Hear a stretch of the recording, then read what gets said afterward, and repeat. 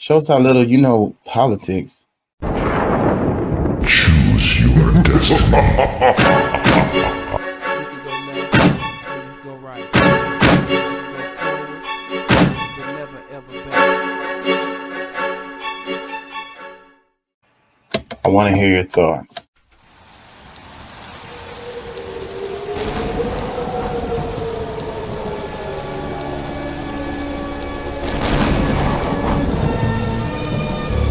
Good evening, my little one. I shall make you psychotic. Mommy, what does psychotic mean?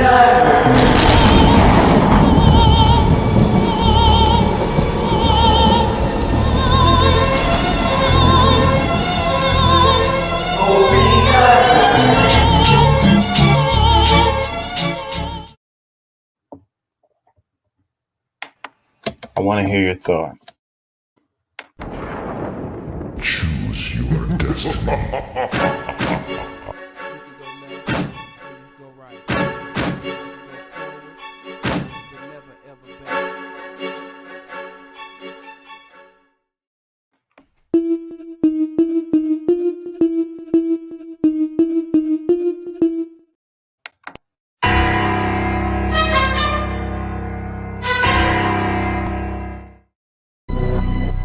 Yeah.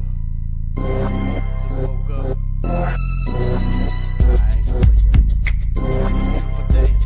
I ain't feeling your side. Yeah. You know what I'm saying? KCE, King Chaka. Hey, how y'all doing out there? How y'all feel? Remember, an educated public cannot be controlled. Learn to be active. The views and events expressed here are totally whacked and are not necessarily the views of anyone. ¿Cómo estás? Bien, bien, bien. ¿Podemos ayudarnos más? Sí se puede. Don't take my word for it. Look that mess up, please. Don't take my word for your own benefit. Don't take anybody's word for anything. They're all full of it, anyways. Can't trust the media, major media. You can't trust the freaking independent media, really, because these guys don't know anything. You can't trust it. You can't even trust a lot of the sources. You got to double back and, you know, check versus it, always look at the opposite and see what they're saying. And then whatever lines up between the two sides is probably more closer to the truth. We get stuck in our damn echo chambers, and our echo chambers are just telling us we're right and feeding our ego. If you don't realize that you're wrong about something, then you're oblivious, obviously, because I know for a fact I'm wrong all the time. All the time. All the time. I'm wrong all the time. But that knowledge, knowing that I'm wrong, kind of gives me confidence to come out here. Hey, I'm gonna be wrong. Hey, it is what it is. We learn and we grow. We learn new things. We do new things. We see new things. Your perspective should change on certain topics as time goes on, because like when you were a baby, when you were a little kid, the way you looked at the world was different, right? Once you become an adult, your view of the world shouldn't be solidified. You're still a little kid. You're just a big kid now, and you get access to new information and new perspectives all the time if you're allowing yourself to. Therefore, your perspective of the world should change. If your perspective hasn't changed, then you're not growing. I'm always coming from the left, but I get pushed to the right all the time, and then sometimes pushed back to the left again. I just want to be in reality. I want to be in the truth. Want to have integrity and character. You know, it matters a lot to me. When people walk around and they don't care about, being wrong, they don't care about what they're doing, how it's affecting others. I mean, it is what it is. They can choose to be what they want, but I just don't choose to be that. Anyways, the show is growing, y'all. It really is. Let me take a look at this right quick. Um, 1 second. Yeah, we're at 1120 on the main channel, which is not bad. Now the recent reels that I've made, we're at 28K for the last 48 hours. Apparently Matt Gates has a lot of supporters because that's one of the top videos. I did a video. It's called Congressman from Florida, and it's about McCarthy versus Matt Gates. And a lot of the comments are like, "We love Matt Gates." Da, da, da, da. I didn't know Matt Gates had such a huge fan base. 6.4K views in less than 48 hours. It's not bad. We're almost at 30K for 48 hours. Um, yeah, the reels are where I get the views from. So, anyways, and we got the new channel coming up for the kids and everybody where we're gonna be reading books. I've got a new video coming tomorrow for that in the morning if y'all interested in that. Anywho, so the name of the show today is Clarified Thoughts. Clarified Thoughts. That's kind of what I try to do with this show. And that's part of the reason why the show is so long. I'm inspired by Joe Rogan's show, Breaking Points, and Tim Black, you know. And I kind of try to do the show as like a mix of those three shows. Um, and Joe Rogan, he's always like, you gotta let him cook. And that's the reason why he does his podcast for so long when he interviews the people, because people always have their little walls up or whatever, and they have their planned responses on topics and so forth and so on. So, I used to watch Joe Rogan back in the day. So, but like at the beginning of the show, it's always kind of robotic and those like regurgitated comments and talking points or whatever. But as the show goes on, Joe Rogan just kind of he gets them relaxed, and he keeps asking them questions, and then that's when the show gets good, when it's like about halfway through, because the person that he's interviewing can't help but to be more authentic after it's been. Nobody can keep their walls up for more than like an hour, like of talking to somebody.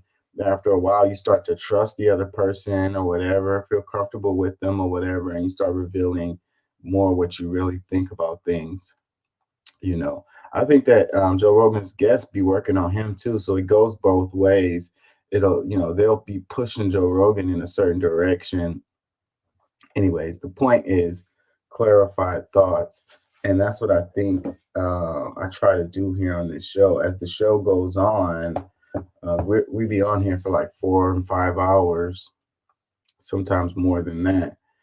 And I think that we rely on the TikTok. It's the TikTok age. Like I say, the reels is where I get my views on the show, and they're 15 seconds, sometimes 14 seconds.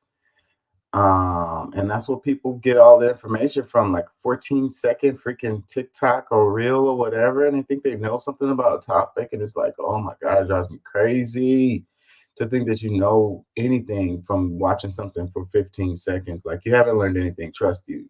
And the only thing it is probably done is um, strengthened your present views that you already have. So, like I say, I try to be on here for a while and get those thoughts clarified with time, and that's what we do here. So, hopefully we can get to the bottom of it, and hopefully we can get some people to speak their mind. That's why I really like to read the comments. They like to make it seem like people are dumb. Hey, there are some people out here that's pretty damn ignorant, but people are smart. People know things, and that's the reason why I read the comments and I get clarification when I read the comments. One of the things that frustrates me a lot is when I read the comments and people are asking the same question or whatever, and it's like two comments above that comment, they answered your question. Like, all you have to do is read the comments and you have the answer to your question. Like, obviously you didn't take the time to do that. Like, you don't have did you really want to know the answer to your question? I mean, I don't think you did. If you just made the comment and didn't even read the comments, like, your answer is there. Like, why did you even make the comment? Like, people are reading a lot less. They want emojis to answer their questions. Like, anyways, clarified thoughts. Maybe we can get some clarified thoughts today. I want to start off slow. Where do we begin? I think I didn't watch I want to say I didn't watch Democracy Now's headline videos for Friday. Did I watch it? I don't think I did. Let me see. It's not in my history. Okay, hold on. December 15th. Oh, that is it.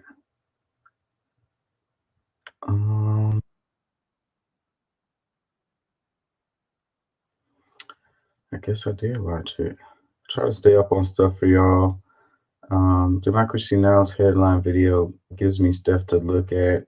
I don't, Democracy Now is a little slanted too, but on the headline video, they tend to give information mostly.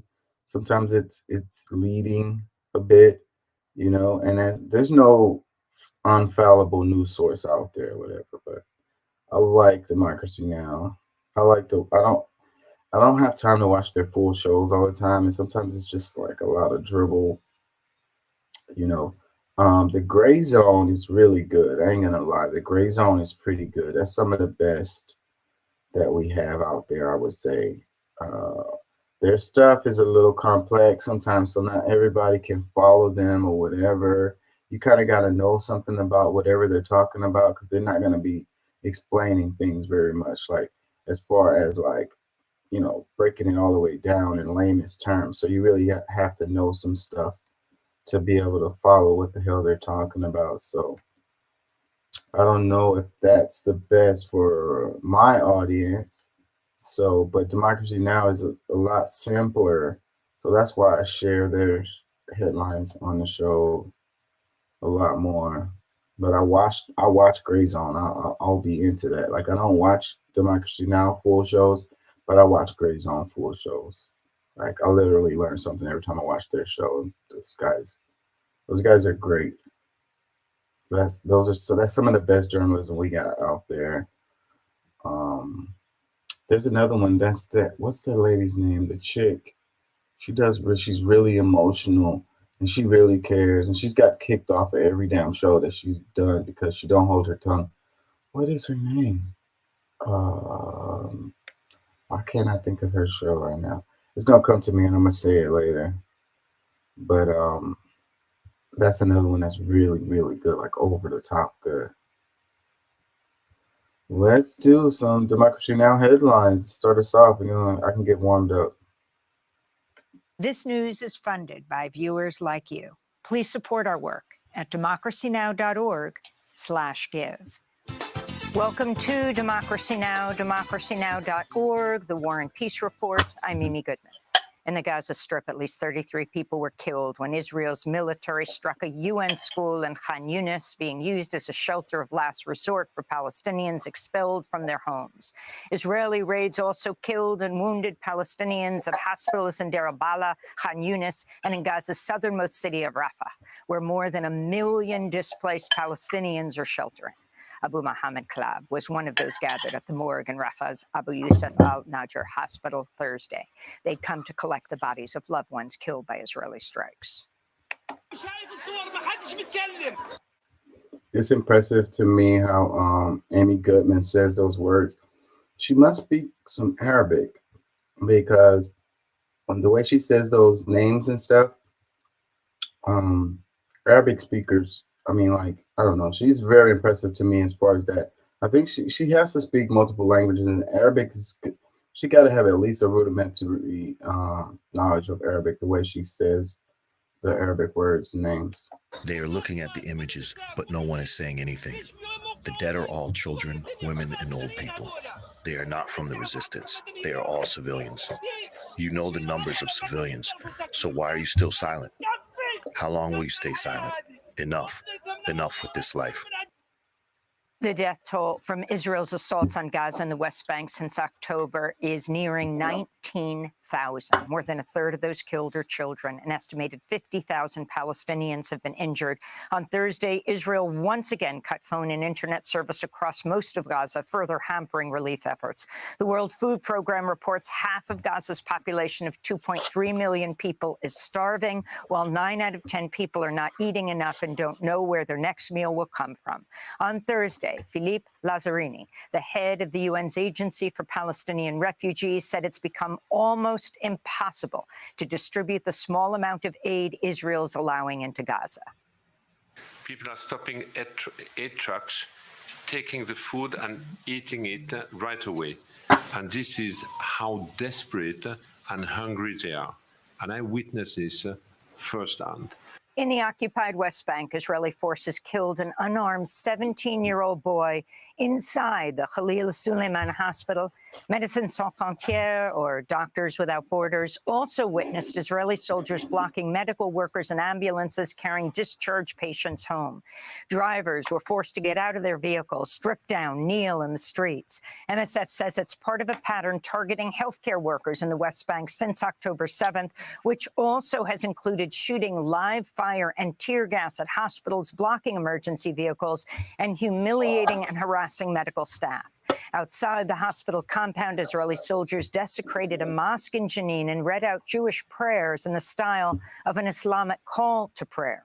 This came as part of a 3-day Israeli raid on the Jenin refugee camp, the largest in 20 years, which killed at least 12 Palestinians. Israeli forces arrested over 100 others. President Joe Biden said Thursday Israel's military should be, quote, more careful to save Palestinian civilian lives. His comments came as U.S. National Security Advisor Jake Sullivan met Prime Minister Benjamin Netanyahu and his war cabinet in Tel Aviv. Israeli Defense Minister Yoav Gallant told Sullivan Israel's campaign in Gaza will continue well into 2024. It will take and require a long period of time. It will last more than several months, but we will win and we will destroy them. According to the White House, Sullivan told Israeli leaders the U.S. expects Israel's military to soon switch to, quote, lower intensity operations. The White House did not give a timeline for the change, but the New York Times cites 4 unnamed U.S. officials who said Biden wants to grant Israel 3 weeks to switch to, quote, more precise tactics. Biden wants to grant them 3 weeks to be more precise. Really? Really? So does the U.S. really have power over Israel to control what they're doing? And, and if that's true, then it's also true that, the U.S. is complicit in the war crimes that's happening. That's what a lot of people are saying. So, but I don't really believe that Biden has that kind of power to be like, hey, y'all guys got 3 weeks to be, a little more precise or whatever. I don't see that, really like the power that they would have to affect the situation would have to do with the funding that they keep giving them, and weapons and stuff like that. They could be like, hey, y'all gonna have to find your weapons from somewhere else or whatever, hey, we got to take care of our people over here in the States, and it's putting a lot of stress on us to keep giving all this money and stuff. But a lot of people are confused when it comes to like that, because it's not always just money, that it's weapons. And Israel pays for these weapons, and the United States is a weapons producer. So a lot of the money just goes straight to independent contractors. It goes straight to American companies that manufacture these weapons. So it sounds like the money is just going to Israel. A lot of the money comes right back to American companies. Meanwhile, Al Jazeera has obtained an advance copy of a United Nations report detailing the devastating impact of Israel's assault on Gaza. In it, UN Secretary General Antonio Guterres condemns Israeli airstrikes on protected persons, including journalists, health workers, and UN personnel, pleading with the Security Council to approve a humanitarian ceasefire in Gaza. Guterres writes, quote, "The magnitude of Israel's military campaign against Hamas and the scope of death and destruction in Gaza has been unprecedented and unbearable to witness," unquote. Jewish-led protests Thursday shut down bridges and highways across 8 U.S. cities demanding a ceasefire in Gaza. The peaceful actions in Seattle, Philadelphia, Los Angeles, Portland, Washington, D.C., Chicago, Minneapolis, and Atlanta came on the 8th and final day of Hanukkah. In Portland, protesters blocked the Burnside Bridge as they held a homemade 9-foot menorah and sang Hanukkah songs and prayers. As Jews, we come from long legacies of resistance and resilience. Rededication is a theme of Hanukkah. So on this last night, we rededicate our lineage of resilience towards the struggle against genocide, against apartheid, against occupation. That protest in Oregon. On Capitol Hill, labor leaders joined progressive Congress members at a rally Thursday demanding President Biden support an immediate ceasefire and allow urgent humanitarian aid, food, and water into Gaza. United Auto Workers President Shawn Fain spoke alongside Congress members Cori Bush and Rashida Tlaib. The world's seen enough slaughter and devastation. Peace is the only path forward. While we call for a ceasefire, we also condemn anti-Semitism, That's right. Islamophobia, That's right. anti-Arab racism, That's right. all of which are growing in our nation at this moment and must be stopped. Leaders. Shawn Fain, this guy is kind of blowing up, man. Being a union president is already kind of political, but I could see this guy having like a political career in the future. This guy is really becoming famous. Of the Postal Workers Union and the United Electrical Radio and Machine Workers of America are also calling for a ceasefire. Meanwhile, Biden administration staffers and other U.S. government employees are continuing to demand a permanent ceasefire. Dozens gathered for a vigil outside the White House Wednesday. Staffers concealed their identities with sunglasses and face masks as they read the names of some of the thousands of Palestinians killed in Gaza. The House of Representatives voted 310 to 118 to pass a record $886 billion military bill Thursday, one day after it won Senate approval. Its passage came despite concerns over its extension of Section 702 of FISA, that's the Foreign Intelligence Surveillance Act, which allows for warrantless surveillance of U.S. citizens. The Congressional Progressive Caucus encouraged its members to oppose the measure, though in the end, just 45 Democrats voted against the largest ever National Defense Authorization Act. The ACLU said, quote, "It's incredibly disheartening that Congress decided to extend an easily abused law with zero of the reforms needed to protect all of our privacy," they said. The bill also includes more military funding for Ukraine, a 5.2% raise for troops, and a measure preventing the president from withdrawing from NATO without congressional approval. So the measure to keep from the president withdrawing from NATO without Congress approval, they're thinking about Trump when Trump gets in office. The thing about this, though, is like, it's so surprising to me how easily they pass stuff like this. Like, it takes them forever to pass anything. But when it comes to this, like, military spending, like, it just, what they say, one day, like, wow, that's got to be like a record, and there's always a clue when it comes to stuff that's bipartisan. You got the left and the right, or whatever. You got the conservatives, Democrats, you got the Democrats and the Republicans at each other's neck about most topics, and it's a stalemate when it comes to a lot of stuff. But then when it comes to military spending, they're all on board. They're all on board. Like the Democrats and the Republicans, both sides. They can agree on this. And the other part of this that bothers me a lot is like, look at the number. The number is so big. Whenever they talk about they digging into Social Security to pay for something or whatever, or saying they need to cut Medicare or Medicaid or other social programs to, to have money for whatever the hell. They're not saying that when they're spending this. What is the number? I want to take it back. $800 billion, it's almost $1 trillion. Where the hell does all this money come from? You see? Oh, and the other part of this bill is like, I was reading a little bit about it. They said that they've expanded, the surveillance of Americans, further than they have done since right after 9/11. So that's a part of this bill, like spying on us, like watching us, big brother, And then, you got the conservatives talking about big government is bad or whatever, but they're all the way on board with this right here. So I don't know, man. Where are they on this? $886 billion military bill Thursday. $886 billion. And it only took them a day to pass this. And no freaking arguments about where's the money going to come from. One day after it won Senate approval. Its passage came despite concerns over its extension of Section 702 of FISA, that's the Foreign Intelligence Surveillance Act, which allows for warrantless surveillance of U.S. citizens. Warrantless surveillance of U.S. citizens. Warrantless. They don't have to have a warrant.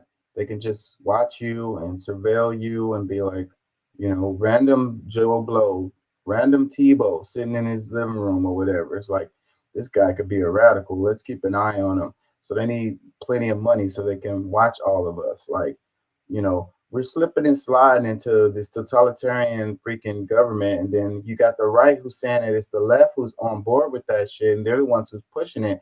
But you got bipartisan consent with this shit. Nobody pushed back against this. None of these people who's, worried about, the privacy of American citizens, worried about big government, worried about spending, fiscal responsibility. Nobody's pushing back on this. There's a clue. The Congressional Progressive Caucus encouraged its members to oppose the measure, though in the end, just 45 Democrats voted against the largest ever National Defense Authorization Act. The ACLU said, largest ever. Quote, it's incredibly disheartening that Congress decided to extend an easily abused law with zero of the reforms needed to protect all of our privacy, they said. The bill also includes. They said it's an easily abused law, They don't have to have any Congress approval or whatever, and they can just spy on whoever. Like, they're going to be spying on their ex-girlfriends and shit, like baby mamas. It's more military funding for Ukraine, a 5.2% raise for troops, and a measure preventing the president from withdrawing from NATO without congressional approval. The UN's World Food Program reports nearly 50 million people across Western and Central Africa are expected to go hungry next year, warning international funding for humanitarian aid is failing to keep pace with record levels of acute hunger. An analysis published by the WFP this week found more than 2/3 of households in the region cannot afford healthy diets due to a combination of conflict, climate change, and soaring food prices. Alo Sib is the World Food Program's head of research for Western and Central Africa. Nearly 80% of the people currently facing food insecurity are located in conflict zones. We also witnessed the impacts of climate change. For instance, this year, there have been prolonged periods of halted rainfall in certain areas, resulting in significant crop losses for local farmers. The UN is warning hunger in Sudan's conflict zones is headed toward famine-like conditions, as some Khartoum residents have been surviving on a single small daily meal. Some 30 million people, roughly 2/3 of the population, are in need of assistance in Sudan, according to the UN. That's double the number before fighting broke out in April between the Sudanese army and the Rapid Support Forces. The violence and economic woes have devastated Sudan's agricultural sector, which has also been hit by below average rains. Meanwhile, residents of the city of Omdurman, which lies on the west bank of the Nile River, accused Sudanese soldiers of looting and shooting civilians in the Ambada district, the only area of the city still controlled by government forces. The RSF has also been accused of looting in areas under its control. A court in Senegal has ordered jailed opposition leader Ousmane Sonko to be reinstated on the electoral roll, paving the way for him to stand in next year's presidential election. Sonko, who's expected to be a key challenger of President Macky Sall, was sentenced in June to a 2-year prison term over an alleged sexual assault charges he's accused the government of manufacturing to derail his candidacy. In late July, Senegalese officials dissolved Sonko's Patriots of Senegal party, the first time a political party has been banned in the West African nation since its independence from France in 1960. The European Union's agreed to open membership talks with Ukraine and Moldova. Leaders of 26 EU member states unanimously approved the accession talks Thursday after Hungary's far-right Prime Minister Viktor Orban left the room just before votes were cast. Orban, who is widely viewed as an ally of Russian President Vladimir Putin, had threatened to veto Ukraine's bid to join the EU. He appeared to back down after European leaders released more than $10 billion worth of aid to Hungary it had withheld after determining Orban's nationalist government was failing to uphold the rule of law. Meanwhile, Hungary's government blocked a European Union financial aid package for Ukraine worth $55 billion. Talks on that package will resume next year. So they're not filling all this money to Ukraine, and they're not talking about adding Ukraine to, what is it, the European Union? I'm surprised. I wouldn't be, I wonder, how come they're not a part of that whole thing anyways already? Like, and with NATO, like the way things look, it's like they was already a part of it. Like it's a done deal. But what do I know? I mean, I don't think everybody over there in the West, quote unquote, the West, has as much love for Ukraine as the United States does. But does the United States really have love for Ukraine? Look at how their country is getting torn apart, and I don't know. The United States, like we were saying before, it's like they don't have friends. They have incentives or whatever. They have like what they want to do. They don't really have friends. Countries don't have friends. And Brazilian lawmakers have approved a law making it harder for indigenous communities to make claims over ancestral territory. The law, which overrides a veto by President Luiz Inácio Lula da Silva, says such claims are not valid unless indigenous groups physically occupied the land when the 1988 Brazilian Constitution was signed. Many indigenous communities were expelled from their lands over the course of decades, including during the military dictatorship. The measure comes in the wake of a September Supreme Court ruling, which rejected the 1988 timeline for indigenous territorial claims. The new law, backed by powerful agribusiness interests, threatens to open vast portions of indigenous territory to logging, mining, farming, and ranching. Congressmember Célia Chacabrilla was among the minority lawmakers who voted against the legislation. The defeat is not only for us, the indigenous people. The defeat is for the climate agenda. We, the indigenous people, have been the #1 solution to stop the climate crisis, and today the Congress responded throwing the solution away. Célia Chacriaba was sitting next to Sônia Guajajara, the first indigenous minister of Brazil. We'll be bringing you an exclusive. I think in the future, if these indigenous peoples don't get completely freaking incorporated into the, modern way of living, they're going to be what we use to bring more balance to humanity. You've got us living in harmony with the earth for thousands of years, and then recently we're completely out of whack and out of balance, and we're lost in that. And I think that we need help to bring us back to harmony with nature. As long as we're living outside of this balance with nature, then things are going to continue to go downhill. Leave things the way you found them. Continue to have clean water, clean air. People want to talk about global warming or whatever, but let's talk about pollution. Let's talk about clean water, clean air, living in balance with nature, having, we're also going through like a mass extinction right now, and we, it could, a lot of it could be human caused, what do they call it? The Anthropocene, Anthropocene. I'm probably saying it wrong, but it's like the age of the humans, like, and how much impact we have on the earth and nature and so forth. It's not about the earth. As far as the earth is going to be fine, it's about humans. Are we going to be fine going into the future? We're thinking we want to colonize another planet or whatever. I saw a quote. It said, if we can make another planet inhabitable for humans, then we can make the earth inhabitable for humans. You know what I mean? Like, I'm saying it wrong, but anyways. Interview with her next week. Brazil's Supreme Court is expected to now review whether the new law is constitutional. And those are some of the headlines. Yeah, so we need to look to the indigenous people for guidance on how to live in harmony with the earth. And if we lose these cultures, there's going to be a great loss for humanity. So they can tell us how to do it. Do I want to read comments?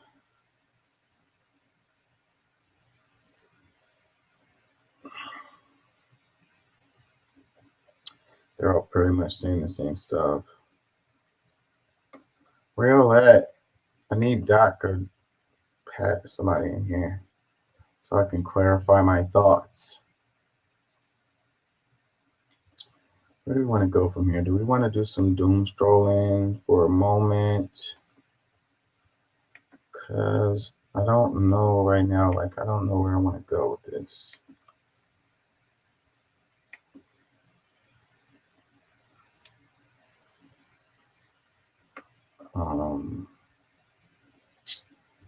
Israel keeps killing journalists left and right, man.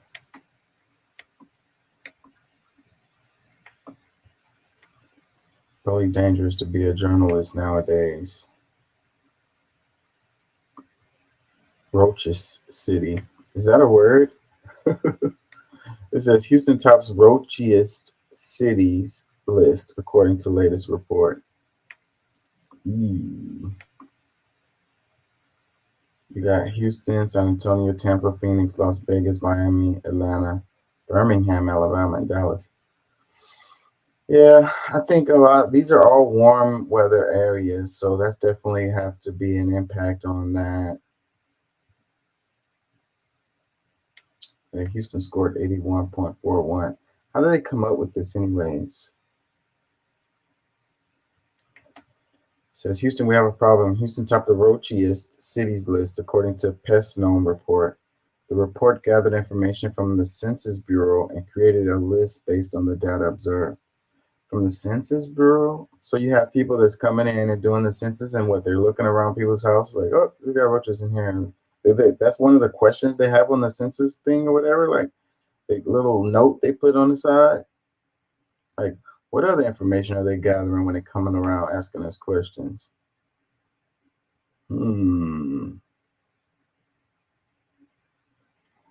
RT, it says Myanmar is now world's top opium producer.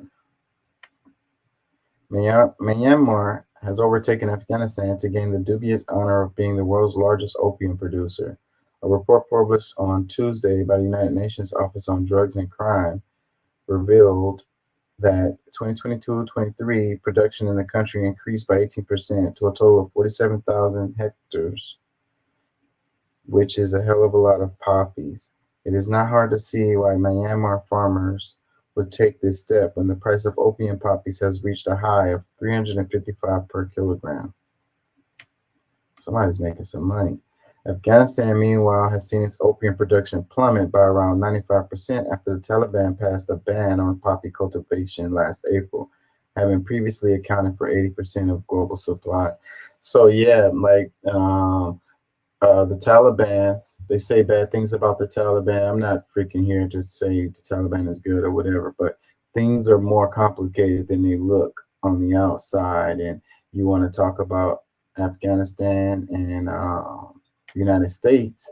The United States running the show over there, and you had huge amounts of poppy farms. So the Taliban came in and they put that to an end.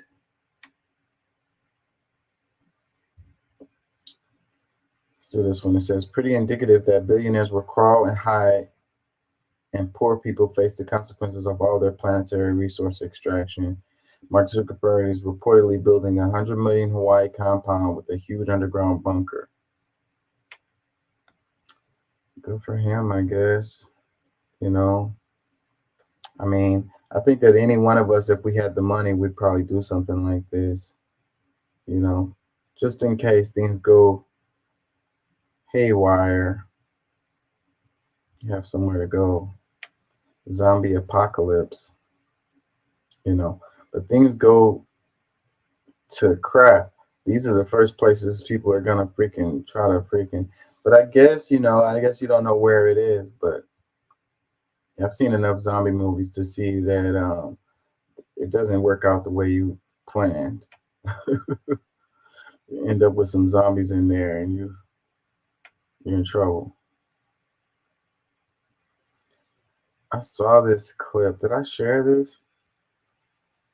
Cop looked like he was scared of this guy.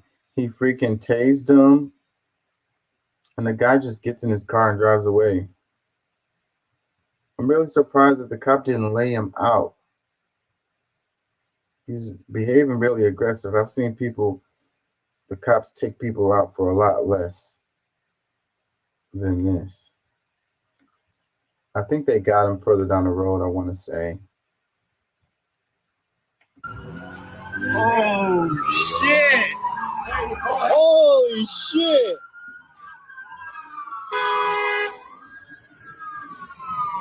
Holy shit!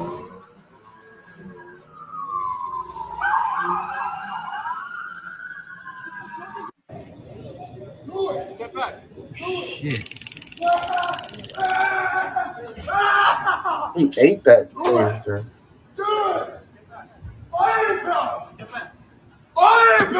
Oh shit. Oh shit.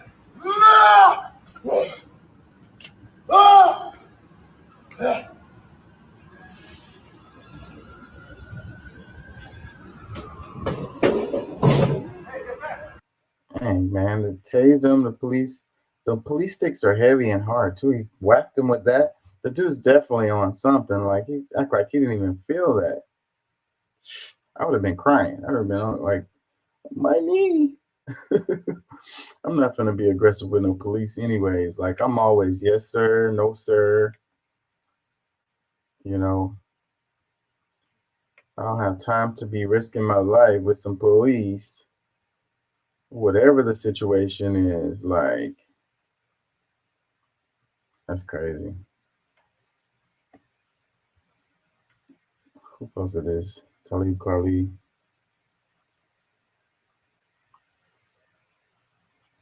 Yeah, they're like basically saying if he was a person of color, he probably would have been laid out.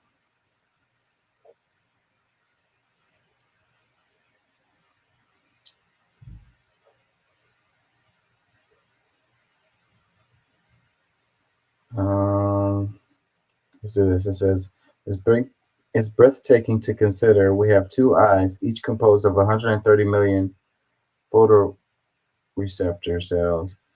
In each one of those cells, there are, what is this number? Trillion atoms, 100 trillion atoms, more than all the stars in the Milky Way galaxy.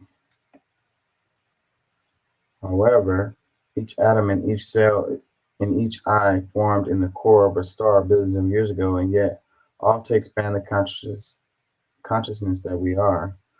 The universe has an interesting sense of irony in that we are the universe experiencing itself. All we are is a thought. He says, I, a universe of atoms, an atom in the universe.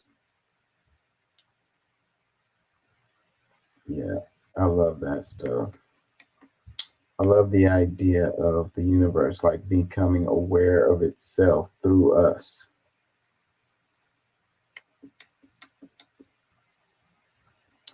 Comment, it says life becomes more exciting when you think from this perspective. We are part of the universe. We are in this universe, but perhaps more important than both of those facts is that the universe is in us. You know, and we talk about space as another place, like space is out there, or they'd be like going to the heavens, but we're floating around in space. Like space is, we're in space. Space is not away. We're just on this little bubble that has an atmosphere and oxygen and gravity.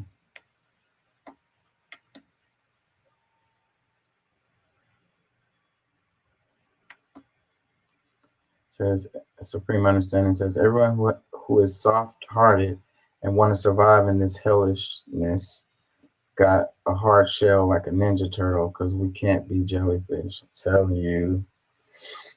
Yeah, I'm a really nice guy, but I freaking do not deal with people because they're just gonna take advantage of me. And I'm older now and I'm aware of that. So I just deal with people a lot less. I love people, but I hate them at the same time. I got a lot of books on my bookshelf.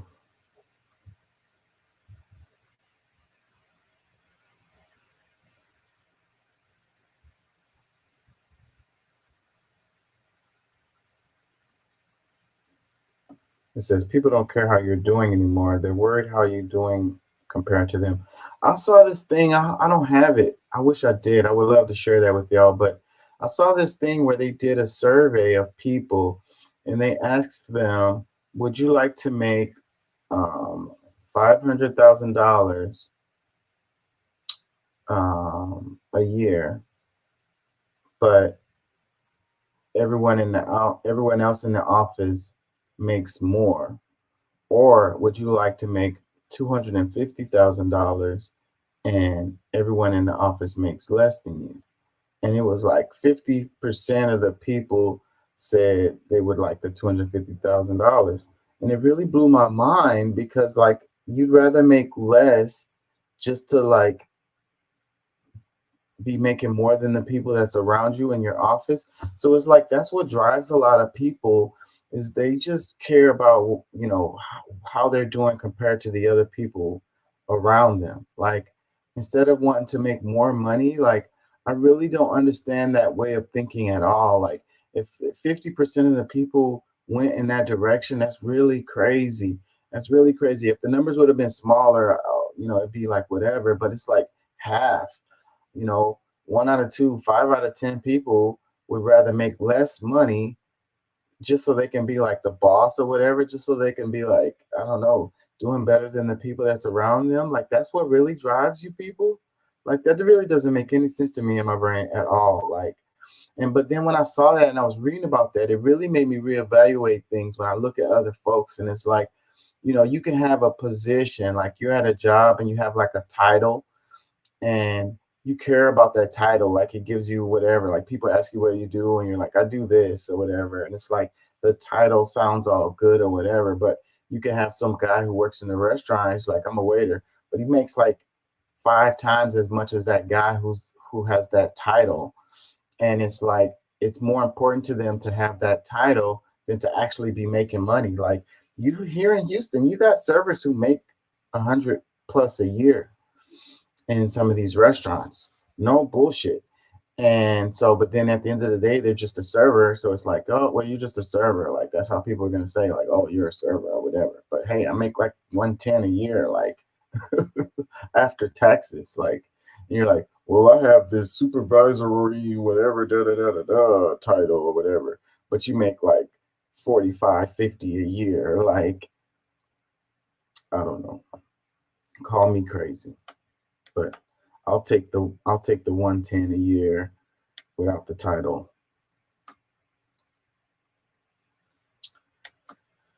Let's go into this. Sky News. Am I sharing? It says Royal Navy shoots down attack drone. It says a British Navy destroyer has shot down a suspected combat drone targeting merchant shipping in the Red Sea. The Ministry of Defense said the aerial system appeared to have originated from Houthi-controlled territory in Yemen. It's the first time the Royal Navy has shot down an aerial target in anger since the 1991 Gulf War.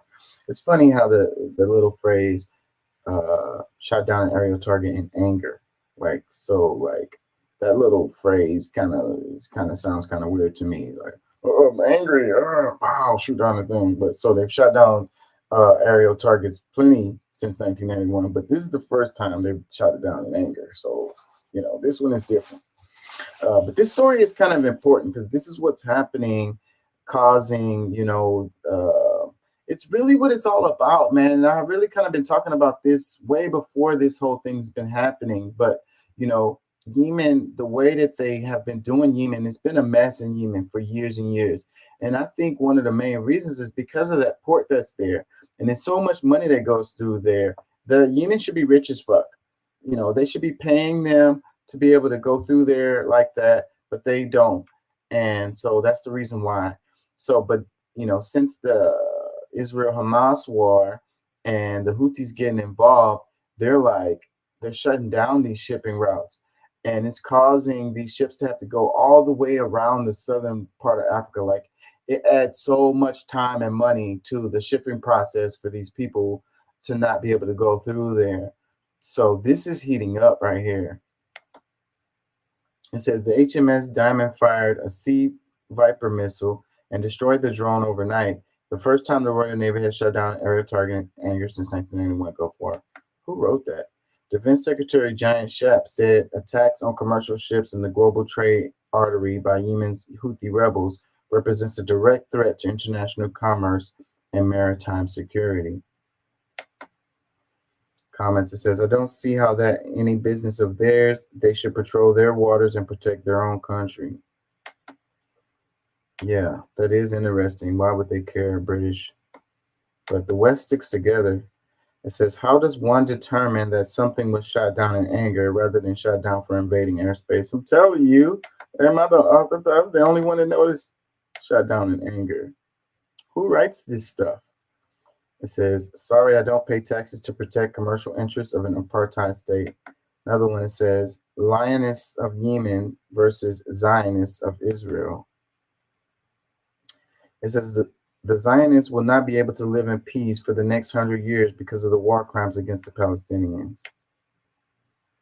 It says, wow, pro-Palestinians are actually anti-Westerners. Another one, it says, God bless Great Britain and the United States for defending global democracy against jihad thugs and terrorists who want to destroy and blow up everything they come across, and shame on the people who support them naively. It says, get some troops, get some. It says, nice job, HMS Diamond. It says, come on right now, get stuck in. What does that mean? It says, petty, they can't stop dinghies. It says, time to clear the Houthis off the map. Another one, it says, so the beginning has begun. It says, good thing someone other than the U.S. is there to actually retaliate. Let me see. I have some more on this. Let's see. Where is it? Do I have it in here? Yeah, give me a second. See if I can find this. I don't remember where I put it.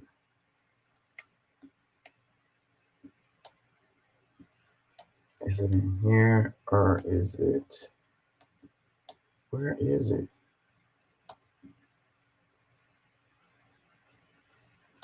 Because it showed the map. It showed the map how they have to go all the way around because of this. Really a big deal. It's costing them money, and that's what they care about. Don't care about people's lives. They care about how much money they can make and how much it costs to freaking ship stuff. and how long it takes.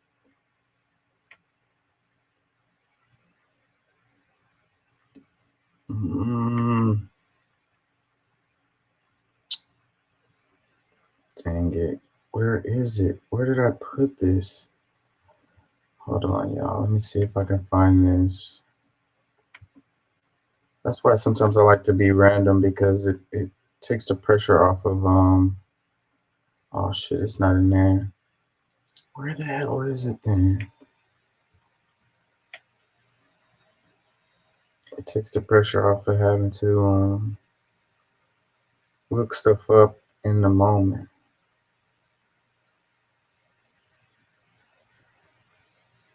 Here's something. This is probably not what I was looking for, but it's still on the same topic. Let's go to this. 1 second. It says, having so soon vacated the placid environs of the Persian Gulf, the USS Eisenhower carrier strike group is apparently racing back towards the Red Sea. Ansarullah in Yemen has effectively blockaded both Eilat and the Suez Canal. It says it's understandable that the U.S. is very desirous to do something about, but what? And at what risk? The Houthis clearly should not be underestimated. They have achieved successes far beyond what were believed to be their limitations. Suppose they're sitting on a few dozen relatively capable anti-ship missiles delivered from either Hezbollah or Iran, and suppose they are able to launch a salvo of such missiles against a U.S. warship or two in the narrow confines of the Red Sea, and suppose one or two penetrate U.S. defenses and successfully strike a U.S. warship. Well, such an event could very possibly set in motion a series of very dangerous escalations aimed at Iran. The Pentagon is facing serious threats all around the world and doesn't appear to have enough fingers to plug the growing number of holes in the leaky dike of the rules-based international order. These are perilous times. Yeah, so it's weird how they talk about, it's complicated. You're talking about the Houthis in Yemen, and then you're talking about Hezbollah and Iran. So the Houthis in Yemen, I mean, are one thing, and Hezbollah and Iran is a totally different thing. So it's like, I mean, there are some connections, but instead of attacking the Houthis, you're going to attack Iran? So it looks like you're looking for an excuse to go after Iran. Let's read some tweet replies that says, wouldn't it be something if the U.S. found itself forced into a war against Houthis out of all possible wars it could fight? Another one, there are no more easy wars to fight. Lots of even minor powers have at least a small stock of serious firepower. It says, I have feelings that the plans for attack on the Yemeni positions are in development. Shock air operations, U.S. trademarks, combined with cruise missile attacks from at least 2 submarines on the detected ADs and anti-ship missile launchers. Eyes should be also on the Saudi and UAE AF. Participation of some Arab countries in the attack may look like coalition aimed to disable Houthi striking capabilities. However, Houthis shall not be underestimated. If this happens, the whole region may explode and the Red Sea route shut off. Yeah, so it's like their traditional way of war is not going to work against the Houthis. They're a small little band. Like, it's going to be like guerrilla warfare. I mean, you can blow up targets, but you're not going to be getting these guys because they're like, they're small and they can move easily. Like, they don't have like a central command center or all that or whatever. What are you gonna target? It says 722 that the Russia, China, Iran and company at some point must start to try to proactively put pressure on the U.S. in many different places around the world to make it back off. They can't just always react to U.S. actions. Otherwise, the U.S. will eat them one by one. action beats reaction. I want to see that map that shows how they have to go all the way around freaking Africa.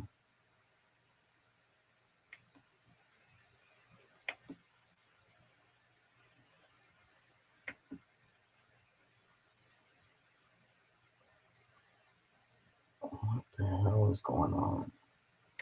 Hold on, y'all. Give me a second.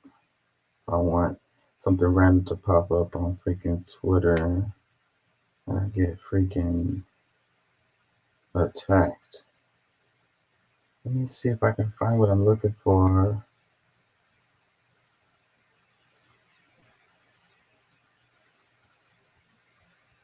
And China and Russia have been doing these joint war game deals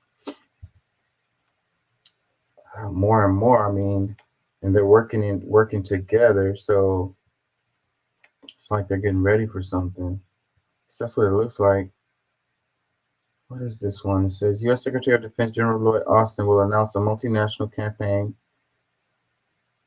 codenamed Operation Prosperity Garden during his visit to the Middle East next week. According to U.S. officials, the joint mission will be carried out by a multinational task force consisting of several allied countries to counter the Houthi threat and protect vital shipping lanes in the Red Sea. Bob al-Mandab of the Gulf of Aden.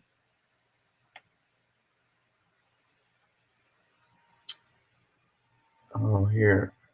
This is not the one, but maybe we can clear some clarity. This it says, funny the U.S. can do anything except allowing food, fuel, water, and medical supplies to Gaza, which Houthis put as condition to stop their attacks on ships heading to Israel. So yeah, so that's what the Houthis said. And so like, okay, we're not trying to do that. Okay, well, cool then.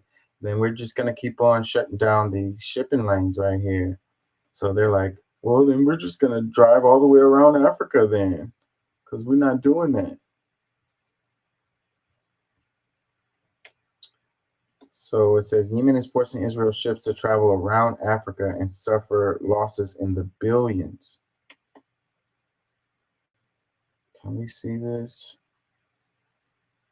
Yeah, so normally they would go through here like this.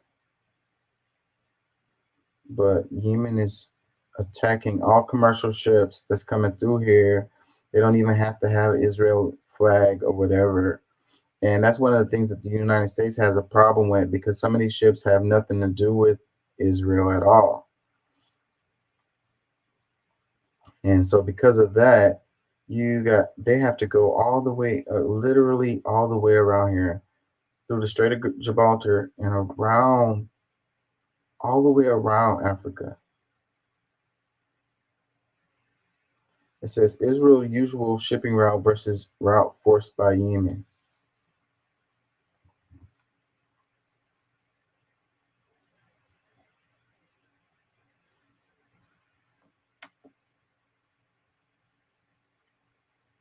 That's what they care about. They care about money. So this strategy that the Houthis are putting in place is genius.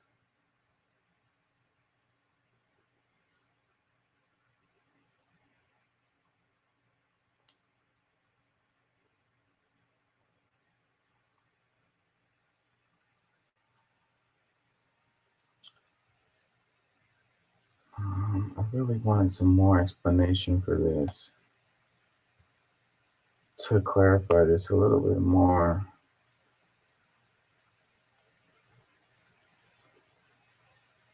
But I'm probably going to move on and wait for it to pop back up, because it's going to pop back up. I have it somewhere. Just can't find it right now.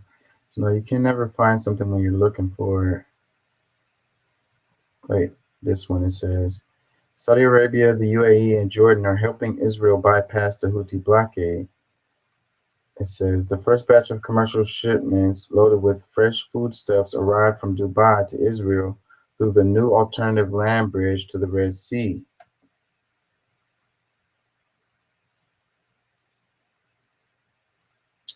Through Dubai ports passing through Saudi Arabia and Jordan. The length of the alternative bridge is 2,000 kilometers and the journey takes 2 days. So they have an alternative here. Well, that's still going to hurt them because it's only so much you can get on trucks. It's a reason why we still use these ships and these shipping containers, because you can put so much stuff on there. You can only put so much in these trucks. It's going to cost a lot more too. So, but they got to do what they got to do. It's going to leave them open to attack too, you know. People can come in and freaking attack these trucks.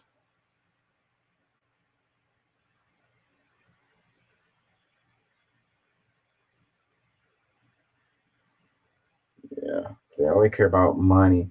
People want to frame this as a religious war or whatever, but look at this. Like, this kind of fights against that idea right here. So, Dubai, Saudi Arabia, Jordan helping out Israel. These are Muslim countries right here, okay? You know, and the Palestinians aren't just Muslim either. That's another part of this. The Palestinians are Christian, Jewish, Muslim, all over the place. So you're oversimplifying the situation by saying this is like a religious war that's happening. It's not. You know, it's more about land and resources.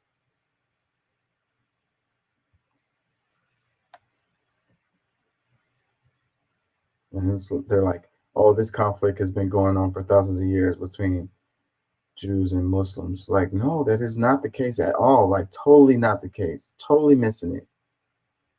But if you want to oversimplify things and think that you understand what's happening, go ahead.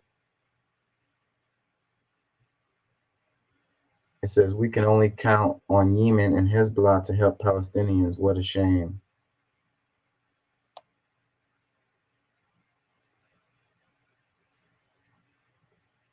It says shame on them. They're a bunch of hypocrites, impotent, shameless cowards. It says LMAO, wait till they find out what the real size of the promised land looks like.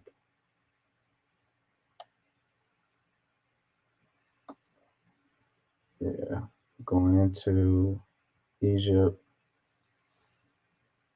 and I'd have to see the new map over this to be able to know where that is. It says, and Muslim Arab folks are upset with Anglo-Saxon support for the Zionist entity, the real problem from within.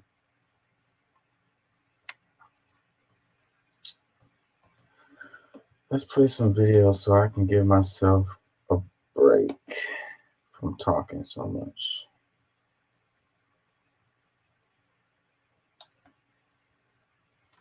Why won't it go to my freaking...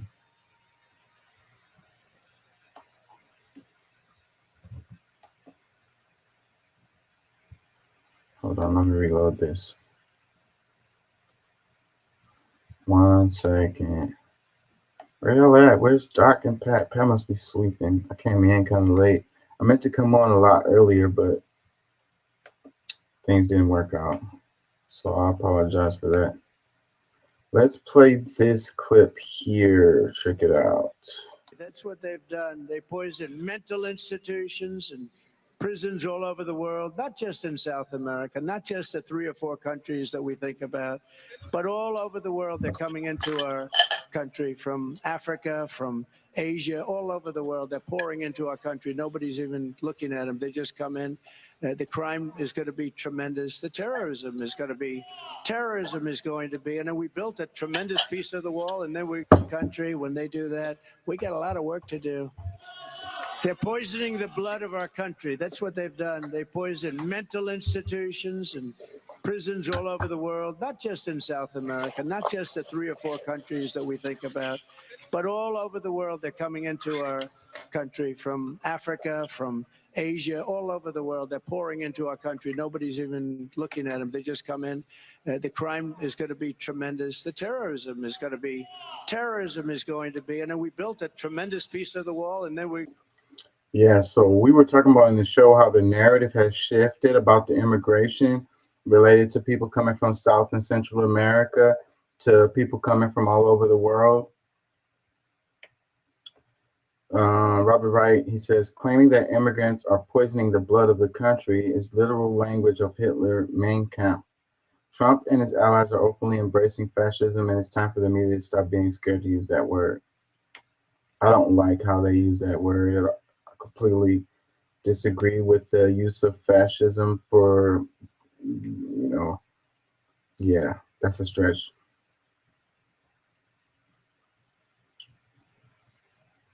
Um, it says, remember, it didn't start with gas chambers. It started with politicians dividing the people with us versus them. It started with intolerance and hate speech, and when people stopped caring, became desensitized and turned a blind eye. There's truth to that, though. Slippery slope. It says, I think it's fair to distinguish documented versus non-documented immigrants. It says, another comment says, illegal immigrants is a crime. Where is the punishment? It says, we should just bill each illegal immigrant 10K. 100K illegal immigrants per month is 1 billion a month. It would only take a few decades to balance next year's budget. It says, mass invasion of a country is an act of war. A government failing to protect the country is an act of treason.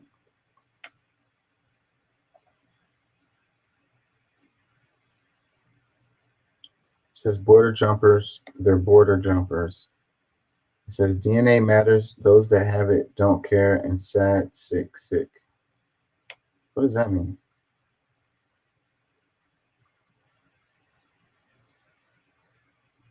It says, on October 7th, 1885, Frederick Trump, a 16-year-old German barber, bought a one-way ticket for America, escaping 3 years of compulsory German military service. He had been a sickly child, unsuited to hard labor, and feared the effects of the draft. It might have been illegal, but America didn't care about this law breaking at that time. Germans were seen as highly desirable migrants, and Trump was welcomed with open arms. Yeah, there is a hypocrisy related to people who come over here. Certain groups, it's okay for them to come over here illegally, but other groups, it's a problem. Breaking, Florida man, 4 of whose 5 children were born of immigrant mothers, says immigrants are poisoning the blood of our country. It says, there is that health issue no one is talking about, serious diseases that were obliterated in our country, antibiotic resistant TB, polio, dengue, fever, Ebola, all spread through blood discharges and physical contact. Another one, it says, his supporters have made no secret of their willingness, nay, their desire to be ruled. It says, I just want all of the cheeseburgers to take their toll. Another one, no one's afraid of using that word, Bob. It's a race between democracy and fascism. In 2023, most frequently used political term. The issue has been how many people in America now opt for the latter over the former. Couple more, it says, at times it appears that the only person running was Trump because of the generous on-air coverage he was afforded by the networks. The others had to pull resources for TV exposure from their campaign contributions, while Trump was handing so much free time on a silver platter. That is true. They thought it was a joke. They were laughing at him. They were like, nobody's going to vote for him. And they gave him all kinds of free media coverage. It's still like that to this day. I mean, like when the election's coming around again, and they're going to do it again, it's because Trump is gold. It's like he's clickbait. He's like, they get views, and all they really care about is money. Another one that says, Mr. Trump's next book, How to Win Friends and Influence People. One more says, well, he does have Hitler's collection works on his bedside table. Not that he read it or anything.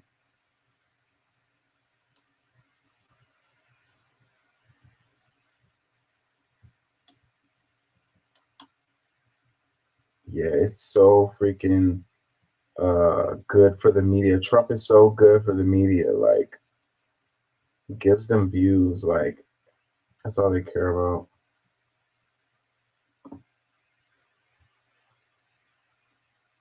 Oh, it's still scary to cover this, but let's do this anyway. It says it's called post-vaccine syndrome. But we were told it was safe and effective, and that was always a lie, and they always knew it. Jimmy Dore posted this. Since he posted it, I guess it's safe for me to post it or share it. Let's play this. Hey, guess what? There's a new thing called, there's a new syndrome associated with the COVID-19 vax. And Dr. John Campbell's here to tell you about it. Welcome to today's talk, Sunday, the 19th of November. Now, researchers from Yale in the United States have identified a post-vaccine syndrome occurring after the COVID vaccinations. It's called post-vaccine syndrome. What is it like? Can I take a guess? Is it a lot like COVID? Post-after syndrome describes a group of clinical features. So like AIDS, for example, is acquired immune deficiency syndrome. It's not just one symptom. It can affect the brain. It can affect the lungs. It can affect various parts of the body because it's a syndrome. And it's the same with this post-vaccine syndrome, a range of possible presentations. Now, the most common ones are post-vaccine syndrome, most common symptom described by the participants, exercise intolerance. 71% had exercise intolerance. I had that before. Now, of course, the heart is essential to maintain cardiac output, to circulate the blood around the body. If the heart is not working properly. Exercise intolerance, is that a real fucking thing? Like, next time a kid's in high school and he has to go to gym, he's gonna be like, I have an exercise intolerance, so yeah, I can't do this. People will feel tired and be unable to exercise. We don't know if that's the case here. We just know that exercise intolerance was complained of by 71% of participants. Excessive fatigue, 69%. Now, excessive fatigue could be the cardiovascular system, could be the respiratory system, could be the central nervous system. We don't really know that. We just know that 69% complained of excessive fatigue. 63% complained of numbness. That's very likely to be a peripheral nervous system disorder, different parts of the body being numb. Now, I had fatigue. I had a group of symptoms. I had fatigue. I had body aches, joint pain, headaches, and I had, I didn't have numbness, but I did have a occipital neuralgia I was diagnosed as, which is a nerve damage and in my neck. And Wait, it went all over. Weed? What's that? Do these people all quit smoking weed? That's what it sounds like. Brain fog was 63%. Had brain fog. Cloudy head, not being able to think clearly. Could be neurological, could be due to the blood supply to the brain, could be due to the way the brain uses nutrients and oxygen. Wide variety of causes, but 63% reported brain fog. And 63% also reported neuropathy. Neuropathy just means disease of the nerves. It doesn't tell us much detail, but it tells us disease of the nerves. 63% reported that. And also in the week before, and this is a couple of years, this is quite a long time after vaccine, a year or more. A lot of people in the week before were still complaining of anxiety and depression related symptoms. It's about time we listened to what people are saying. If a patient is describing their symptoms to me and I don't listen, then that's a fundamental failure of my duty as a healthcare professional, as far as I'm concerned. For example, I taught student nurses about pain for getting on for 30 years. Well, it would be 30 years, really. Anyway, we always said that pain is what the patient says it is, existing when they say it does. We have to listen to our patients. Most of the information we get about a medical examination is from the history, is what the patient tells us. We get a little bit from blood tests and other things like that, but most of it is from what the patient tells us. We have to. Yeah, I don't know. This guy's kind of babbling. What is Jimmy Dore's point on this?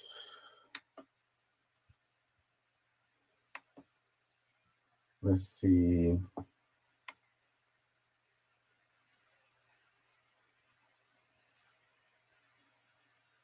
It says, remember when they said don't do your own research?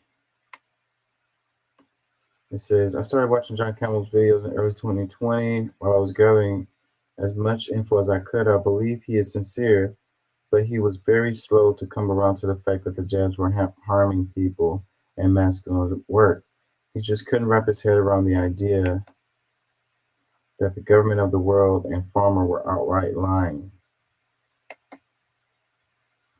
It wasn't hard for us to come to those conclusions. Lie all the time. Comment says, we have been poisoned. It says, I love you for being so courageous and speaking up about this. Thank you. It says, the majority of what our government and media have told us our entire lives, we've learned in the last 3 years, is a lie.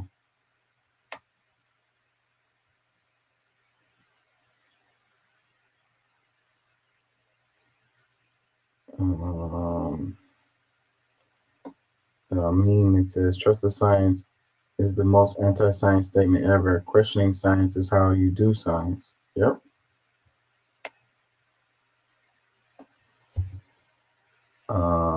But if they've come to really good conclusions, like they have really good data to back up what they are saying, then, you should go with that. I'm not going to say that you can't just be like, just because they come out with some really good stuff and then you're like, I don't believe it or whatever. And it's like, wait, they just gave you all this data. Like, it says, is this one of the longer term effects everyone told us didn't exist, when there were no long term data to present yet? Yeah. That was the thing I was saying. It's like, how can you know what the long term effects of this is going to be on people if you haven't tested it long term? It's a new thing, hasn't been around. You don't know. There's no way for you to know. You won't know until time has gone by. So, and if they're telling you that it'll be fine 20 years from now, 50 years from now, then they're lying because they don't know that. And the scientists wouldn't say that. Scientists would say, we don't know. We have to wait till the data comes in. Another comment says, now the big pharma corporations will start rolling out new patented expensive drugs to start treating people with this syndrome. The drugs will not help, but will put people in a stupor long enough to keep using them as their health degrades and their bank accounts drain.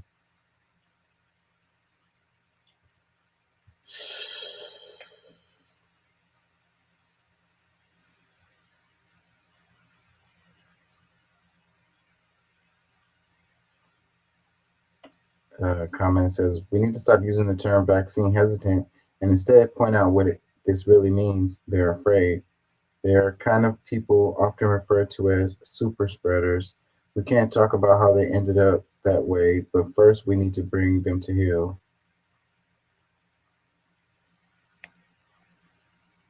It says, so glad I avoided the jab. Go for syndrome. It says, my friend developed scleroderma after receiving the jab. She's a new mother and too weak to pick up her son. She just went through a bone marrow transplant and is fighting for her life. Damn. It says, you need to question things more if you got it. Stop sleepwalking through life because there's a lot of evil people in this world today. Another one says, I thought they all just called it long COVID. Yep. They've changed it though. The original jab is not the same as the one they have now that they're giving people. Hopefully it's more improved. Less dangerous. Let's switch the subject because I'm scared to talk about this stuff. That it was truly just a... They're still an honest mistake that went... censoring and canceling and blocking people's pages and shit behind this. So let's move on. That it was truly just an honest mistake that went out in typing the email field. And I look forward to celebrating with everyone at the holiday parties that we will have besides this one as well. In just over 100 days, we have connected unhoused residents at Mass and Cass to housing, treatment, and services. We've launched 3 free bus lines. We've taken some big, bold actions, but I won't lie. This past winter was pretty intense. Trial by snow, trial by fire, fighters union. I'm getting used to dealing with problems that are expensive, disruptive, and white. I'm talking about snowflakes, I mean snowstorm snowflakes. That it was truly just an honest mistake that went out in typing the email field. And I look forward to celebrating with everyone at the holiday parties that we will have besides this one. So it says racist Boston Mayor Michelle Wu is defending her segregated holiday party where whites were not invited. It says Wu says the email was an honest mistake, but didn't deny the intention of not inviting whites to the segregated holiday party. It says, Wu has a history of extreme anti-white rhetoric. During a St. Patrick's Day breakfast in 2022, Wu joked about all the problems whites were causing. Says, I'm getting used to dealing with the problems that are expensive, disruptive, and white. I'm talking about snowflakes, snowstorms, snowflakes. It says, she got caught doing her racist thing, but it's not embarrassed about being racist, only that she got caught. Says, she's not only racist, but a communist. Where do you get the communist part? It says, what do you expect from a Harvard graduate? What the hell does that mean? Are people who graduate from Harvard are racist?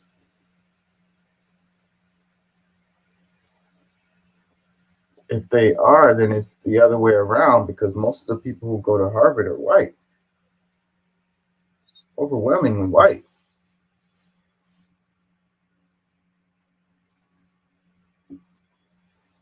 That was a dumbass comment. It's pissing me off that they have these ads in the damn Twitter fucking reply.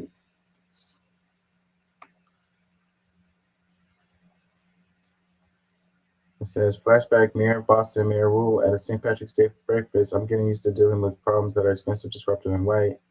Wu has finally shown her true colors. This isn't funny. This is disgusting. She needs to resign.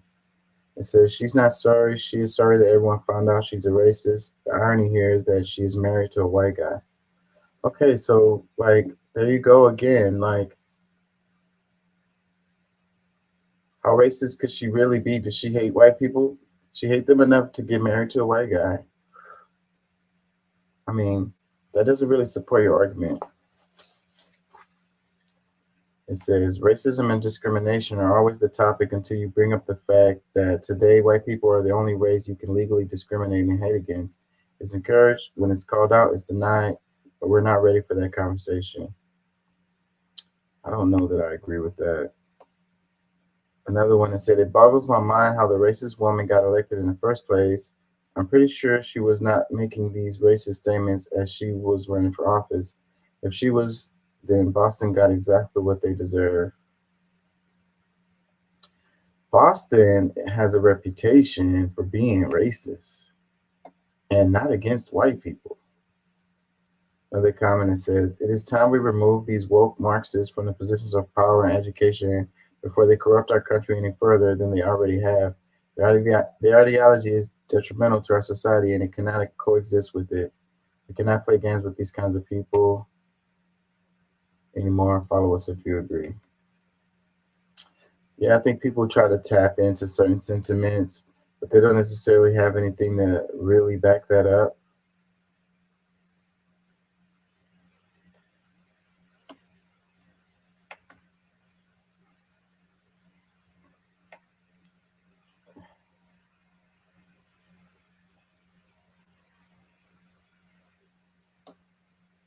An old clip from RFK.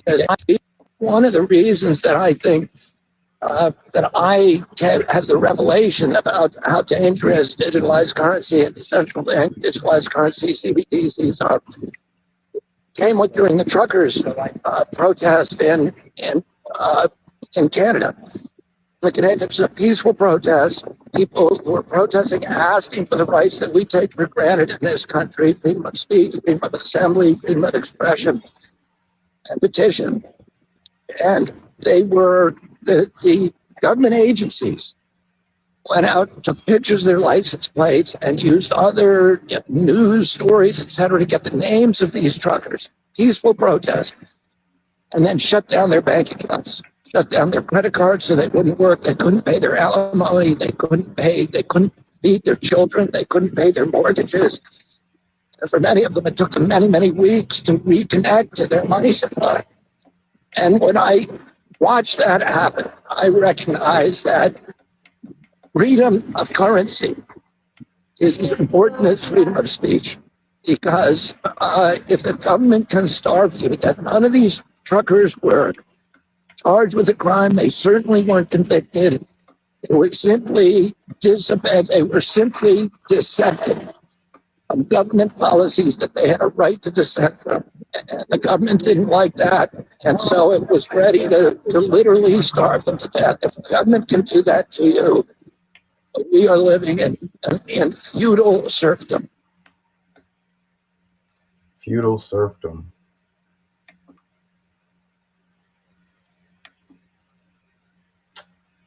Yeah. One of the reasons that I think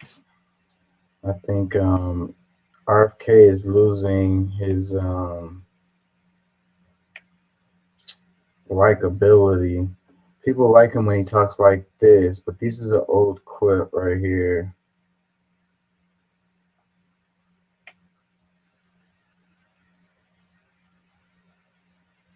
Comments, it says, he comes from the elites and can't be trusted.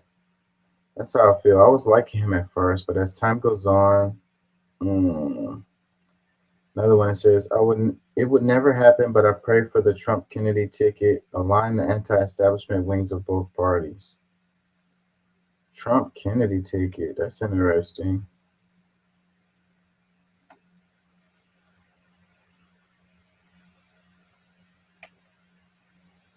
Let's see.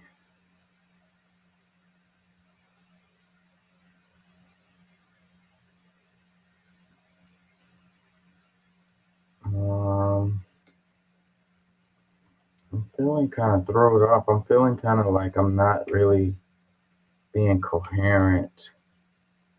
Let's go to something else.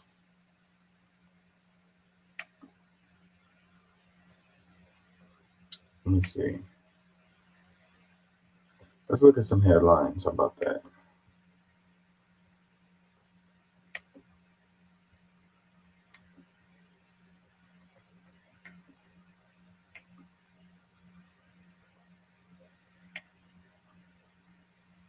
Netanyahu says Israel is committed as ever to war after soldiers mistakenly killed 3 hostages.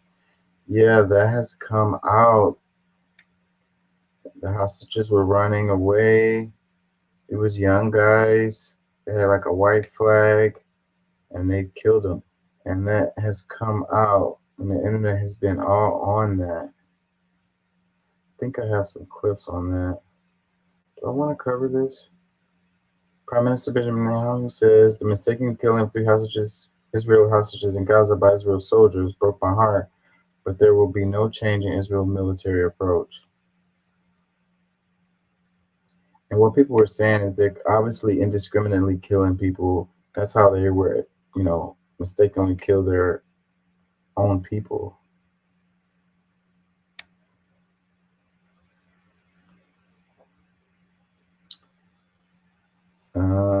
Is there a video with this? Let's just read a little bit. It says, 3 Israeli hostages who were mistakenly shot by Israeli troops in Gaza Strip have been waving a white flag. Why is it doing that? It's trying to play these ads. Why is it doing that? Why is it doing that? Don't let me read this.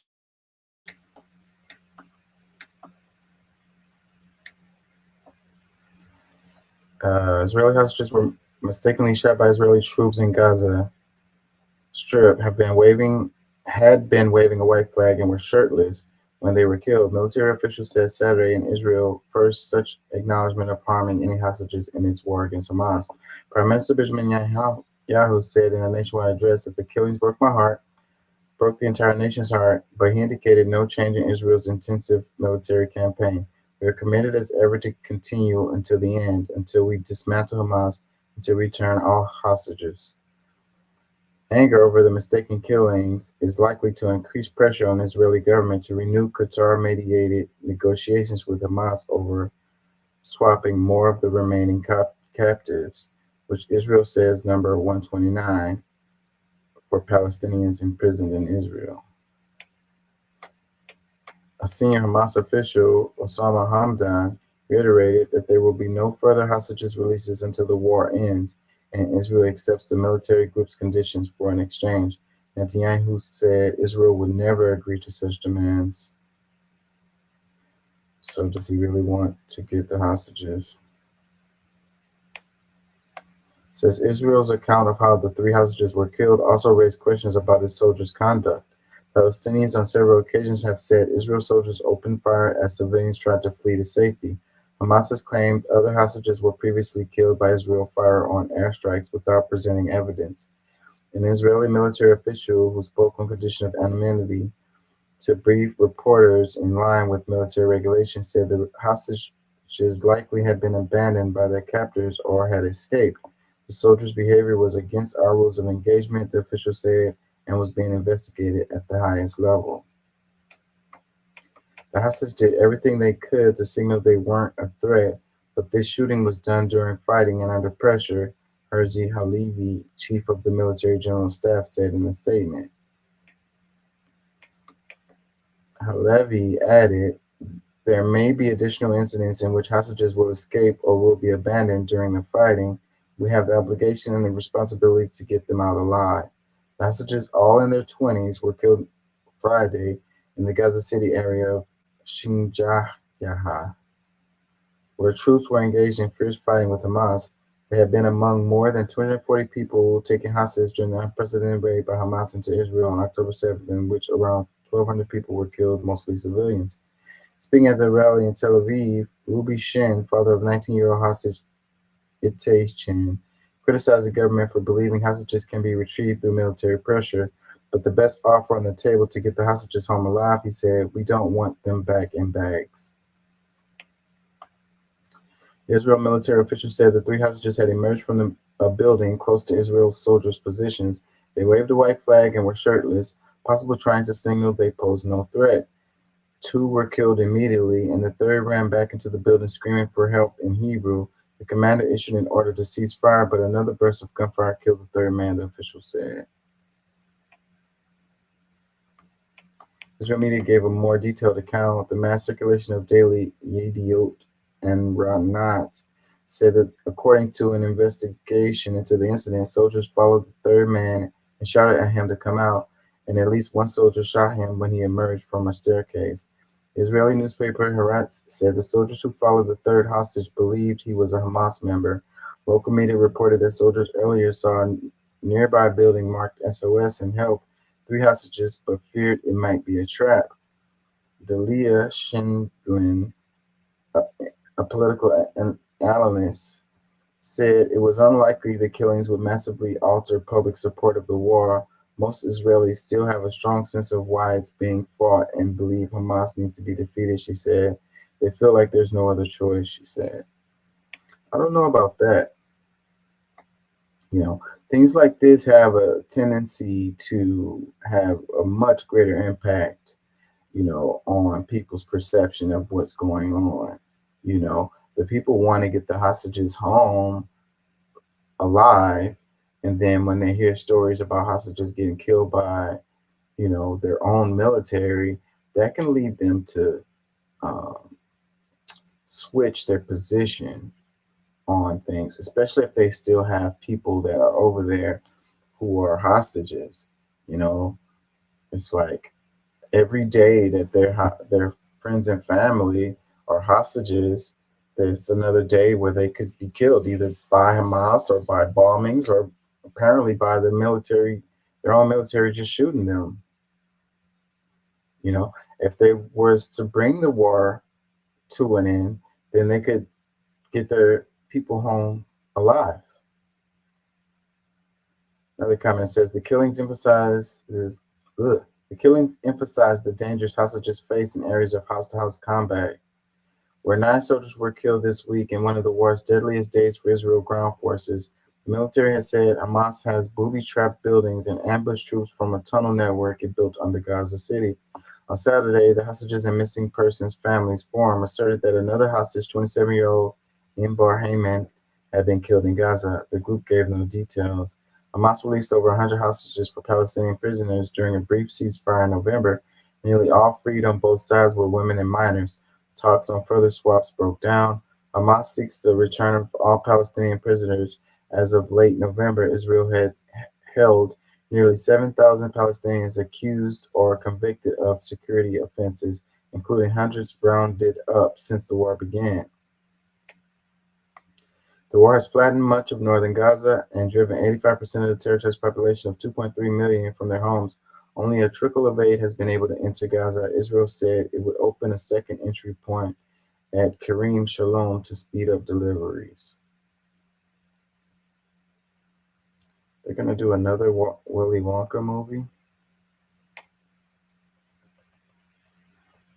Freaking Hollywood can't do anything original.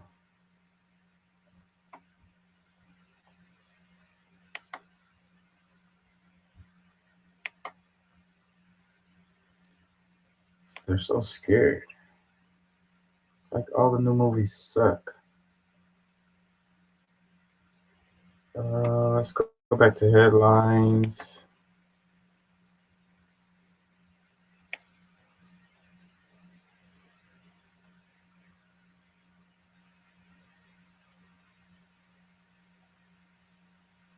Maury Povich receives Lifetime Achievement Award from wife Connie Chung at Daytime Emmys.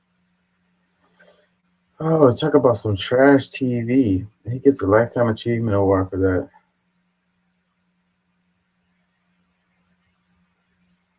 Japan and ASEAN bolster ties at summit, focused on security amid China tensions. Alex Jones offers to pay Newton families at least $55 million over school shooting hoax conspiracy. Yeah, I saw that. So he's supposed to pay like $1.3 billion or whatever after his trial, his civil suit or whatever. But he's like, yeah, I'll give you $55 million over 10 years. He's back on TV. Maybe he's making money to freaking pay them back, I guess. I don't know. He's like, $1.3 billion. He's like, I don't have that. Like, I don't know how you want me to pay that. I don't have it. It says a black woman was criminally charged after a miscarriage. It shows the perils of pregnancy post-Roe. I saw the cases, the one that they said she flushed it, and they charged her for like, let's look at this. Oh, we got Pat. Let's read this. It says, Columbus, Ohio. Ohio is in the throes of a bitter debate over abortion rights this fall when Brittany Watts, 21 weeks and 5 days pregnant, began passing a thick blood clots. Yeah, I think this is the one with the toilet. Let's see. 33-year-old Watts, who had not shared the news of her pregnancy even with her family, made her first parental visit to a doctor's office behind Mercy Health St. Joseph Hospital in Warren, working-class city about 60 miles southeast of Cleveland.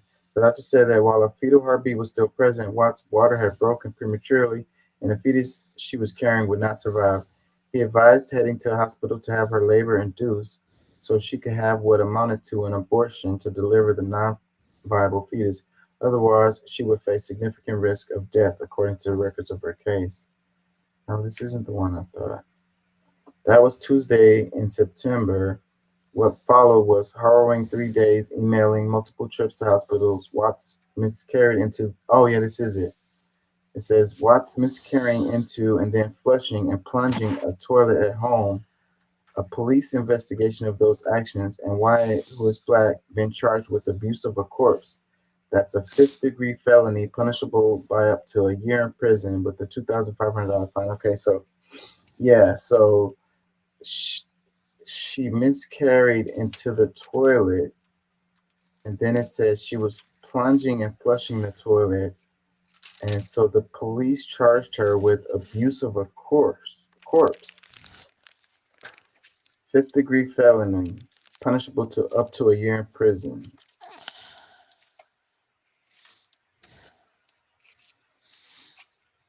Let's read some more. It says her case was sent last month to a grand jury.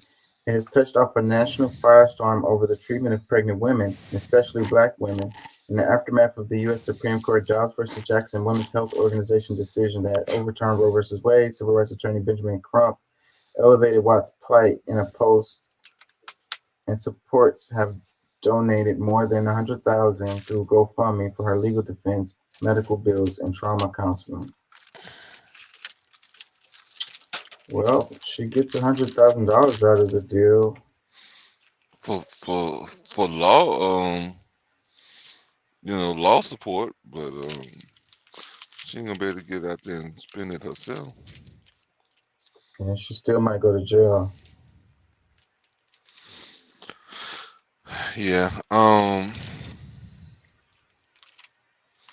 Yeah, I don't know what the plunging was. The plunging, because the plunging is usually to pull it up, or what? To keep from your toilet being stopped up. I wonder how big was the fetus if it was stopping up the toilet, because them damn toilets can handle a lot. Hmm.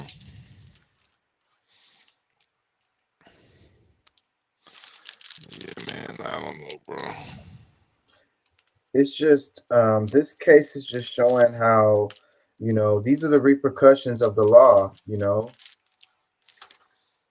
Making abortion illegal leads to this kind of stuff.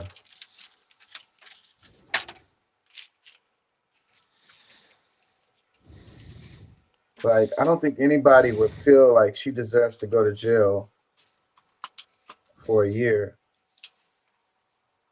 as a result of this circumstance. What do you think? Well, no, I mean, I think might be a little bit harsh. I mean, my whole thing is if I mean, don't hide it. Like if you had a miscarriage, you just had a miscarriage. You know what I'm saying? Like it makes you look bad by trying to, do all of this extra stuff. Like I said, I mean, I don't know, maybe she was scared. Like I mean, there's a lot of possibilities of, you know, still being in a righteous state. But I mean, the whole thing is man, somebody's they I mean, I think that, like, it's really messed up. Like they're willing to give her money after the fact. Um, she didn't have anybody she could advocate on before all of this to shoot, get to one of the states that allows an abortion, or what I'm saying? Like what I don't know, bro. I don't know, man. Like that's really tough. I don't, like, I hate to see anybody go to jail, and especially situations like this, bro. But I guess she felt convicted to some extent because she was trying to do some of these things to dispose of a child. Yeah, it's just unfortunate. These are the repercussions of the law. It's a reason why, I don't agree with abortion, but it's a reason why it was legal. And these are the reasons. Yeah, but and I don't think. I mean, well, see, I think the problem with it all is the fact that when it becomes an option, like it becomes the main option. Like it doesn't, like, it goes overboard. Like it's not like a last ditch effort. It's more so that becomes the thing that instead of the others thousand ways to keep from the birth the pregnancy from happening, or the uh what they call it, the Contraception. contraceptives. Yeah. I mean, bro. I mean, and I'm not, absent from, like, I understand that money is, can be funny in a lot of different situations, but it's just, I don't know, man. I really don't know how to judge this, because it's hurtful either way it goes. Like, it's messed up in many ways. Yeah. And and it really sucks. I mean, I understand people wanting to use abortion as a contraception is wrong, wrong, wrong, double wrong. You know, but like I say, it's a reason why abortion was legal because People were it's hurting. It was like people was hurting themselves. Like they was going. They yeah, was, but it wasn't. It was still somewhat of a rare occurrence at in the beginning. Like I said, over time, this became where it's like, oh well, girl, I overdid it over the weekend. Shoot, I messed around with such and such, and yeah, I think I'm pregnant. Yeah, I'm gonna go and get rid of this thing. Like, I'm like, what? Like, it's just that simple. Like, it's just that easy to just, okay. yeah. Uh, I think making it illegal is not the answer, but having some little, some more monitoring of the situation, well, I mean, we're in a capitalist country, so I mean, once it's available, it's gonna be like, what I'm saying, the machine all over again.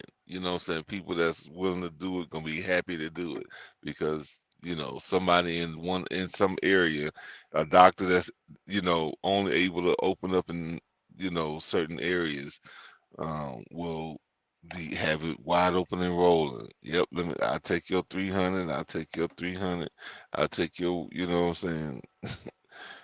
And that's like well, then really, that shows where the problem is. It's profit over people. It's like people not having any kind of integrity. It's kind of like the example I like to use is the plastic surgery. Like the guy who did the 10th surgery on Michael Jackson's nose, you know, there's no more nose left, and he still does the procedure, because he's gonna cash in. Is there has to be something where you're like, okay, bro, you don't have a nose. Like, I mean, you know, but then that doctor's gonna be like, well, he's just gonna find somebody else to do it, so I might as well just do it and make the money. I mean, yeah, but I don't know what the answer is, but I wish that people cared more about people over freaking money, you know. yeah. And it's like we're taught that it's all about profit, profit, profit, profit. You're supposed to make money, and that's what it's all Well, about. And we we hoard are. I money. mean, but no, but see, we are supposed to make money. See, and because to some extent, like something like this, like like some people try to make it evil for you to make money. When not, no, we're supposed to make money. That's a part Yeah, of the but how much? societal thing. But How much is no, enough? I mean, it's that not a plastic money. surgery is No, no, no. Well, guy see, is rich as hell, but he wants to make that extra 10K. is no, no, no. There's not enough money that we can make. But now you're talking about like how you're gonna make the money. Okay, now that's the thing that you're gonna have to decide on. Don't make it like making money is the bad thing, because if it's not, like, I mean, if it's the bad thing, then like you should just go and sit in the corner and die, because like that's what everything you get is based on. You know what I'm saying? In uh any kind of trade, any way to be able to trade. And if I don't want your seashells, like, I take your cash. I mean, like, Yeah, that's I just get it. But what I'm saying okay. is, people who kill people for money is making money. Drug dealers are making money. People who steal from the banks or rob banks, they're making money. Like, No, I get you. I'm just saying, like, I just sometimes I think we lean a little too much on, like, like the as if money is bad. It's really not. It's like the root. Remember, the root of how you want to get your money can be bad. Like the reasons why you want to, have, I'm not gonna do anything for it. Like, you know what I'm saying? But I do want a lot of it. Yeah. My damn contact fell out, and if I don't do something about it, I'm gonna end up with a headache. I'm gonna play some of this video. I know you saw this already because you shared this in the group. Tim Black talking about the Democratic Party is unfixable. I'm gonna Yeah, play yeah. some of this and try to get my contact back in, and I'll be right Yeah, back. do your thing, man. I'm trying to fix me a little smoothie. I didn't really eat like what I was supposed to earlier, and I'm just trying to get some of my nutrients. All right, cool. Yeah. I'll be right back. All right. So tonight's show is entitled "The Democratic Party is Officially Unfixable," and I got the receipts. That's because the Democratic Party is unfixable, and because I do have receipts. Yeah, we're gonna really take this one to the house tonight, guys. This is gonna be big. I did a lot of research for this show. I poured my heart and soul into what I'm about to give you guys, what I'm about to deliver to you, and I'm gonna tell you something. The only travesty will be the fact that I can't let more people know about what we're gonna be doing tonight. So I'm gonna make it the responsibility of everybody viewing tonight's show to share this dope. Yeah, it's going to be on you to make sure the word gets out about this show tonight. Because I'm having one of them coming to Christ type moments, man. I'm having one of those, I done seen something. Not like a UFO, but I done seen something in the distance, man. Like, I had a revelation tonight. You know what I'm saying? I don't mean to get religious on you, but I'm saying though. Look, today as I was preparing for this show, something came over me, man, and I just came up with this humongous idea. And it was because of what I was faced with, right? What I'm dealing with tonight, the content I'm about to deliver to you, it just really knocked me back, man. I don't know if you understand what I'm saying. Like, it's been a couple times in my life where I've had conversations, situations like the one I'm about to describe to you, where you are knee deep into something, man, and it's something, and while you're doing it, you realize everything's clear all of a sudden. All of a sudden, you get it. You know what I'm saying? All of a sudden, you get it on a level that you just didn't get it before. Something, the lights cut on. The lights cut on the house. All the lights turned on at one time, and it's like poof. Ha ha! Oh, God. Here we go. And it reminded me why. It reminded me of something of who I was. And it reminded me of why I was. It reminded me of why I'm doing this, why I gotta do this, and why this is so important, folks. It ain't about going through the motions. This ain't no business plan. This ain't about money. This is about movement. And it's about necessity. It's about what's required at this moment for the people. All right, so let me be real specific for y'all. I watched a replay of Representative Jasmine Crockett out of Texas. She was on the Breakfast Club, and she wasn't talking. She was talking the gospel, folks. She was putting it down for President Joe Biden. She was talking. She was doing her best, man. And I want to, first of all, I want to give it up for Jasmine, Representative Jasmine Crockett. Give it up for her, man. I was inspired. I was inspired by her bold, passionate,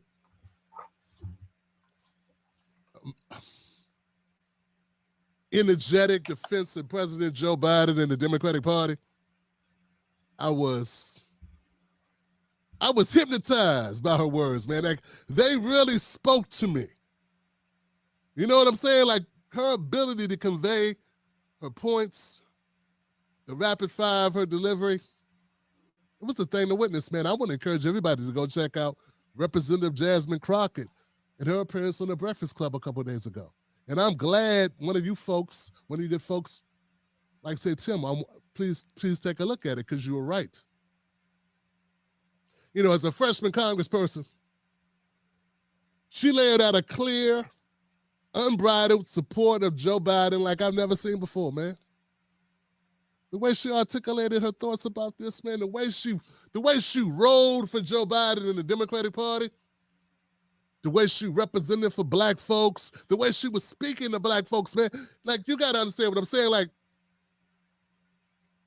America's a very segregated country, right? You know, but we have a lot of things in common. You know, there's a lot of things we share. Hip hop, for instance. You know, it's the language of America, man. It's the dominant genre of America. It's, I would say, the Western world. You know, we share that, man. I don't care who you are, man. There's certain concepts and slangs and terms of talk. There was also some other kickers, man. One of the other kickers was that Israel, because it's in the news right now, it's everywhere. Israel has free tuition for its students. Yeah, the country that we send billions of dollars to every year, those kids don't have to pay to go to school. We send them our money, and now we're caught up in this war where these people are being slaughtered, and their young people don't have to pay to go to college. You would think an advocate for black people will be pointing this out. I mean, considering we vote for the Democratic Party 95%, like 95% of the, you know, of the time. It's a group, the most loyal voting base. You would think an advocate for the black community who's using all of our culture, using our slang, talking about our culture, our music, and just coming from, you know, on the Breakfast Club. I mean, it's hard to find a blacker media entity than the Breakfast Club. We got a black man and a black Latino dude, black dude, Envy, and a black congressperson. And they talking about black stuff and how black people should support the Democratic Party and no one's talking about this. All of Israel's 9 universities and some of their colleges are subsidized by their government. And students pay only a small portion of the actual cost of tuition. So it's not totally free, but it's pretty much free. I mean, nobody goes in debt, lives on the street, and no one's dying in Israel with debt on their books from college. Instead of demanding that Democrats or black Americans particularly be allotted free college, considering we're a group of Americans who were denied education by law, you know how many black Americans were lynched? Had their tongues cut out their heads because they tried to read? You would think a country with that type of history and a party that supports those people will be fighting for us to get a free education. And you would think a representative from our community that's on a show hosted by people who are pillars or notable people, influencers in our community, would be advocating not for Joe Biden, but for black people to get free college instead of bigging them up about giving us $10,000 all for cutting the HBCUs to minority students a check or whatever. Never gonna happen. Timmy talking about how the Democratic Party is unfixable. Man, I would 100% agree with him on that. Yeah. You would or you do? I do. I completely agree with him on that. Yeah. He's been on that song for a long time. He has. I mean, you know, but his alternative to me is maybe a little, you know, I don't know. I'm uncertain about West. I like Cornel West. I think that what needs to happen is the third parties need to have more power. You know, they need to be viable option. Right now, they just tend to be spoilers. What party? third parties, some Well, other than Republicans and Democrats, well, having an actual chance. well, I hear you, because my thing is that's what they're saying the solution is to the Democratic Party is to have a third party that's of the same people, the people who's been in the Democratic Party forever, been friends with all of these people, Democratic Party, getting support from people that's out of the Democratic Party. I think that third party can easily be swayed right back into or swayed into remnants, something that looks exactly like or pretty much will become another Democratic Party, and that's what I'm afraid of. That's the part that because I love Cornel West. He speaks, eloquently. He's. I feel like like not necessarily Obama, but he's you know he speaks on a lot of things that would help black people, and I mean really people in general. Period. Because anything that has helps black people really um, helps everybody. But at the same time, my thing is that I'm really worried that because of his beginnings and where he's come from, it's just a substitute. It's not the Democratic Party, but it is. You know And what I'm saying? yeah, I mean, I get your worries, but I mean, we have to do something. We have to go in some kind of direction, have some kind of hope that something will make a difference. And I think Hmm. that what Timmy is really trying to do with supporting Cornel West so strongly is to hopefully get third parties and independents, you know, that funding that they need to actually have a chance. What is it, 3% or 6% they have to get Well, well, I mean, now? I'm an independent, and I've been independent since I was 17 years, 18 years old when I first, they make you become a voter, file for what's that service, civil service, all that kind of stuff when you s- go to college and all that kind of stuff. But so I mean, I've been independent all my life, but I'm still forced to pick between two options. And like I said, I mean, as far right now, I mean, if I was to, be more left leaning, yeah, I would definitely go with West. But at this point, I mean, I've become quite a conservative, so there's a lot of things on the right that I agree with probably more than I do with the things that's on the left. And that's just kind of me personally. But for those that are more leftist and things like that, I think that West would be a great option for them. Yeah. Let me read some comments. It says, if you're riding with Biden, you better have insurance. Another one, it says, looking sharp and brother, great show as usual, direct and very necessary in today's climate. Both parties suck, Johnson. Both parties suck. I Another miss him one, saying I miss him saying Johnson. yeah, Yeah. both parties suck, Johnson. It's, it says, Sister Girl was on one when she said that she hoped her parents loved her as much as Joe Biden loved his son. Oh Was my God. thanks to her parents disgraceful. You know what I'm saying? Like your mama, you trying to tell the world that your mom and them don't love you, or you really willing to go out on that limb just to be able to get that check? Because that's what's going on. Like she's at the Breakfast Club because she's getting paid to go there and make a public statement to the world, to whoever the listeners, and really it's shameful. Like I don't know if you ever heard her on the floor when she's discussing certain things, bruh. Like she doesn't even come there with an argument about the stuff that's presented for the day. Like she comes in there and she talks about Trump. Like she spends her time, her minutes on the floor, not discussing the matter at hand. She comes there and talks about Trump. Yeah. It was like it's I mean, really get serious. Like, is that really what you want to spend your time on? Is, like, I don't know, bro. It's disturbing. Because I listen to like the well, it's not C-SPAN, but it's just like C-SPAN, Forbes.com.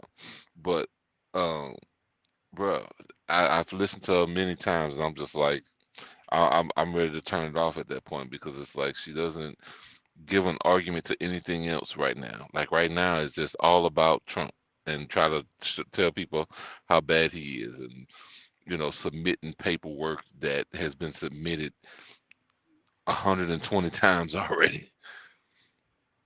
But that's what they've been doing. That's what they do. They go there and act like everything that's been said is a mockery, and for people who don't know and understand, whatever, like they're not. If you are easily swayed, and you can't, you don't have enough information about it, and you lean to the left, you a Democrat, you think that they're winning, or they're saying something, but they're like, there's people there with actual facts that's talking about something that they're trying to ignore, and just use their time to make it seem like everybody else is there on the same type of time. But Well, it's the whole thing of the vote blue no matter who. So, but if you got in there as a Democrat, then it's like a self-fulfilling prophecy or whatever. It's like, it's supporting yourself, as if you will. It's like, um, vote blue no matter who, so I can have a job next time around or whatever. I like this health care that I get as being a representative. I like the access that I have. I like the money that I have. I like the people that I hang out with, and the power that I have or whatever. So vote blue no matter who. So I can make sure my job is secure. Like, I don't care about the American people necessarily for real. I don't care about Biden necessarily for real. He's the top of the ticket, so vote blue no matter who, and I'm good next 2 years. When the but when I the mean, election comes I around. mean, but my thing is that a good policy for the people? Is that really a good thing for people to do? Is that, as you being a representative of a district, a certain district? I mean, to me, I think that regardless of the race that the people are, or with their demographic, on whether you should promote the fact that they should go vote Democrat no matter what, whatever their personal needs are, because that's just that would be insane. And the other part of it is that they think you're dumb. They think you don't know stuff. So it's like, don't worry about it. Don't think for yourself. Just vote blue no matter who, and we got you. Don't worry about it. We got you. We Yeah. shall overcome one I mean, day. they don't realize, like, we're in the situation we're in because of blue, vote blue no matter who. You know what I'm saying? They have all of this power. They're able to run, all these major companies, these media companies that that can censor people, allow certain voices to be heard, and, like, they supposedly, support the Constitution, but having the First Amendment of all things is the first one that they, the biggest thing that they suppress. I Let me read just, this. It says, we need to get serious about creating an American political party. No more division. I really like this comment right here. American political party. Wouldn't that be great? If you had a political party that could, bring us together. It's not a left or a right. It's just like common sense is what works for the majority of Americans. Of course, there's going to be people who are going to have things that, you can't please everybody, but you no. can, have common sense stuff that everybody, mostly agree with, Well, and the way a thing is set up right now is partisan and pointing fingers at one side or the other. And it's like, those people aren't America. They don't care about Americans, you know. And then, meanwhile, we lose. Like what Tim Black was saying, we just sent a whole bunch of more money to Israel. They people get to go to freaking college basically for free, and we can't get that, but we're basically subsidizing that. So we have the money for it, but we don't want to have it for our own people. Now, how can that be? Regardless if you're a Democrat or Republican, if you're a white American or Black American or whatever, we all should agree on that. But Bro, but if I start talking about free college or whatever, then they're gonna start talking about communism. So, but they don't call Israel a communist country. no, they don't say it, but to some extent, it already is. I mean, I guess the makeup of their government would be very similar to what we might call it. It might not be it directly, but the thing is that we don't realize how much we're used as as just slave labor. I mean, until people really realize that we can't have the benefit of our own work, our own labor, like reap the benefits of our own labor because they're going to give it away to other countries that they deem more worthy. Especially, like, I mean, the Jews themselves, or the people that we call Jews, are, you know, they think that they're the highest order of any over any and everything.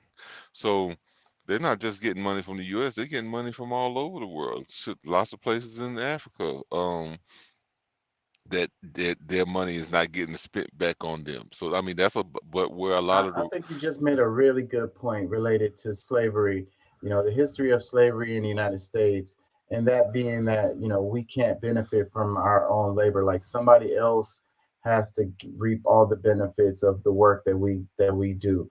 And that yeah, would make sense why so many people don't want to pay taxes because they feel like they don't get any benefits from it. And well, it's like you in just this pay, you just pay, you just pay, you work all your whole life, you don't never get nothing. well, And then you got these billionaires, these people that these major corporations, they have so much money, and like that's where all the money is funneled to them. Like they freaking deserve that shit, and we don't deserve anything. But let me ask you this: how come? But besides the related to slavery and you know uh, the history of slavery and not getting the benefits of our labor, how come we can't have conversations about free college here in the United States? How come whenever we bring up that topic, people get visceral about it and push back against it so harshly? well, because of the mind control.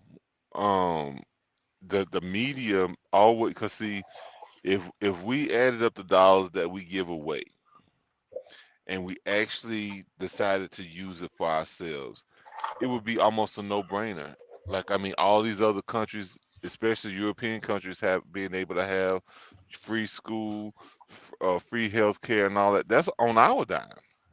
That's not because So we're like America, like where the indigenous people have been for the most part, America and Africa are the ones whose resources get stolen the most and used in other places. This is just call it a different version of colonialism. Mm-hmm. So I mean, but the reason why because I mean, there's people who could benefit from it, or their children or their grandchildren that could benefit from it, that will talk against it, and that's because of their mind control. Like the media makes them feel like, oh, we can't afford it, but they'll print up new money, like the because I mean, if we realize, once they realize that inflation is tax, your income tax, which, or you might as well say your wages taxed, um, the property tax, like I mean, every angle you go, your food tax, gas tax, they're taxing you everywhere. That's form of slavery. And we just gave almost $1 trillion. We just passed a military budget of almost $1 trillion. It only took one day for Congress to approve that shit. It was Well, bipartisan. yeah. Well, wait a minute. You talking about the money's going to Israel and I think that was in the package. Part of it was in that was in the package, but it was the military spending Yeah. bill. Well, and the Republicans sometimes try to act like there's certain things that they are against, but if it's going to Israel or something like that, in most cases they're going to say yeah. But I did hear that one of the things for them, because I know Ukraine really was off the table until I guess Zelensky was here begging again and this, that, and the other. But I because they were willing to put in a part of that bill, something to happen for the southern border, you end up getting a lot of support because that was the one of the gives and take out of the take, their take, they had to Yeah. give for that take. And I'm thinking it's like and beyond the brainwashing related to communism of us not having being able to have free college, and healthcare like the Medicare for all and all that stuff falls in that same boat. I think there's another factor, and it's racism. It's my neighbor being my enemy. Why should I Well, pay for somebody to go to college out of my pocket? Like I don't well, even have kids or whatever. And it's like, if everybody gets it, then the blacks are gonna get it, or the Mexicans are gonna get it, or the the illegal immigrants, illegal immigrants. yeah. Well, I'm gonna tell you, bro. I mean, I think that there's always gonna be some self-hatred, like just as Americans, we're not a monolith. I mean, what I'm saying, there's people who see people who hustle and go bust their ass and become become millionaires, multimillionaires, and people still have a problem with how that they was able to hustle and get to that point. So I mean, I think that's some form of hatred will exist, but Voting against your own best interest. Like, I can get health care and I can get education for my family and myself, but I'm gonna vote against it because this other guy's gonna get it, and I don't want him to have it. So I don't want him to have it, so I ain't gonna have it either. So we're all just gonna suffer together. well, I think that a lot of them already have the resources where they know that they can get it, so they don't, they rather say, "Well, I got it," and if these people get it, you know what, their life will be so much better than mine because, I mean, some genetics is just stronger than others. So I mean, that's one of the reasons why getting proper health care. But for me, like I don't really care so much about going to these people's doctors offices and hospitals because I know a regimen, like I understand real medicine or natural medicine enough to where like I feel I'm in a good position with my health. Still working on losing some more weight or whatever, but and getting down. But I mean, I'm healthier than some of the people that look healthy. You know what I'm saying? So, but I mean, but to those who really do want those types of services, I think there needs to be more of an effort and actually truly making demands instead of sitting back and just expecting that somebody's going to eventually get you the things that you want. And because I mean, you have every right to demand certain things. I mean, you get your community together and say, hey, this is the thing we need. And if you got a representative that's willing to push and fight for you, then you should be able to get it. But it At seems least like the representatives don't represent the people; they represent the corporations. The people never get what they want. The corporations are the only and they ones that get represent what they their want. party. No, and they represent their party. See, they and like that's the whole thing with politics that people have made okay is like, okay, well, they gotta make deals with other representatives. They gotta do this and do that. But well, if they continue doing that, when do you get what you need? Like, there's no point in you going to vote for a lot of some of these people because they get down there and they just make friends. They ain't making deals. You know what I'm saying? They feel like, okay, their first 4 years down there, two terms, they're you know, they're I, just I, trying to. I think that's a good point too. Going down there and making friends, it's like they really shouldn't. If they're working for their constituents, then they shouldn't be well liked within the halls of Congress because they No, should be hell bumping no. heads with No, everybody in it there that's to work for their exactly. people. It's like if you this is what my people need, and look, just I need X amount of dollars every year for this for my people. And like once you figure out the costs and this and that and the other, blah blah blah, maybe that thing presents creates a profit where you can utilize it and build other things in that community as well. But like Unfortunately, it just doesn't work that way. For them to get anything passed, they have to have a consensus or whatever. And to have a consensus, well, then it has to be stuff in there that the other people want, and so forth and so on. And that's the only way anything gets passed and if and, you and becomes law. if you ask the average citizen, So making friends is the only way to get anything done. l- And look, if you ask the politics. average citizen, what, like most people don't expect that anything will ever happen that to benefit them through the government. That people end up getting things that they don't need way quicker than the things that they really do need. And it's like, and then the things that they do get that they need is sparingly. You know what I'm saying? It's not enough of it. So it's like, to keep you busting your ass and keeping you in the slave class, like you know what I'm saying, they're not gonna allow you to grow too much off of what is really your own dollars, tax dollars that you put into the system from the beginning.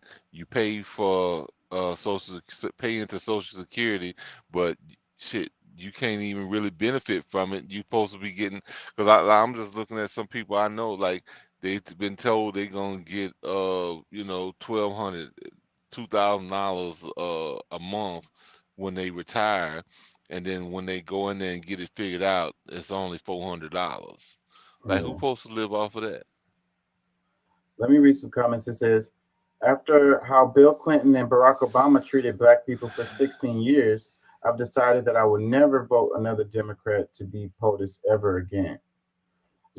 And I get that point, but then your other option only is the Republicans. So we're left with Well, stir we fried not shit and baked we shit. So we yeah, lose no matter what. we're It's, not it's gonna the act illusion like of choice. Bush. We're not gonna act like Bush was some savior. Now, economics, because I mean, honestly, economics really wasn't bad under any of them. Um, for a little bit under Obama, but that was some of the late linger from Bush. So I mean, I One don't more know. comment. It Go ahead. says, I agree, and I'm sick of the voting for the less of two evils. The difference gets smaller every year. Yeah, but I see the problem to me, because I mean, like I said,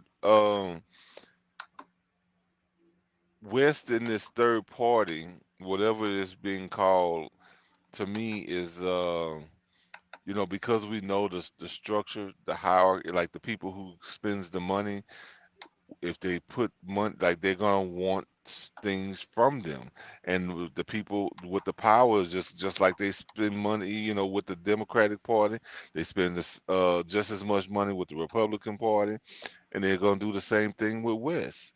So I'm just like, I don't really see it being so different. And then they're not above knocking him off. Like, shoot, Vivek is getting threatened now because of the things that he's planning to do or wanting to do as president. And I mean, and look, they ain't threatening nobody else that I can see.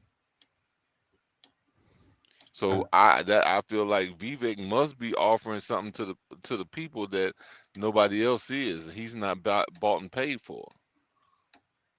That's one of the reasons why I support him. And I mean, of course, we do align on a lot of issues, but overall, my thing, like, and then even with Trump. I mean, I don't know how if he's gonna make it, but at least he's talking about stop taking taxes from people who make who's making wages, which is it's that should have been done a long time. Like that, it was never intended for to be taxed on your your wages when you go to work every day. Like that's just not not in a free society.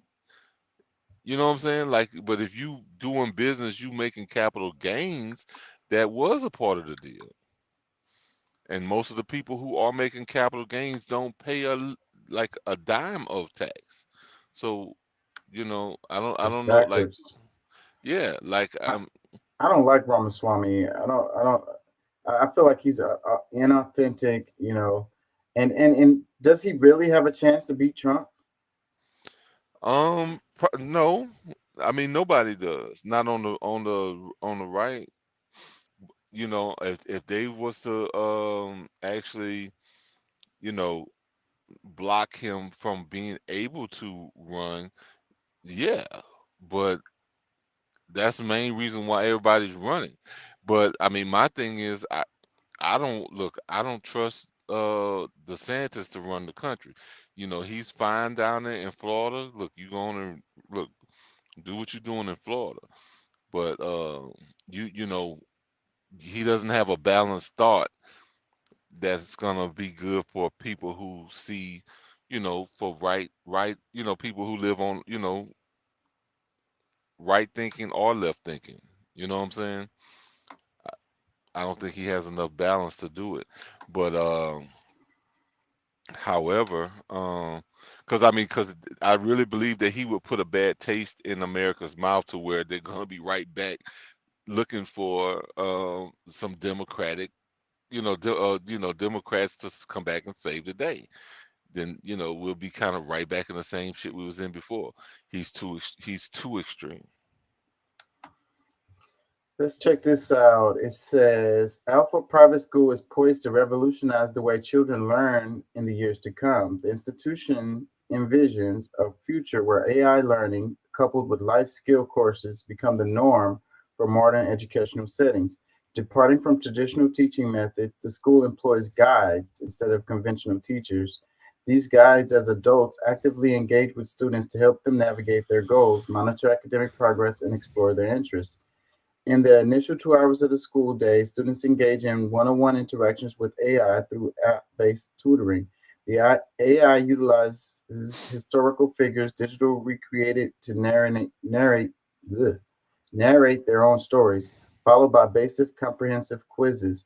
The lessons are meticulously tailored for each student, offering reading materials at an appropriate level and pace.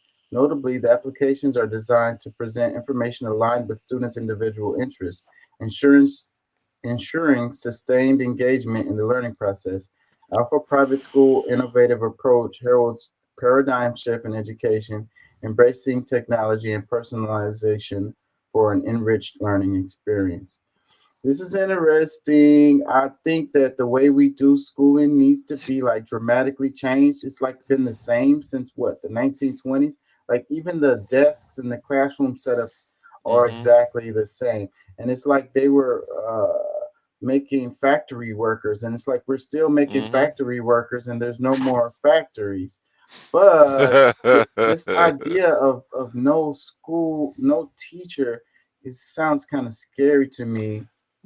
Not to me, because I mean, I'm like this. I mean, teachers don't really teach. Like, I mean, you're in the learning process is really up to the individual to get it and to spark what I would consider to spark enough thought for them to for the children to actually use their brain and to solve problems and things like that does not necessarily have to be by what we call a teacher. Now I mean, if we have the same, because I mean, like I would say, like, if the teachers of today was doing more of that, then we would, maybe not be looking at alternatives. But to me, it's like, okay, these people are trained to do a certain job, and some of from and like I said, some of it is hearsay, so I'm gonna be careful about how I use it. But as far as willing to pay some of these other people more than what they pay teachers. So my thing too is like, are those people more utilized or going to be utilized to help with the programming of the children and what you call the trying to implant certain ideology? Is that if that's more so what they want to do with those people instead of using teachers? Because I mean, I know most of the teachers I know really like love it and want to, that like they don't have a life without doing stuff like that. Great teachers, but it's more so. I think the bigger problem is usually in the system and what they're trying to evolve or get into. What kind of system they're trying to create with their ideology or things of that sort. Like, Yeah. So, but how would that be different? If they're just using AI, it'd probably be easier to program the kids into some specific ideology that they want them to go into well, using AI. well, no, I mean, I think that I'm saying that based on AI because I mean, I don't necessarily believe they should use AI, but I think that well, I mean, I think they should, and then also maybe not too much of it because they still need to be able to learn. I mean, when you're looking at the fact that Google is AI, what I'm saying? Like any search engine is AI. So, having those resources, but s- the main issue is keeping the children smarter than like you learning how to use these things as tools instead of, a crutch. Right. Let me play some of this. As standard school does in 6 hours. The other 6 hours of the day are set aside for learning life skills. Like this third grader putting together an IKEA drawer in an hour, or 11-year-olds writing and submitting college admission essays. This style of learning goes from 12th grade down to kindergarten. Did you meet your 2-hour learning goal today? Yeah. All things that some schools may feel hesitant to embrace, but Price believes will become the new norm in modern schools. In Austin, I'm Darrenisha Heron for KVUE News.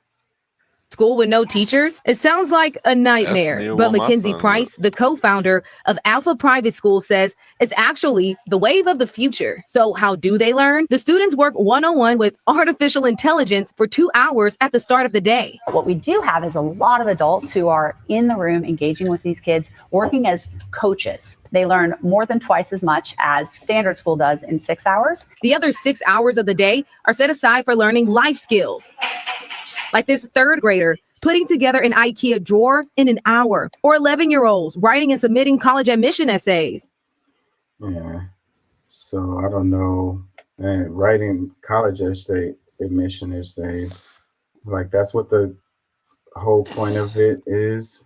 I don't know. Well, but I mean, like that's I mean, to me, that right there, I mean, you're not gonna be writing those essays every day. Like, I mean, that's a great, selling point, for some parents or what I would assume. But we're talking about day to day. What else is being fulfilled into those that other time?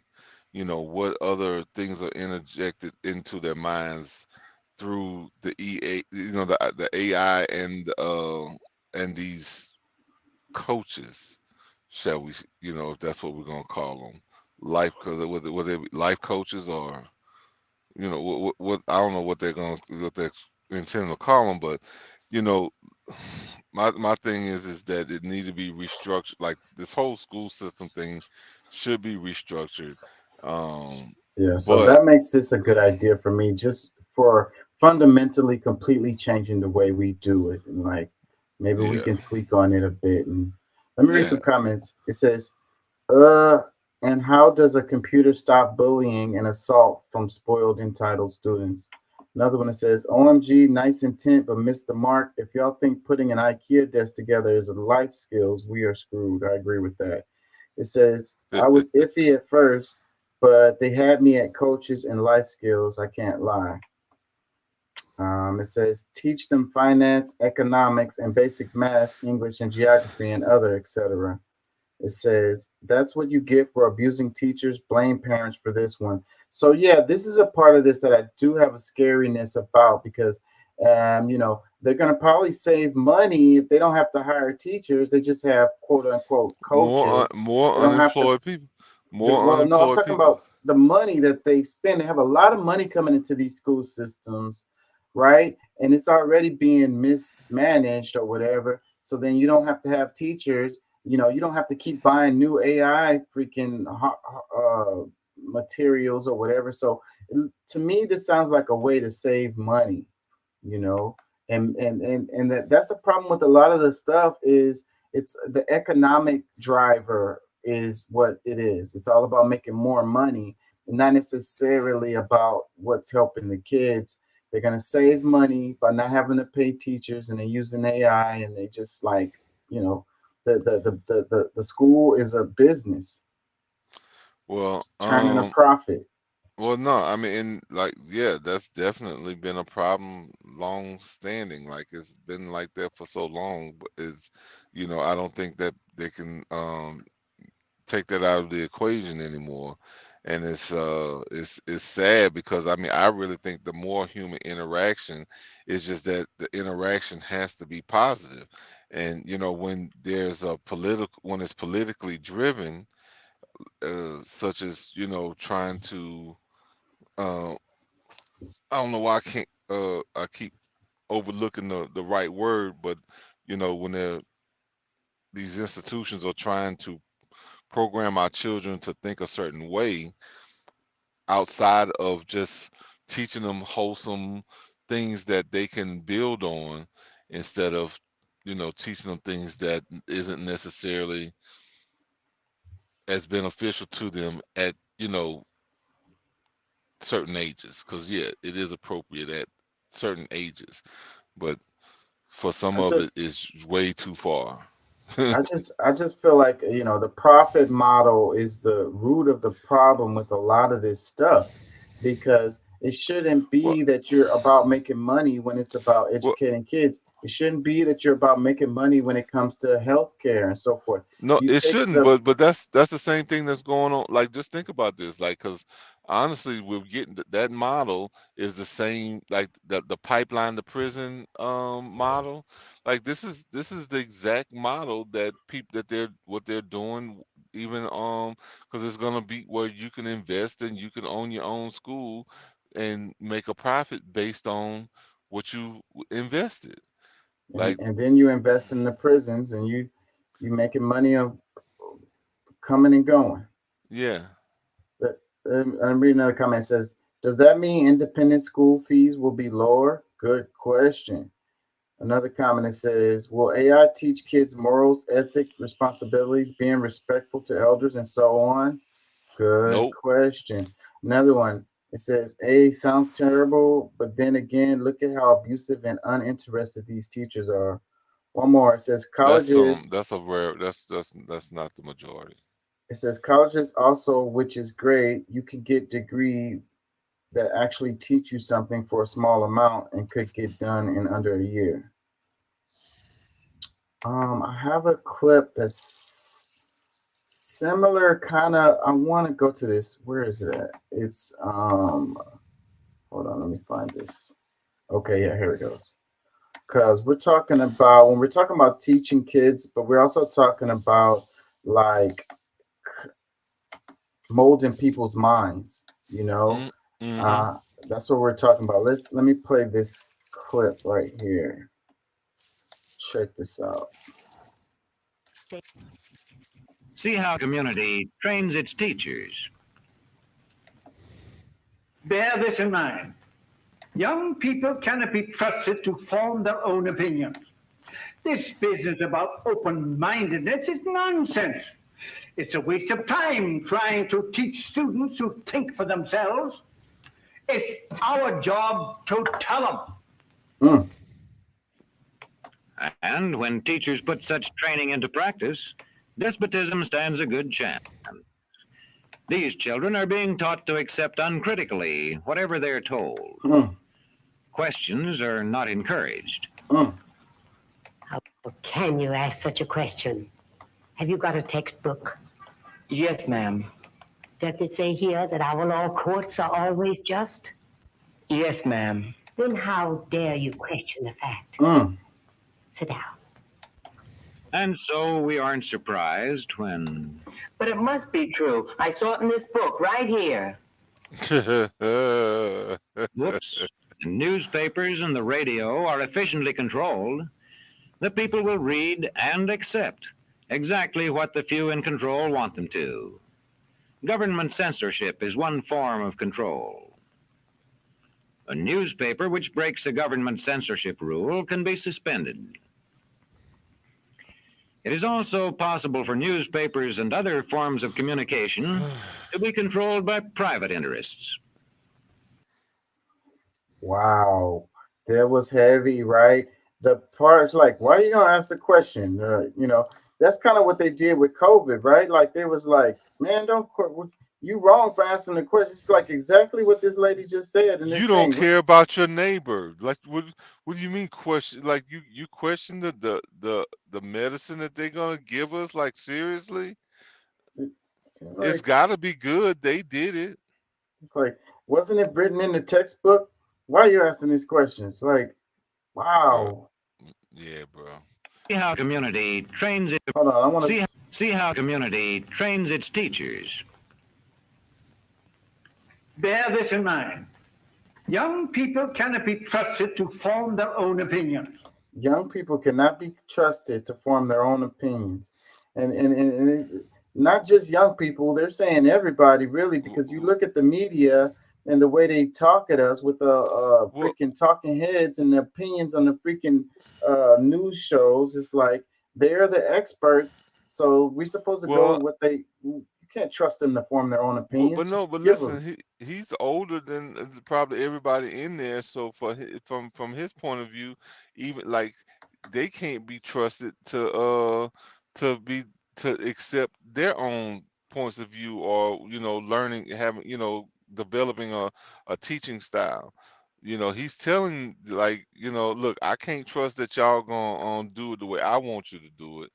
So this is how you gonna do it. So I mean, this is multi-layered, Mm-hmm. This business about open-mindedness is nonsense. It's a waste of time trying to teach students who think for themselves.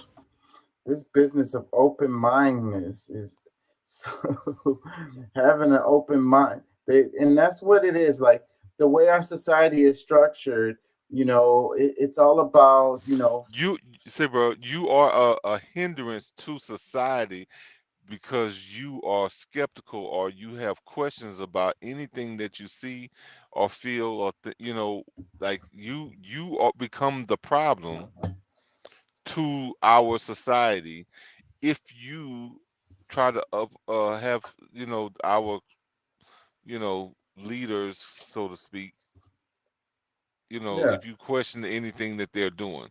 Like you're wasting time with these questions.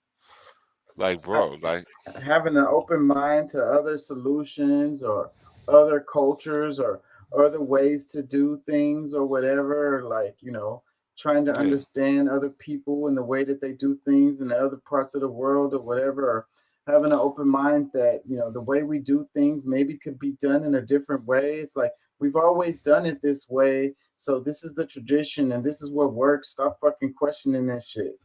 look at this woman's face, bro. Oh man, Bruh, like she should have been pissed that they try to use her in that way. She looked mean and hateful. It's our job to tell them. it's our job to tell them. And when teachers put... So this is that they were showing training. So she was supposedly a teacher that was being trained by this other guy. He was telling her, the young people can't be trusted to have to formulate their own opinions. It's our job to tell them. And so she soaks it in. This had to be back when, at least back when my mom and them was growing up. This is what, the 50s, 60s? Well, this might I, have been before my mama was born, maybe. yeah, I don't know, but looking at their clothing, I would say 50s, 60s. Yeah. Yeah. Put such training into practice, despotism stands a good chance. These children are being taught to accept uncritically whatever they're told. Accept uncritically whatever they're told. So they tell you the jab is just fine, you know, and it's not going to have No. no long-term We effects. don't even have to get that deep. The freaking math, you got to, if you know what I'm saying, using your fingers is to help count is insane. Use these freaking squares and circles and other things to count. And if you don't use that, then you're a failure And because you know what I'm saying. earlier I was making the comment about I was wondering why it's so easy for us to be sold on all of these wars over and over again. Like it's necessary, we should be involved in it, and not only that, we should put lots of money into it and put our life on the line for it. And then this is the reason why it's so easy for to just tell people that, and they don't question it, and they just go with it. Well, well, I think that most people don't realize that America is just like a lot of people have gotten to the point like they get excited when a war is coming because that gives them a chance to say how great their country is and superior their country is, and in turn, how great they are as a citizen of this country. But most other countries are sitting around like like this is the worst country on the planet. You know what I'm saying? They're such a bully. They're looking at ways to get rid of us because of us not being humanitarians, as far as caring about how other people live on the planet, especially if they just don't, think exactly how you think. It's, it's, I don't think they realize how insane that really is. Crazy. Let me see. Questions are not encouraged. How can you ask such a question? Have you got a textbook? Yes, ma'am. Does it say here that our law courts are always just? Yes, ma'am. Then how dare you question the fact? So, questions are not encouraged. He says, "Isn't our courts just? Doesn't it say that all our courts are just? And why are you questioning that fact? It's a fact that is, the court system is just for Well, everyone." honestly, I think shoot, your kid just being at home and you giving them certain tasks to things to do each day is probably better off than sending them to place with people like this. Because like they're entering certain messaging in their minds and making them almost maybe just as hateful, and they end up stressed out and um you know not trusting, not being able to trust because of all the things that they see, and you send them there telling you, look, just shut up and just deal with it. Crazy. I'm looking for something and I can't see it. Let me play a little bit of more of this and I'm gonna move on. Sit down. And so we aren't surprised when. But it must be true. I saw it in this book right here. And if books and newspapers and the radio are efficiently controlled, the people will read and accept exactly what the few in control want them to. Government censorship is one form of control.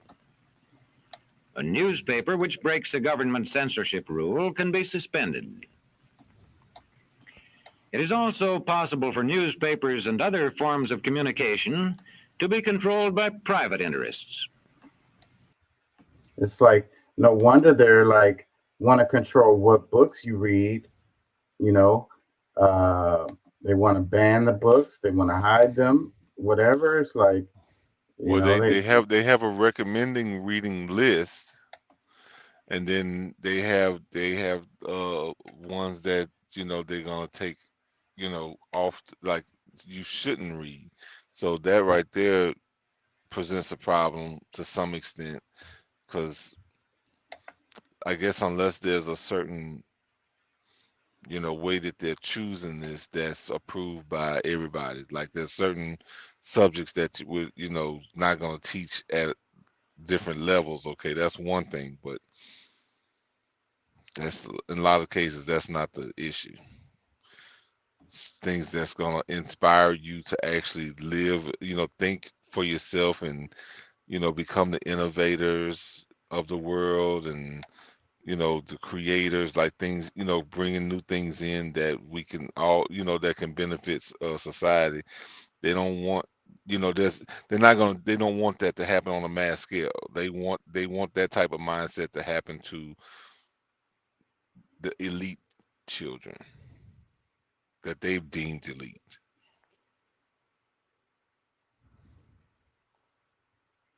I'm looking for the one where they were talking about why is it so easy to get people to go along with whatever the hell they come out with every time.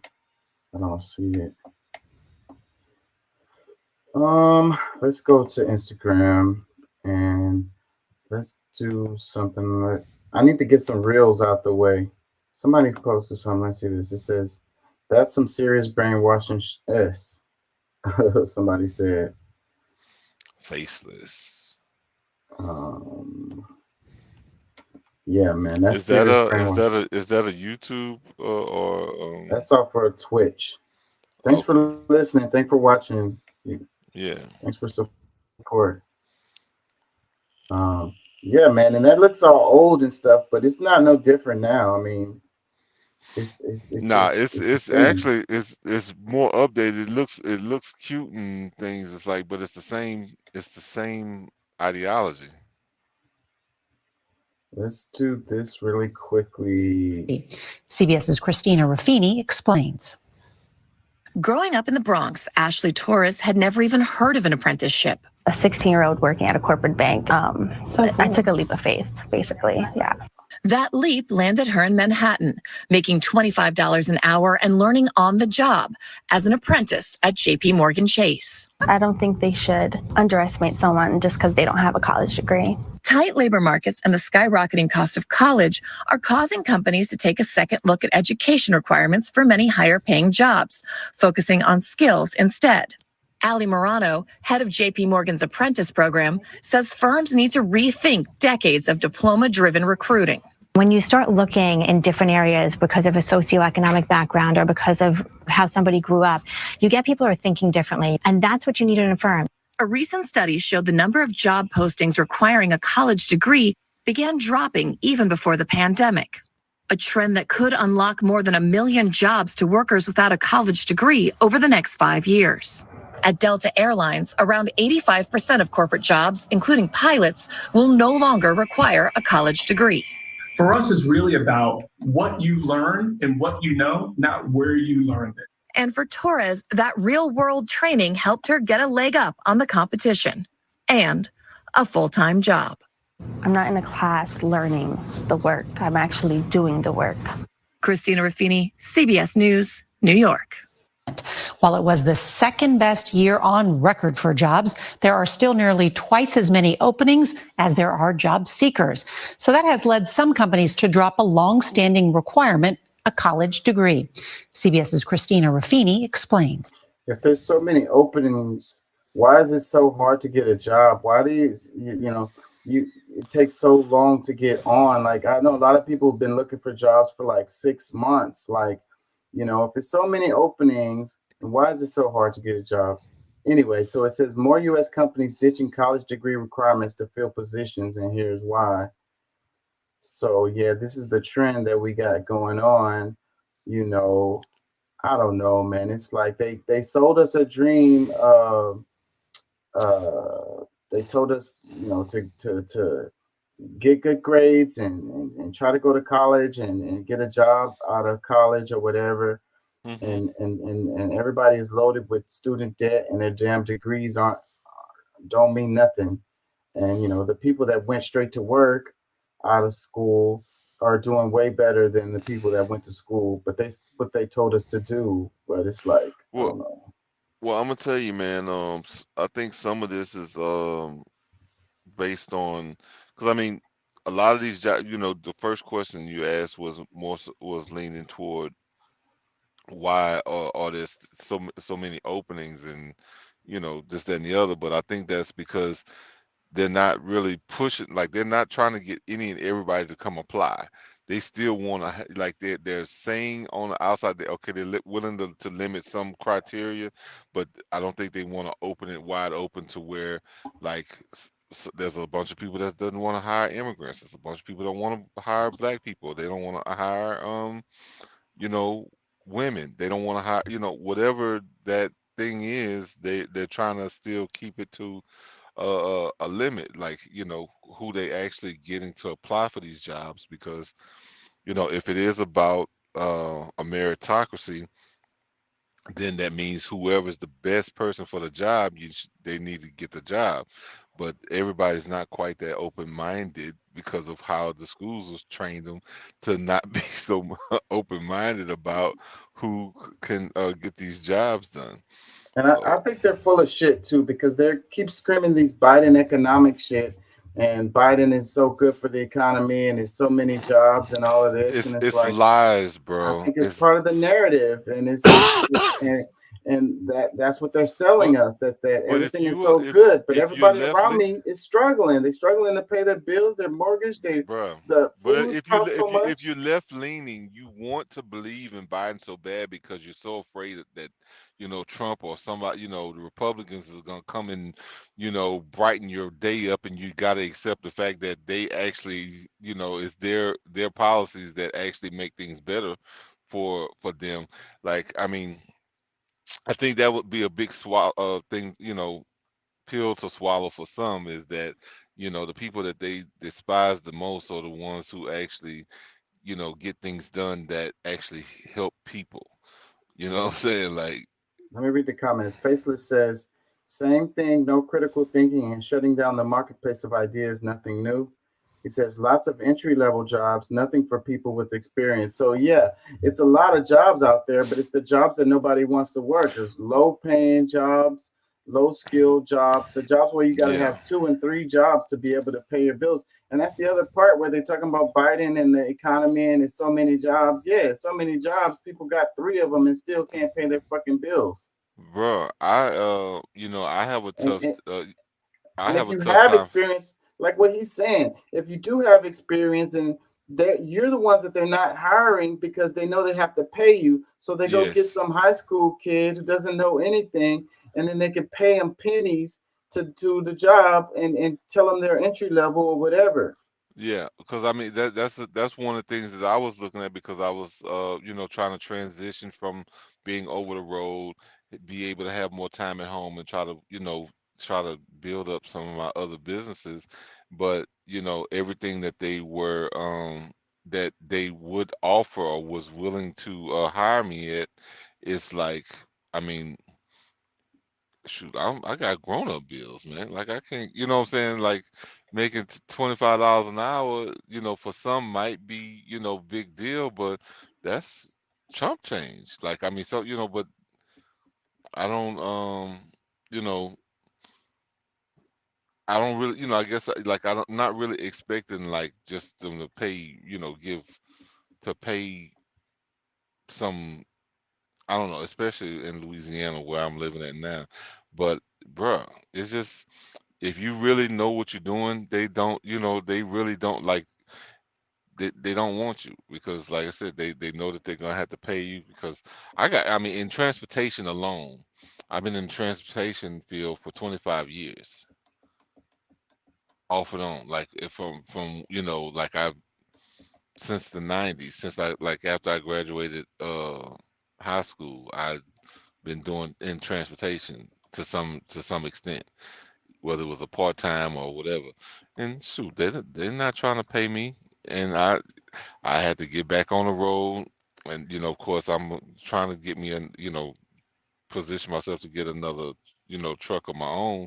But shoot, it gotten so bad I couldn't even afford to keep my truck I had. But You know, Faceless says, narrative is the right word. Keep people separated and in the dark. Check this out. It says 117 bankrupted, um, greater than 2 businesses, 84 arrested for drunk driving, 71 can't get a credit card, bad credit, 36 accused of spousal abuse, 19 accused of bad checks, 14 arrested for drug related charges, 8 arrested for shoplifting, 7 arrested for fraud, 3 arrested for assault. These are the numbers of the U.S. Congress. So these are people that are in Congress. developing policy for us is living with those charges. So these are our leaders. These are our representatives. These are the people who, make the laws and so forth and so on. Yeah. So people we're supposed to be looking up to. Yeah, I was wondering where they was going with that, but damn, that's wild. Faceless said, LOL saw the top 4 and was like, oh, this must be the U.S. Congress. He knew right away. It says, nah, not doing work, just enriching themselves and scamming the people that elect them. Man, you wonder, man. There's so much corruption and shadiness going on, and you wonder, man. Like these people aren't no better than us or whatever. They just, But that's the thing. Like when we was talking about it earlier, like most of them once before, like, because I think some of them go, like when they're originally trying to become a politician, going to try to help the people. It doesn't take long to convert them to politician because like they start out as a community service workers, and then they become politicians. As soon as they get get in the door, they're down there trying to make deals or with, see where they, see where they can make a few extra bucks, and they got to climb their way up because there's, everybody's not going to trust them as soon as they get in, and they're not going to get they're not going to get the big piece of meat when they get there. So, but overall, it just seems like they're like they just get there to just fit right on in, and that's why it's like people who really is about this life, that really wants to see people, like see the people change, like that's who we need to really try to fight to get in there. But we've made it harder for that person to be able to survive in that in that area, environment. in that And environment. Yeah. it's regular folks need to be the ones to get in there, but the money is the problem. Like you can't get elected unless you can raise large amounts of money, and like so it's the shadiest people who end up getting in there because they're the ones who can raise this money because the people know that they're going to look out for them. Like if some company came and gave you, like, I don't know, $100 million to help you get elected in Congress, once you get in there, do you not think that they're going to want something back for the money that they gave you? And then you No, can't they even just really looking. blame that No, person they want to because make they're sure going to feel you and your. obligated No, they to want. give back. Yeah, they're giving away all that money so that you can do good for your community. Yeah. Let me read some comments. It says, should publish the names. Then there's the Fed employees that owe $4 billion in back taxes, including members of Congress and Senate. And what about the 59 members of Congress reported owing student loans in their latest financial disclosure released last year? Roughly 40% of those borrowers are part of the young and diverse class of freshman lawmakers first elected in 2018, according to Open Secrets. Guess who were first in line to get theirs cleared? And they got a whole bunch of money when they did those PPP loans and those loan forgiveness deals that they had. Like all of them got that. One of the things that jump out to me out of all of these is the one that says 71 can't get a credit card. Damn, like yeah, I have 2 credit cards and I don't have the best credit, and I'm not a rich person. I'm a poor person. I live Yeah. check to check. No, Like you're they not can't. poor. You're They not got poor, but you know, 71 of them can't even get credit cards. Damn. yeah. But well, you know what? Because maybe I'm mistaken. Because I know that there's some of them like what's the salary for a representative? I don't know. It's I don't know, like 200,000 or some shit like that. I don't know. I don't Because know what the the number is. Senate, they're what at 400,000 or something like that. I don't know if it's that high because the president don't even get paid, but like six No, hundred thousand. not all. Say, well, no, they make $1 million a year. Hmm. The president does.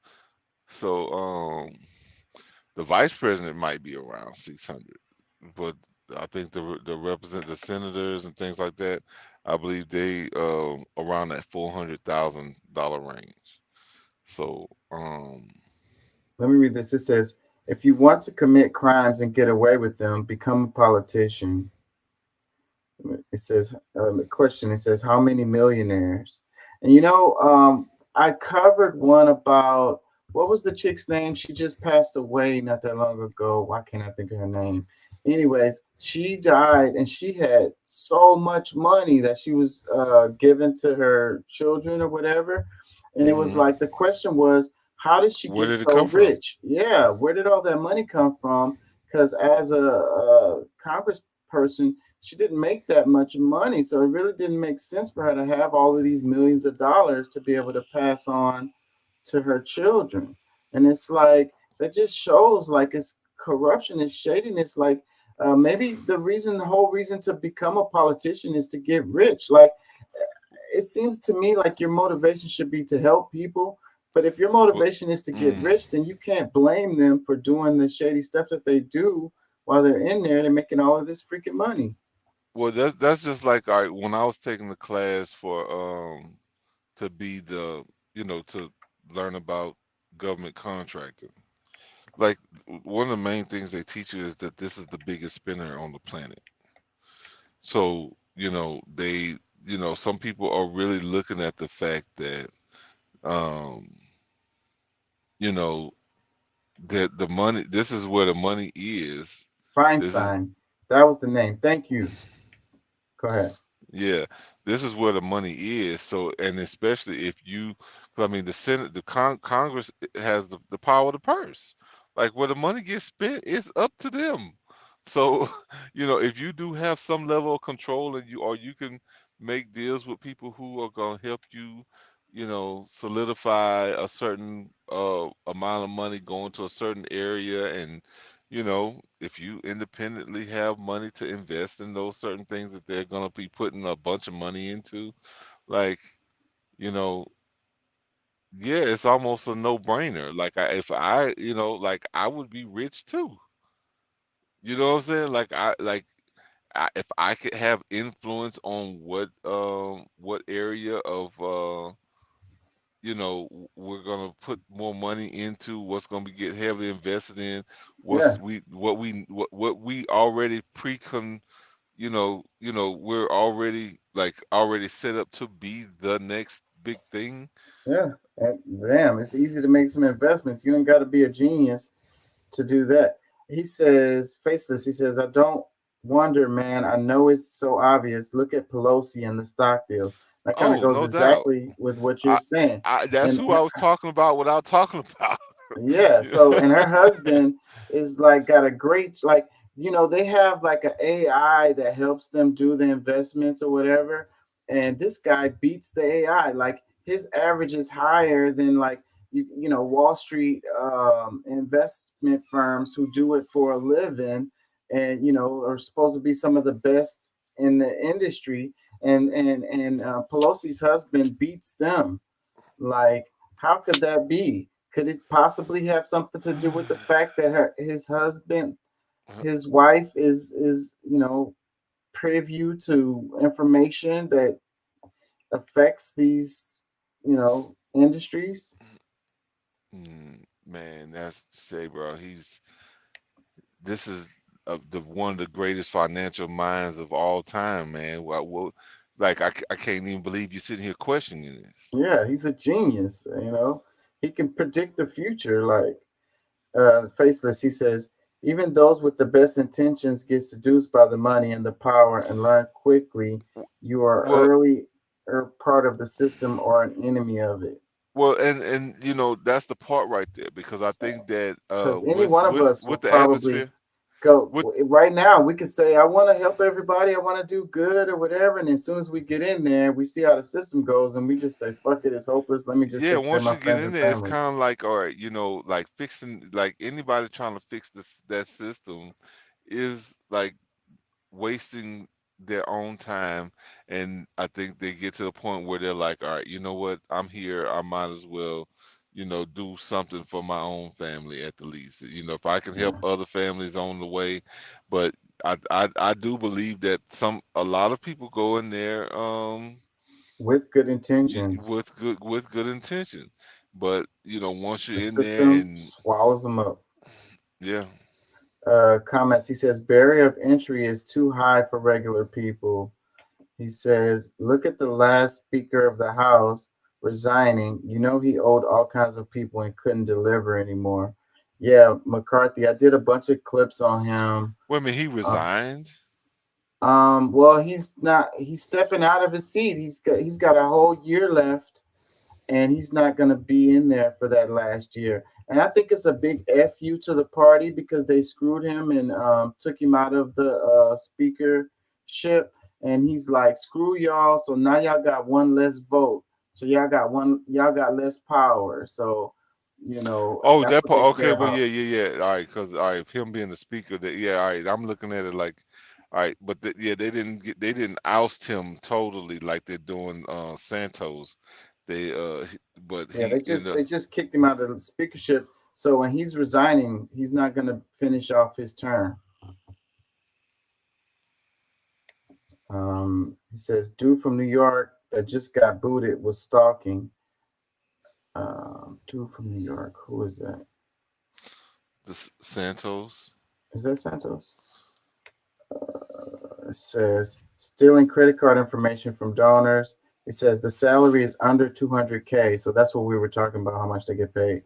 He says, but they get cash from their campaigns, and a lot of it is that, and that's what I've been noticing. Like these people, they get paid to lose, and because of the way the rules work, they get to keep the money that's left over from their campaigns after they lose. People donate all of this amount of money, they lose, and they get to go home with that check. And I think that some of these people are in it just for that. Like, I um, think what's his name what from the Young Turks is running.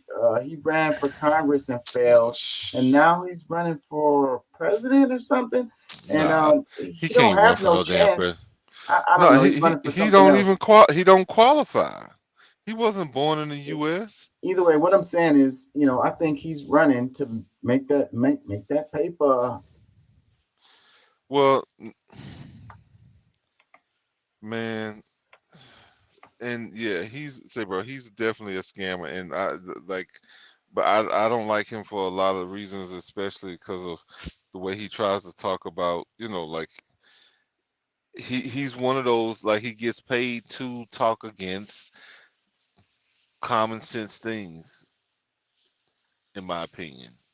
Let me read the faceless comments. He was like, Feinstein. He says her daughter had power of attorney over her personal life, but she was still representing her district. A lot of people was covering that too. Like, so she didn't have the authority to even control her own life, like decisions, but she was in Congress and being able to make decisions on our life.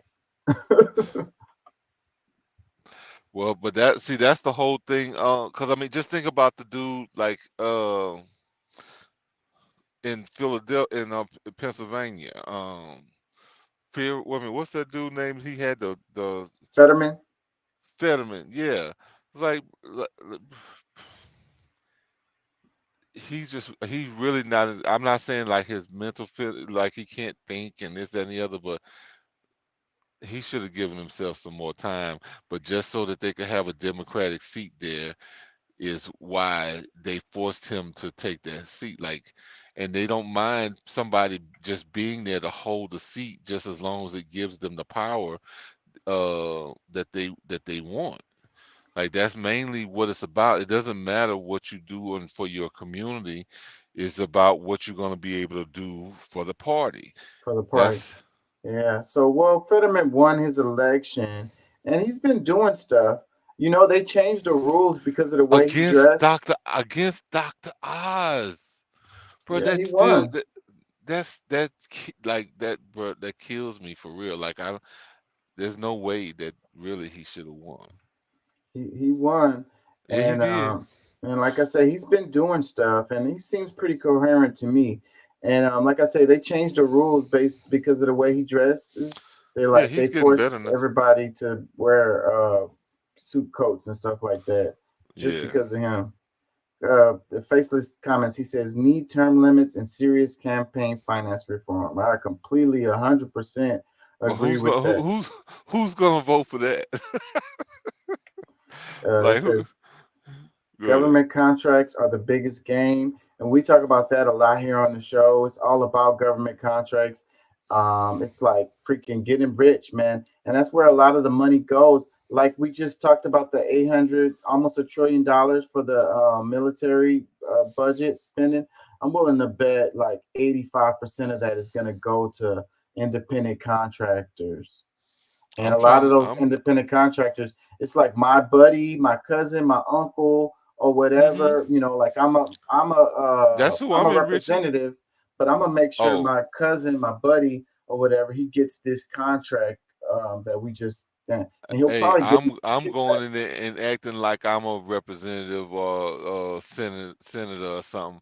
Cause believe me, I'm getting me a couple of contracts this year, and I'm enhancing the people I know, like that. And that's the thing. Like, I think that that's one of the things that, like, we really should, you know, be trying to control things, like to really to uplift our own communities. That's, instead of trying to become a politician, we can get in there one way or another and have some control on how these dollars are being spent. They should put that shit on the app, man. We live in the future, you know. They could put that shit on the app and like depending on your district or whatever, and then they have funds and how they're gonna be spent instead of going through the long ass process of like voting the bonds or whatever. But we could do that besides the point. After we've done the voting, and then after that, you could, through an app decide on how our money is going to be spent like more specifically, it could have some transparency on where this money is going. Well, I mean, that's what the bids are for. You putting in, what you can offer, how much you charge, and to get these things done. Yeah, but then, no, So that's not what I'm talking about. I'm talking about the people deciding where the money is going specifically, depending on what projects that needs to be done or whatever, what we prioritize to feel like more important or don't whatever. didn't you hear the man? He said that y'all don't know what y'all want. Yeah, we gotta tell you. Yeah. Comments, faceless. He says Chink just he says he just wants to see Biden lose. Yeah, I saw him That, say that. I don't think yeah, he's that, gonna have the power that to really do that. I I mean, don't think I don't shit, think. the Democrats are doing a good enough job Look, themselves to make that happen. Chink is jumping in as if he's gonna be the one that does that. He has like Biden has already done that for himself. So, like, Chink can just go sit his ass down some damn well. Yeah, Like, Biden has lost already. yeah. I don't care what happens between now and November. There's no coming back. Maybe they could get somebody else in Well, there, well, no, well, I'm different and Democrat this or whatever. look, hey, look, here goes some rumors if you want to hear it. Uh, well, of course, one of the first people they said that they're gonna try to bring in is Michelle Obama, but supposedly Hillary is supposed to be helping Biden with his campaign and helping him get money for his campaign. But I think that She I, couldn't I help her own campaign. What the fuck? well, my thing there, that's like, 'cause, no, she look. she got a bunch of donors still. She still own the minds of a bunch of rich people.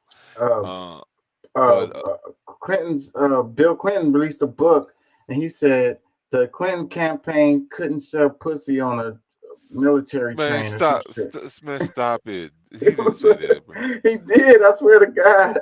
I'm saying it wrong, but about along the lines of that. Man, Let me read that's some. fucking hilarious, bro. Let, let me read some more. It said faceless. He says, "You see, he video of Feinstein where her aide is like, just say yes, just to say yes to vote, and she is on another planet, so dumb that she keeps her seat." It says Fender is keeping it interesting, calling out the senator with ties to Egypt.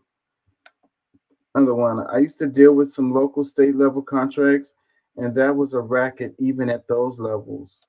He Oh, it's says, plenty "You of are right money. about Biden. I think it's going to be a Newsom from all Cali dude is a scam artist."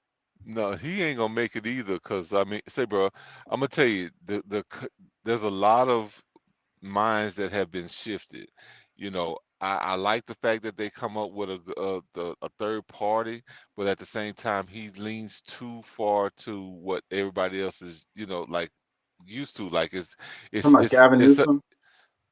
Oh no, he doesn't have a chance. Like he's ruined Oh, California so much, so he don't really have a chance. Like that's only that like they'll prop him up, maybe people who really don't know nothing about him, but once they do, he's in the dust. I mean, Biden is a better president option candidate, yeah. than Newsom.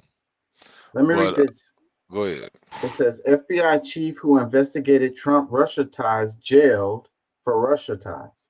Let me read that again because it's complicated. So yeah, FBI chief who investigated Trump Russia ties jailed for Russia ties. No, but bro, that's been clear. Like there's people like because I know like it's not being said on the news, and anybody who's really relying on news, real news, is not getting any news. But there's in different circles they've been talking about how a lot of that stuff was created by the Clinton campaign. I don't want to say it's Clinton herself, but the Clinton campaign came up with those things, but there was things that was happening because that's what she was Secretary of State in coming out of Obama's administration. So all of that stuff that they were saying was Russia ties. It was themselves, but they pushed it on the Trump to make it look like and to push it off of them, so they wouldn't have to catch any heat, but they was able to make that shit stick. And like even after those impeachments, like they never could prove his collusion, but after you really look into it, you can see where they were the very Yeah, what you call it they were culprits. implicit. And Yeah. so yeah, the whole thing they were like Russia, Russia, Russia, Russia, and then it was like Russia is interfering with our elections, and everybody was eating that shit up. But there is Hmm. a twist to this because recently information came out about documents that came up missing at the end of Trump's presidency related to the Russia investigations.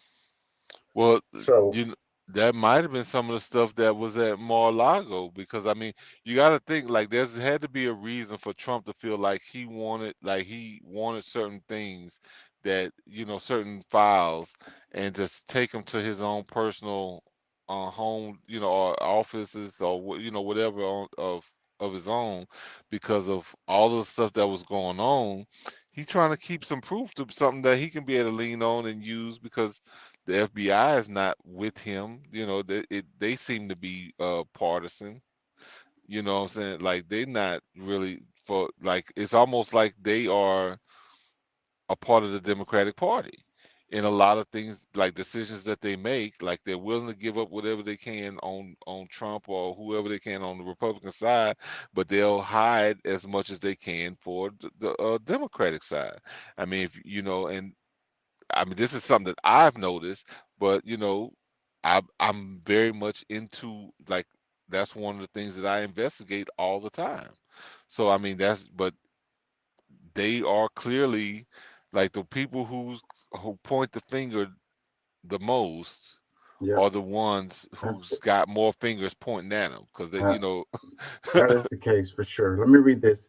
Charles McGonigal, former special agent in charge of the FBI's New York Counterintelligence Division, has been jailed for 4 years for accepting bribes from a prominent Russian billionaire. McGonigal was in an extreme and very predictable case of irony, part of the team investigating Donald Trump's alleged, and as it turns out, non existent ties to Russia. The charges relate to 2021 scandal involving Russian industrial Oleg Deripaska. McGonigal and former Russian diplomat Sergei Shestakov has secretly agreed to remove U.S. sanctions from the Deripaska in exchange for some discrete payments via various shell companies.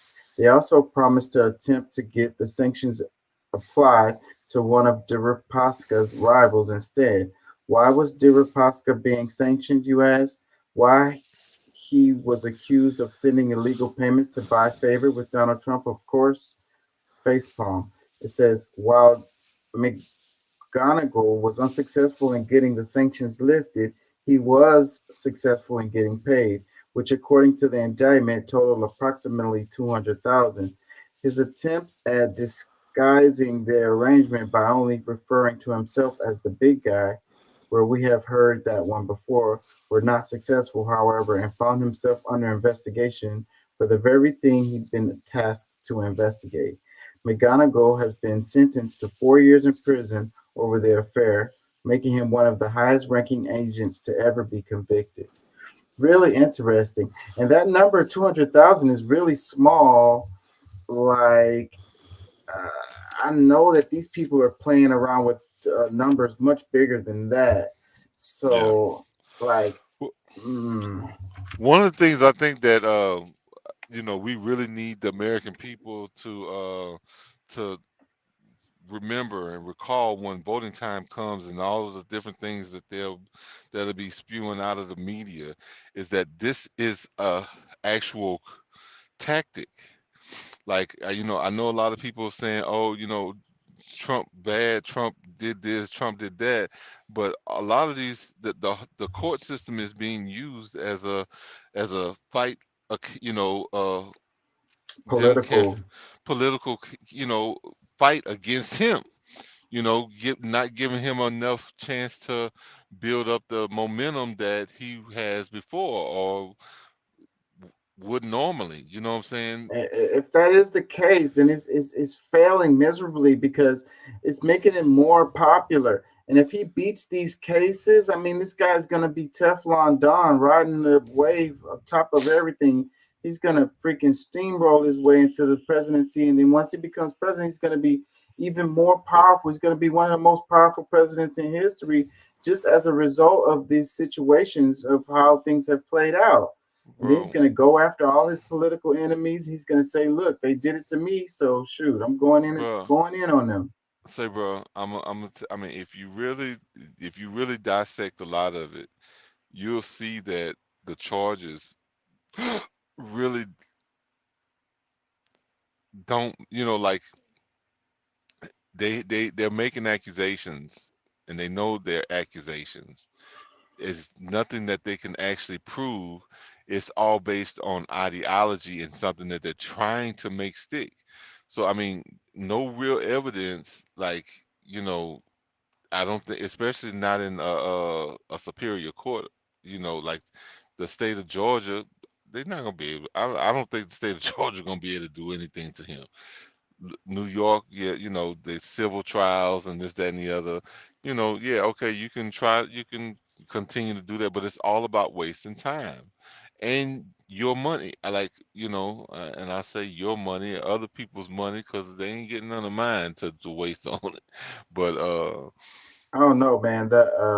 It's hard to beat those RICO type charges, and a lot of his co-defendants have already plead out.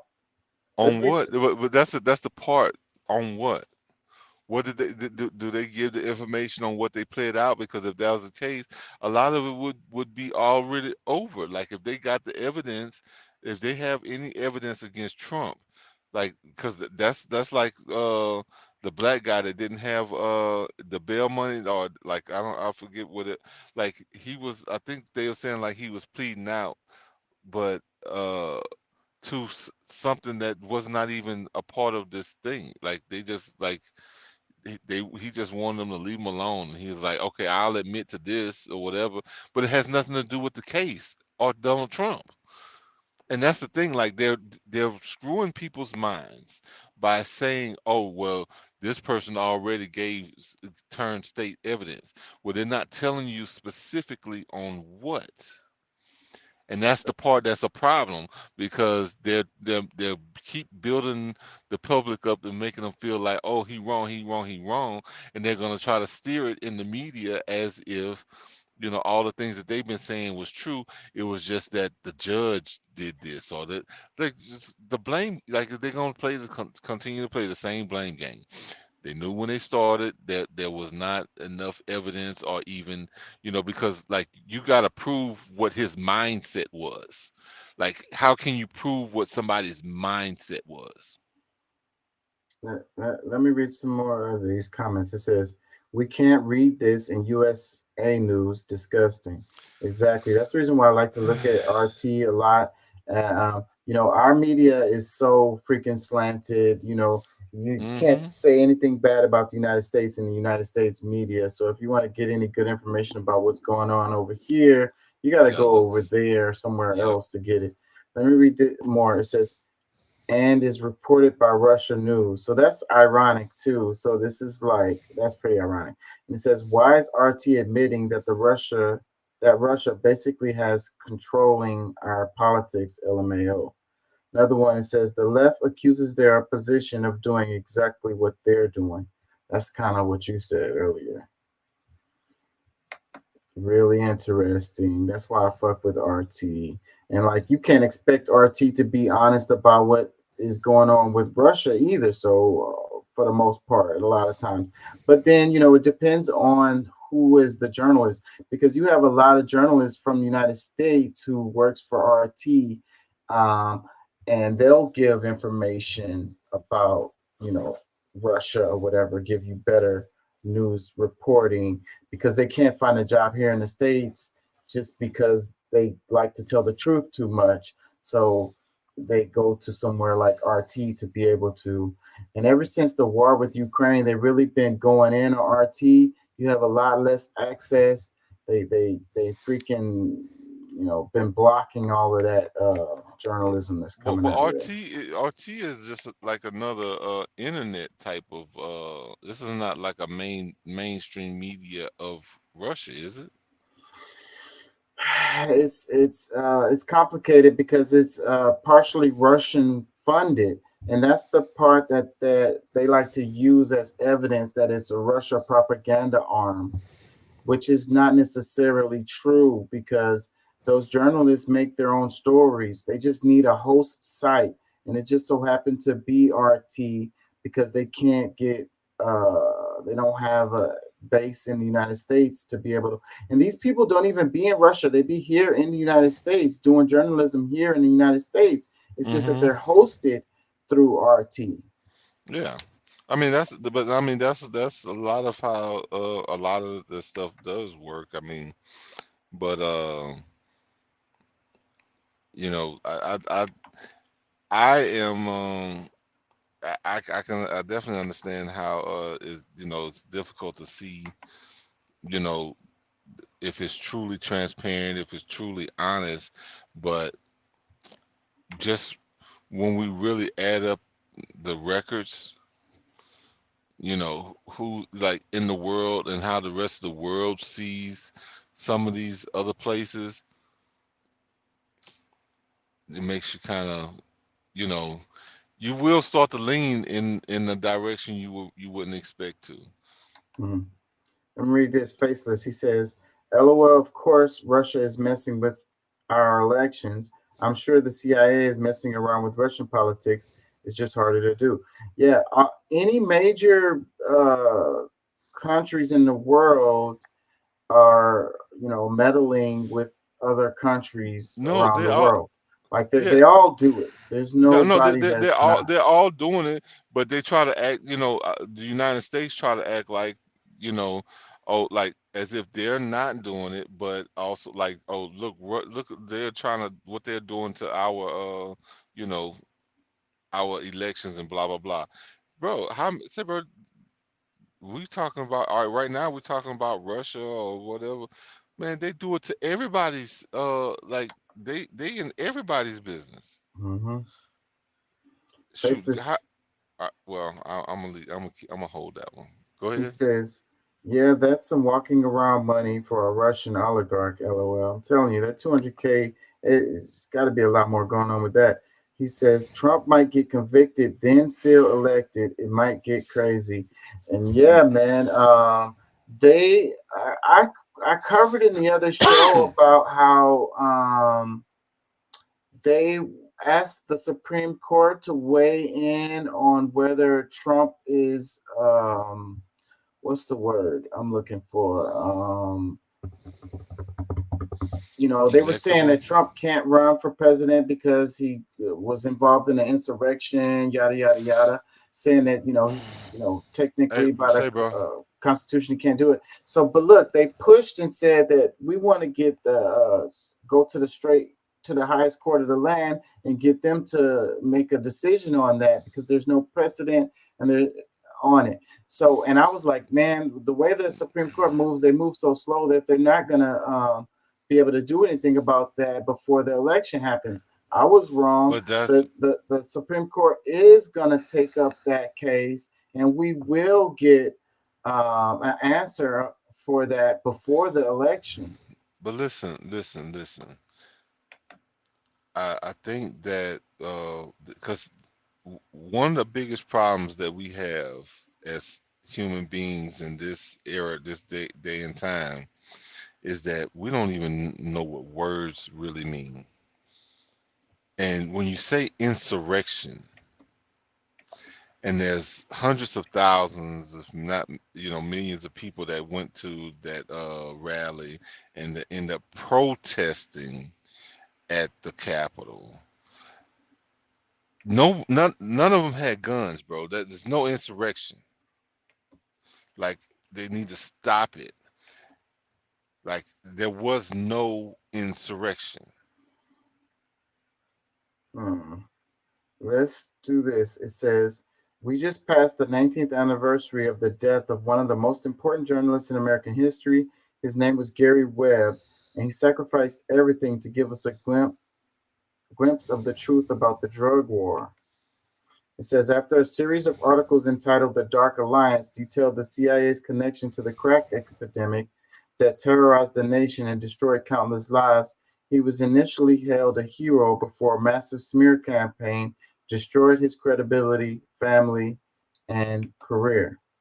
Gary refused to back down and stood firm against the attempt to assassinate his character. On December 10, 2004, the body of journalist Gary Webb was discovered in his home near Sacramento with 2 gunshot wounds to the head. It was ruled a suicide. 2 gunshot wounds to the head, ruled a suicide.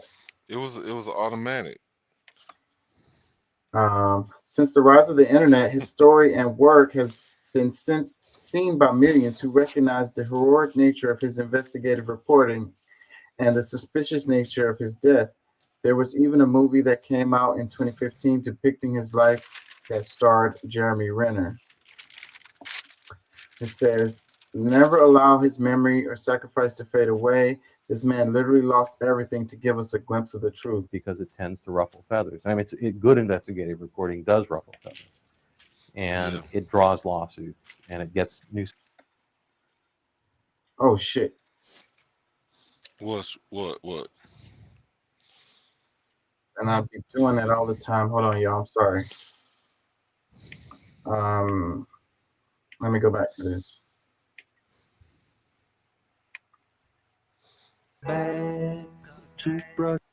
Okay, hold on. They were selling this stuff in South Central, which is predominantly black section of Los Angeles, immediately before the outbreak of the crack cocaine epidemic. They started selling powder, tons and tons and tons of powder cocaine going into this one small area of the city, and from there they sold it to Freeway Rick.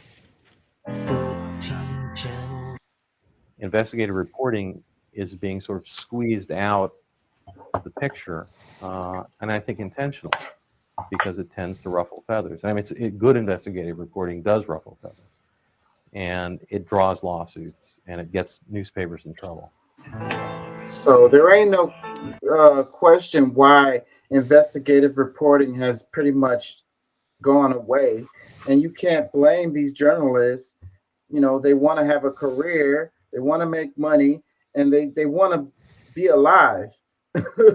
So doing all we have is these opinion heads talking on the news and arguing with each other, and we used to have investigative reporting news stories, and that used to be the dominant top of the line type of journalism stuff.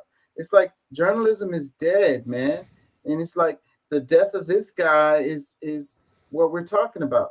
And then we're talking about Julian Assange being locked up. He did what he did, tried to inform the American people of shadiness, and look how it goes. It's always the whistleblower who gets persecuted, not the people who did illegal stuff and shady stuff. They get to continue to do it, but they be like, who snitched? Who told something or whatever? That's how you know we're ran by criminals. Mm-hmm. Who snitched? That's what's important, and that's what dominates the media, not what the hell he said, what he exposed. That's beside the point. Who snitched? Who stopped our racket? That's why journalism is dead.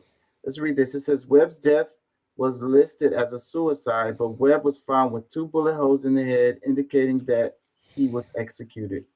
In the days leading up to his death, Webb had told his friends that he was receiving death threats, being regularly followed by what he thought was government agents, and that he was concerned about strange individuals who were seen breaking into and leaving his house.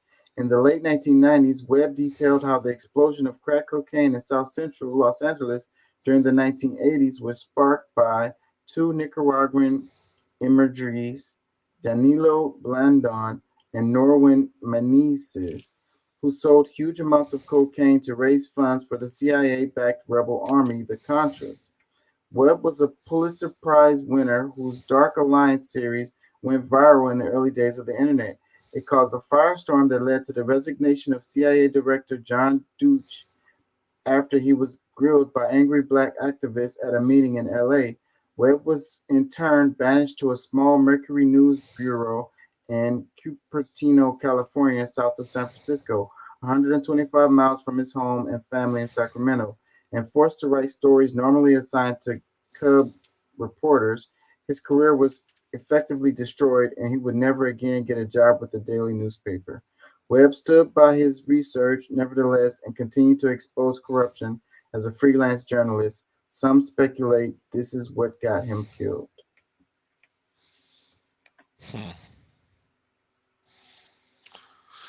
Yeah, man.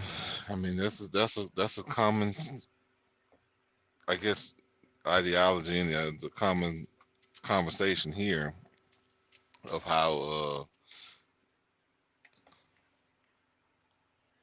this mainstream media really is not the friend of anyone honest. If you're honest, you're gonna die by the story. But because Assange was that when they was talking about Clinton. Verizon and No, the Democrats, Hillary Clinton. I thought that was with Obama. Obama was the president. Yeah, that's what I'm saying. Yeah, but yeah, he exposed the shady shit that and Clinton was Oh, was this the implicated. wiki? Was this the WikiLeaks? WikiLeaks, yeah, Oh, okay. yeah, and a lot of they feel like that's the reason why Hillary The Clinton didn't Clinton, win. yeah, the Clinton campaign, and all the stuff Benghazi and Exactly. yeah, okay. I'm missing comments. Let me see. What's the last one I read? Faceless. He says, I don't know, one or two swing states pull Trump from the ballot super late, and shit can't even more through the courts before the election. Trump loses an important swing state and loses the election. The whole election is called into question. So yeah, that's the thing. So the argument is, he can't be on the ballot, and some states have already passed that. Is what they're saying, and that's the reason why they're pushing this to the Supreme Court because they need a national answer to it because the different states can choose what they want with related to it. And like what Faceless is saying here, it only take one or two of the swing states to not have him on the ballot, and then that affect the overall election. And then people are gonna be like, it's illegitimate, and Trump got screwed, and then freaking the country would, man, bro. I don't want to see what would happen as a result of that. If Trump ends up losing, and it's because a couple of states said he couldn't be on the ballot because he was involved in insurrection, and yeah, we would have a powder keg on our hands here in the United States. Well, I think we already have one with a lot of different subjects. I mean, that would probably be one of the tipping points is, the election, because I think a lot of people are counting on, you know, Donald Trump or at least the Republican Party to bring back some of the core ideology of America. So I think that that would have some people pissed off, but we can't forget that some of the most gangster people on this in America are Democrats. Yep. So I mean, pissing them off is not that great either. Yep. You know what I'm Yep. saying? Yep. So it's Scary. Scary. we're in a pickle. We're in a pickle. Faceless. He says Trump should have pardoned Assange. That was terrible. Yeah, man. I mean, given the side that Trump is on with that situation, you would think that he would.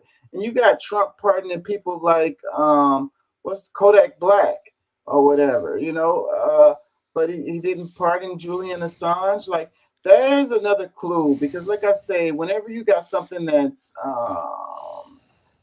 bipartisan, it's a clue. So Assange should have been, at the very least, Trump should have looked at that and been like, boom, I should look out for this guy. But he's pardoning people like Kodak Black, so that makes you wonder, you know. Talk about Trump being against the deep state or whatever, fighting against the deep state or whatever. But Well, I think that there's more to it than that, and like I think that once you become preview to some of the information that you get preview to becoming the president, it also allows you to be, you're a part of the group. You're part of. He automatically became an elitist. He automatically became a but let me part of the machine, if you will. let me ask this: what happens to Assange if he's out on the streets What are you saying? You think somebody gonna kill him? here in America? Yeah, shit, maybe even somewhere in another country. Like he he upset the wrong. Like I just told you who the most gangsterous people are. Yeah. So I mean, regardless, are very much still upset about it. Shit, they They don't still let shit upset. go. They still upset with Haiti from 18. Yeah, they don't let shit go. They hold on to shit. So nah, that's not gonna just die down. And he might be able to live for a little while, but shoot, he might end up dying from a heart attack from wondering when, waiting to see when they're gonna kill him, because Yeah. he know that they're gonna do it. Yeah. Well, they could get him. They could probably get him locked up too. So, let me read more. Faceless. He says, "Man, Obama had the worst record for going after journalists and whistleblowers, and no one talks about it. Obama gets No. a pass on so much stuff. It's like Well, it's pretty amazing."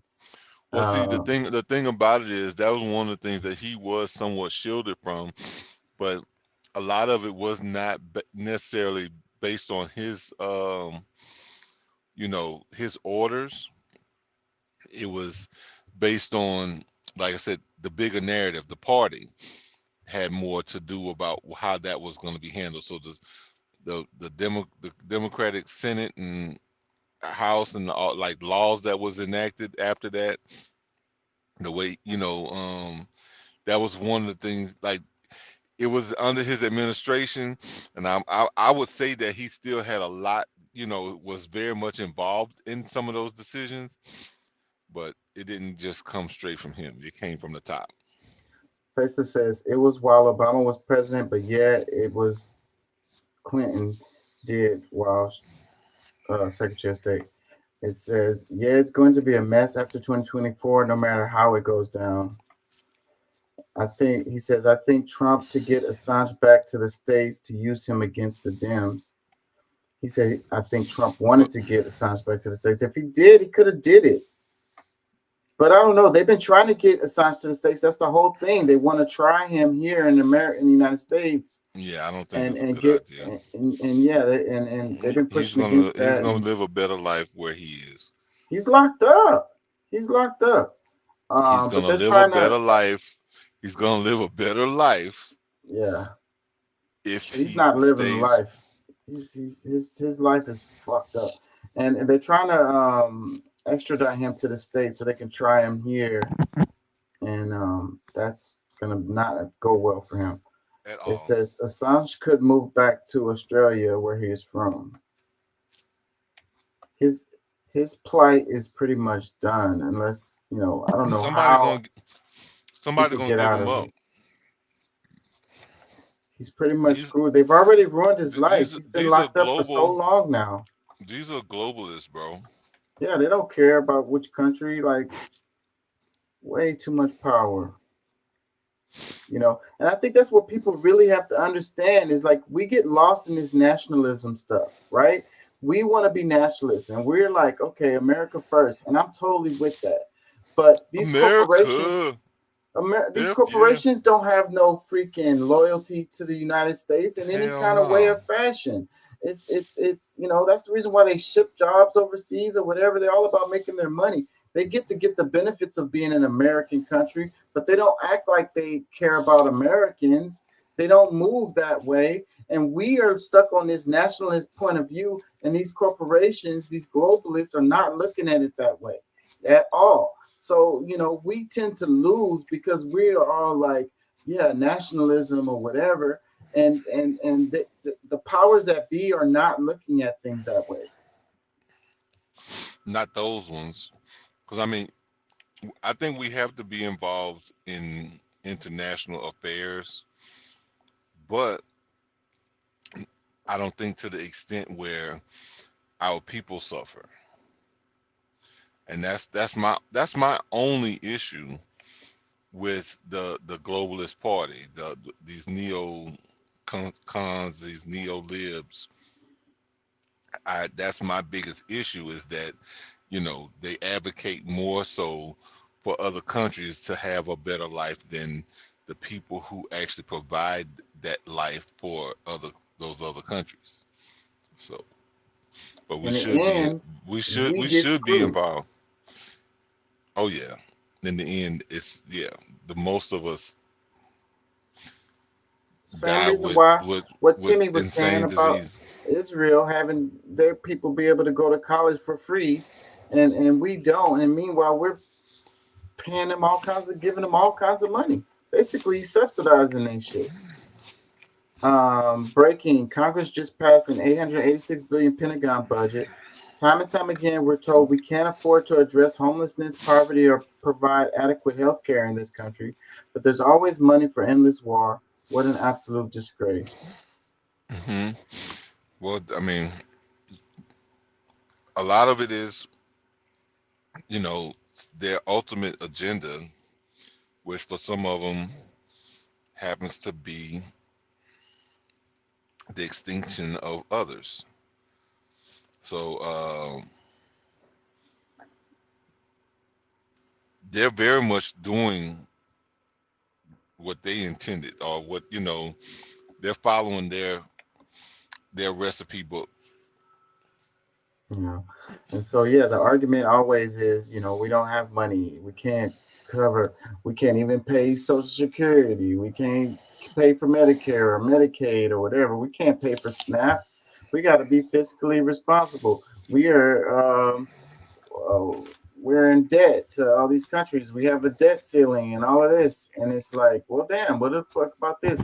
But the other side on this, what people don't really understand, a lot of this money, it goes to American companies, these United States manufacturers or Well, whatever, I see them as foreign companies. Right. It's kind of just what we were just saying. Like they don't care about the United States citizens. They're just making money. But it's still American companies where a lot of this money goes to. Um, that's where it goes. A lot of it. Boeing, Lockheed Martin, Raytheon. The regular players. Let's read this. It says, let's not kid ourselves. Those funds do not all go to where they're needed. The troops and their equipment are the last places these funds go to. They go to the CEOs, shareholders, and Congress people, and the funds are point on frivolous stuff. So they like to say, because they did put a raise in this budget. There's a raise for military officers or whatever. They're making a little bit more money, so that was part of the package. But that's how they sell these deals. But no, I think, well, I could be wrong, but I do want to add in there that there's incentives for those soldiers that were denied the Jabiwaski, Mm-hmm. for them to come back with a higher rate of pay. They're still gonna probably jab them. Another comment, it says, in Bidenomics, I can't even say that. Close the southern border. Doing those two things will solve most of the problems. Yeah. Where did they come up with this word? They've been saying this for a while. Bidenomics. Like, what the hell, bro? Well, Like, see, because out of here. It's a joke. Because Definitely, it's not written somewhere. This is the media's been supposedly saying it. the ideology of what, because the new Green Deal is what it's really called. It's a joke that's not funny.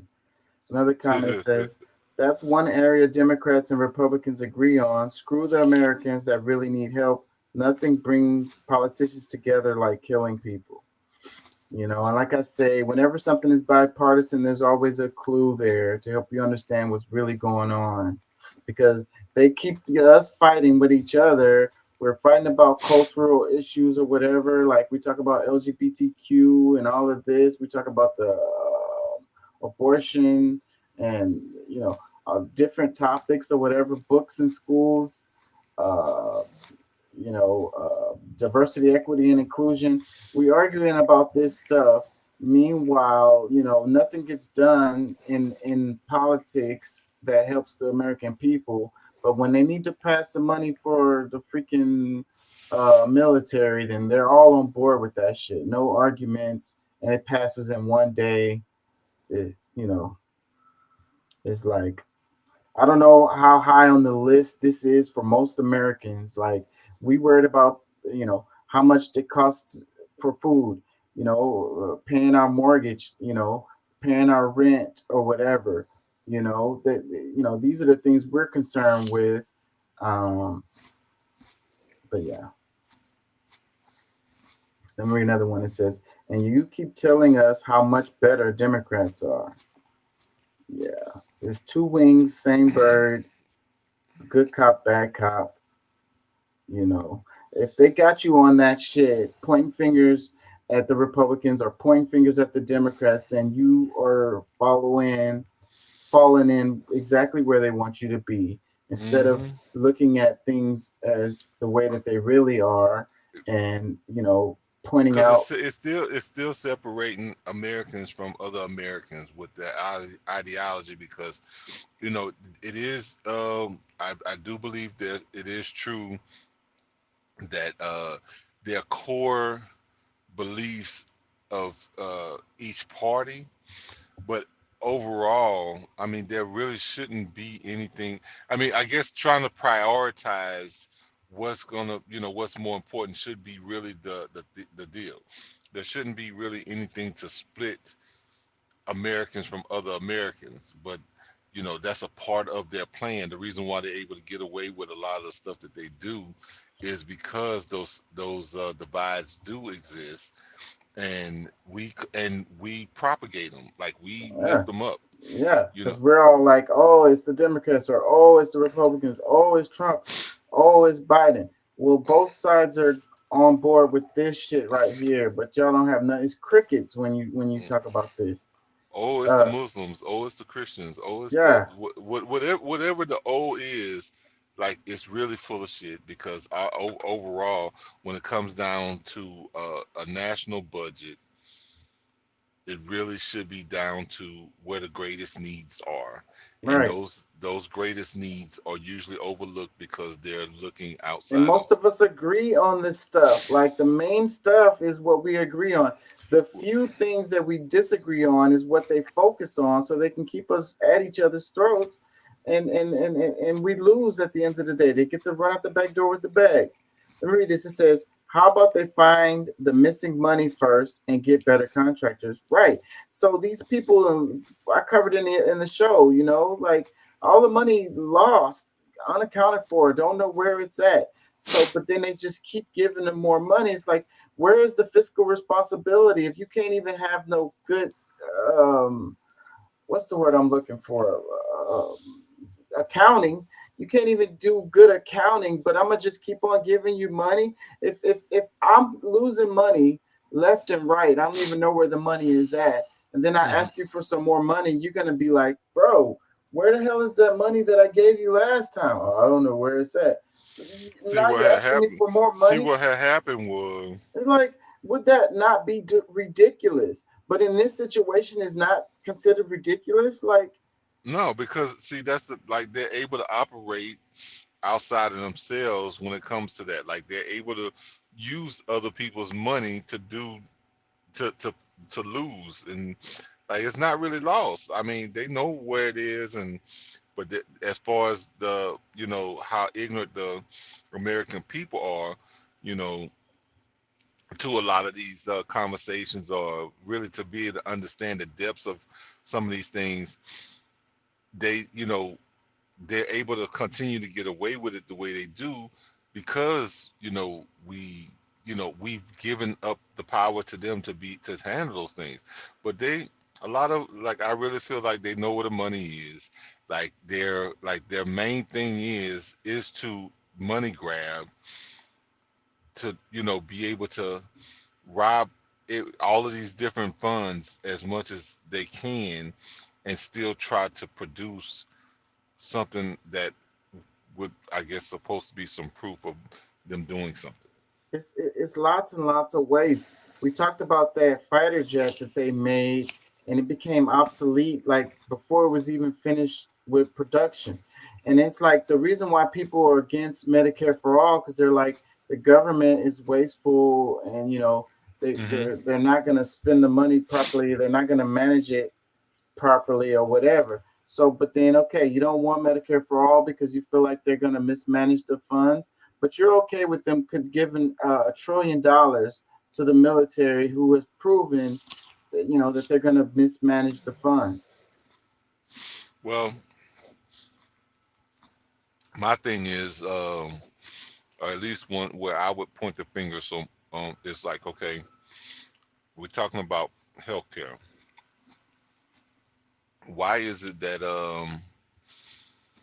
it's a bad thing to be competitive in the market?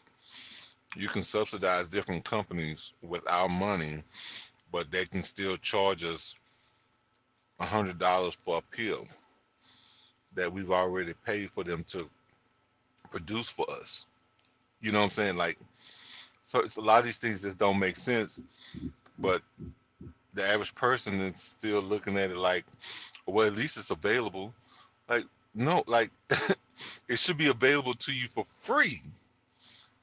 The medication, like, I mean, especially like when it's our tax dollars that's actually creating Right. We did the we funded the research and development of it, all and of its losses, like then it all the becomes losses that they private. took, all of the losses that they took was on our dime, you know, and then they was finally developed it. So now that they get to reward the patent and all these things for this drug, and now they're selling it for, you know, $100 a pill, and you need 3 of them a day. Crazy. Couple comments. It says, in order to address poverty, we need to tax the ultra wealthy who are not paying their taxes. If you're wealthy, you have to pay your fair share of taxes in this country. It says, one thing they can always agree on is overpriced weapons of death.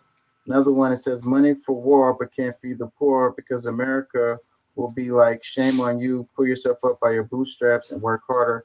Now go make my money. This place is whack as F. Another one, it says, look, it's simple. They will make money off of war until we stop that. It's always going to be this way. I am 100% Democratic, but I also feel right now we absolutely need to pour into our defense program with what is going on in the world. That comment doesn't really tell me anything because I'm Democratic too, but I'm an independent and I'm also conservative.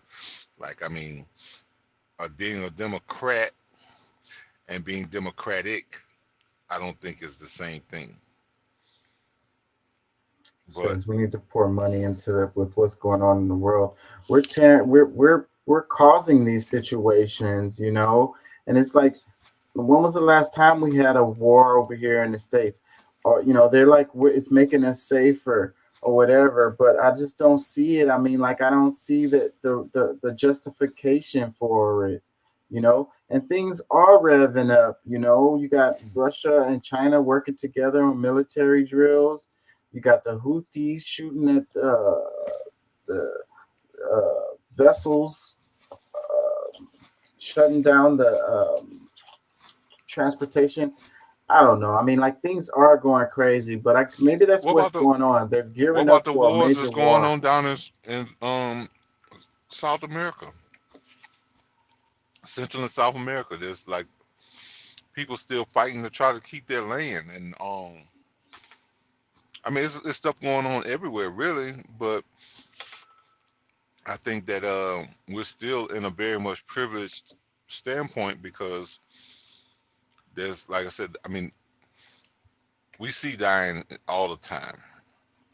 Not to say that this is not a part of the war, because in, you know, to look at it wholly, I guess it really is. But it's not like, you know, we walk out of our house and there's a true battlefield. You That's what I know, mean.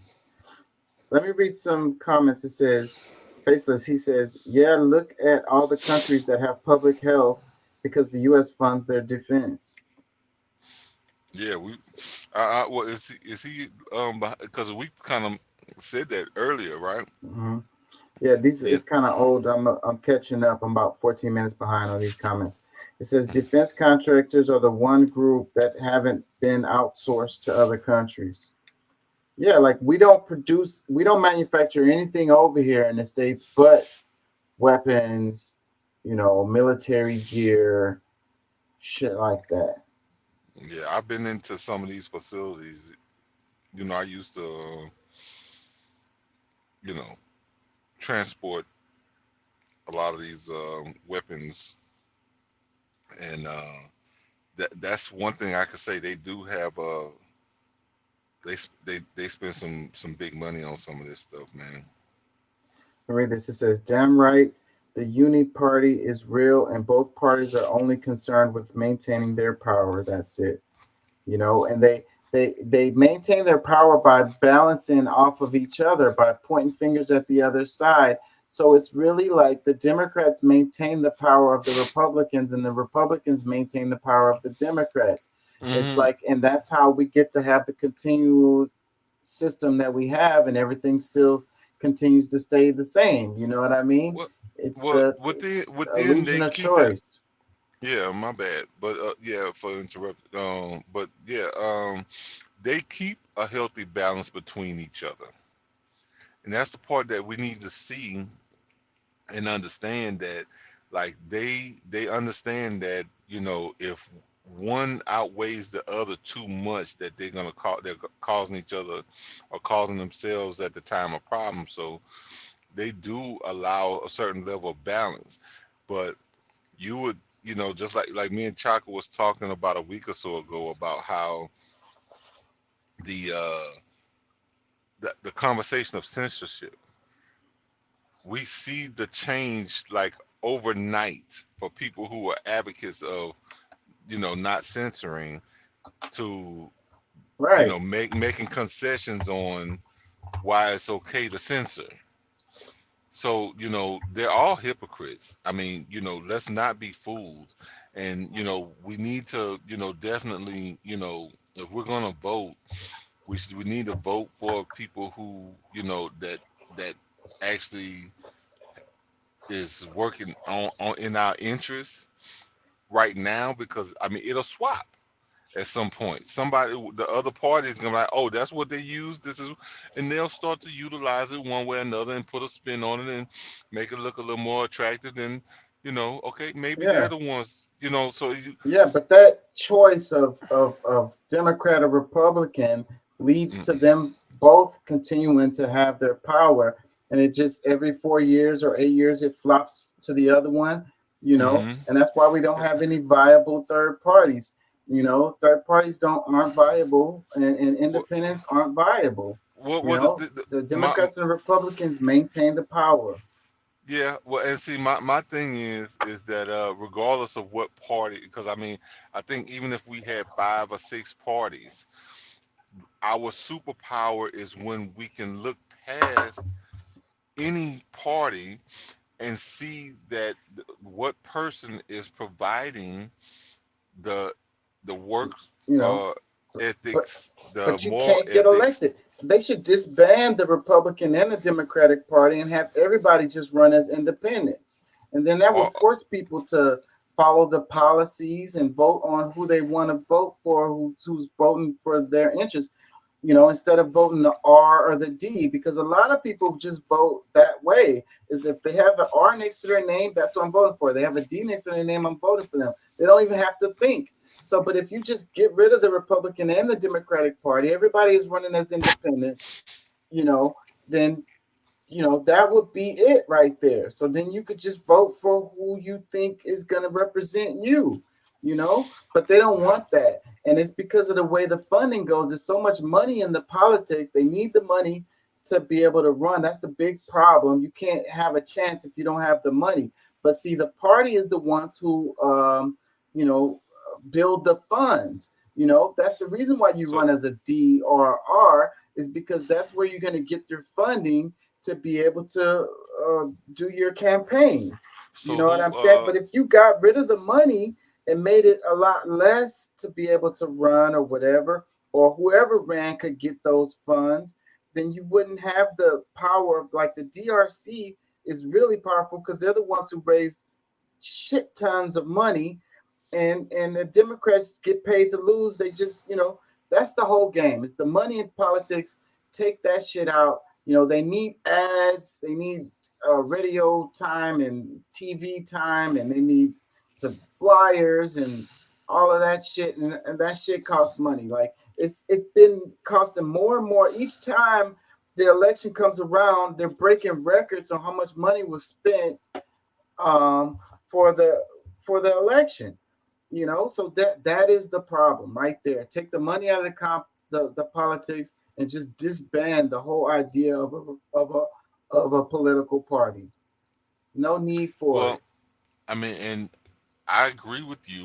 I mean, I think that that could help in certain ways, but I mean, I think we'll have to find a foolproof way to still be able to, like, each candidate have the ability to spread their message.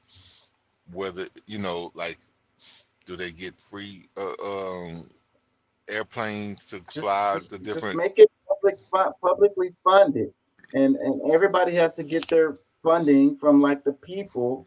If you can't get, that's why, like, like Democrats, even Hillary Clinton, like they couldn't even get no groups together. They didn't really have no support of the Well, no. people, really. They made it Mm-mm. look like they did with the media and the pictures and stuff, but it wasn't nobody at these damn campaign events or But whatever. listen, But they had see the the money from the DRC, and that's what did it. So, but if each individual had to raise their funds, and individually, if they had support from the people, then they're gonna have the funds to be able to run their election.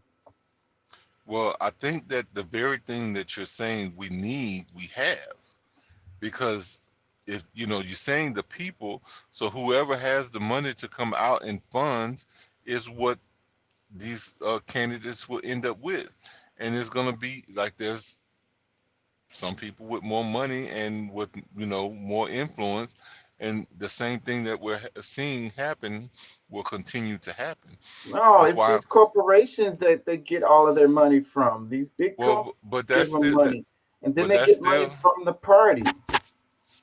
Well, no, I understand what you're saying, because I mean, if we're relying on the candidate to get money from any individual person or corporation, that's where we're gonna have some problems. So it has to be fixed to where the candidates fairly get the right amount of time, the same amount of time, the same amount of visibility, without the people having to provide for that.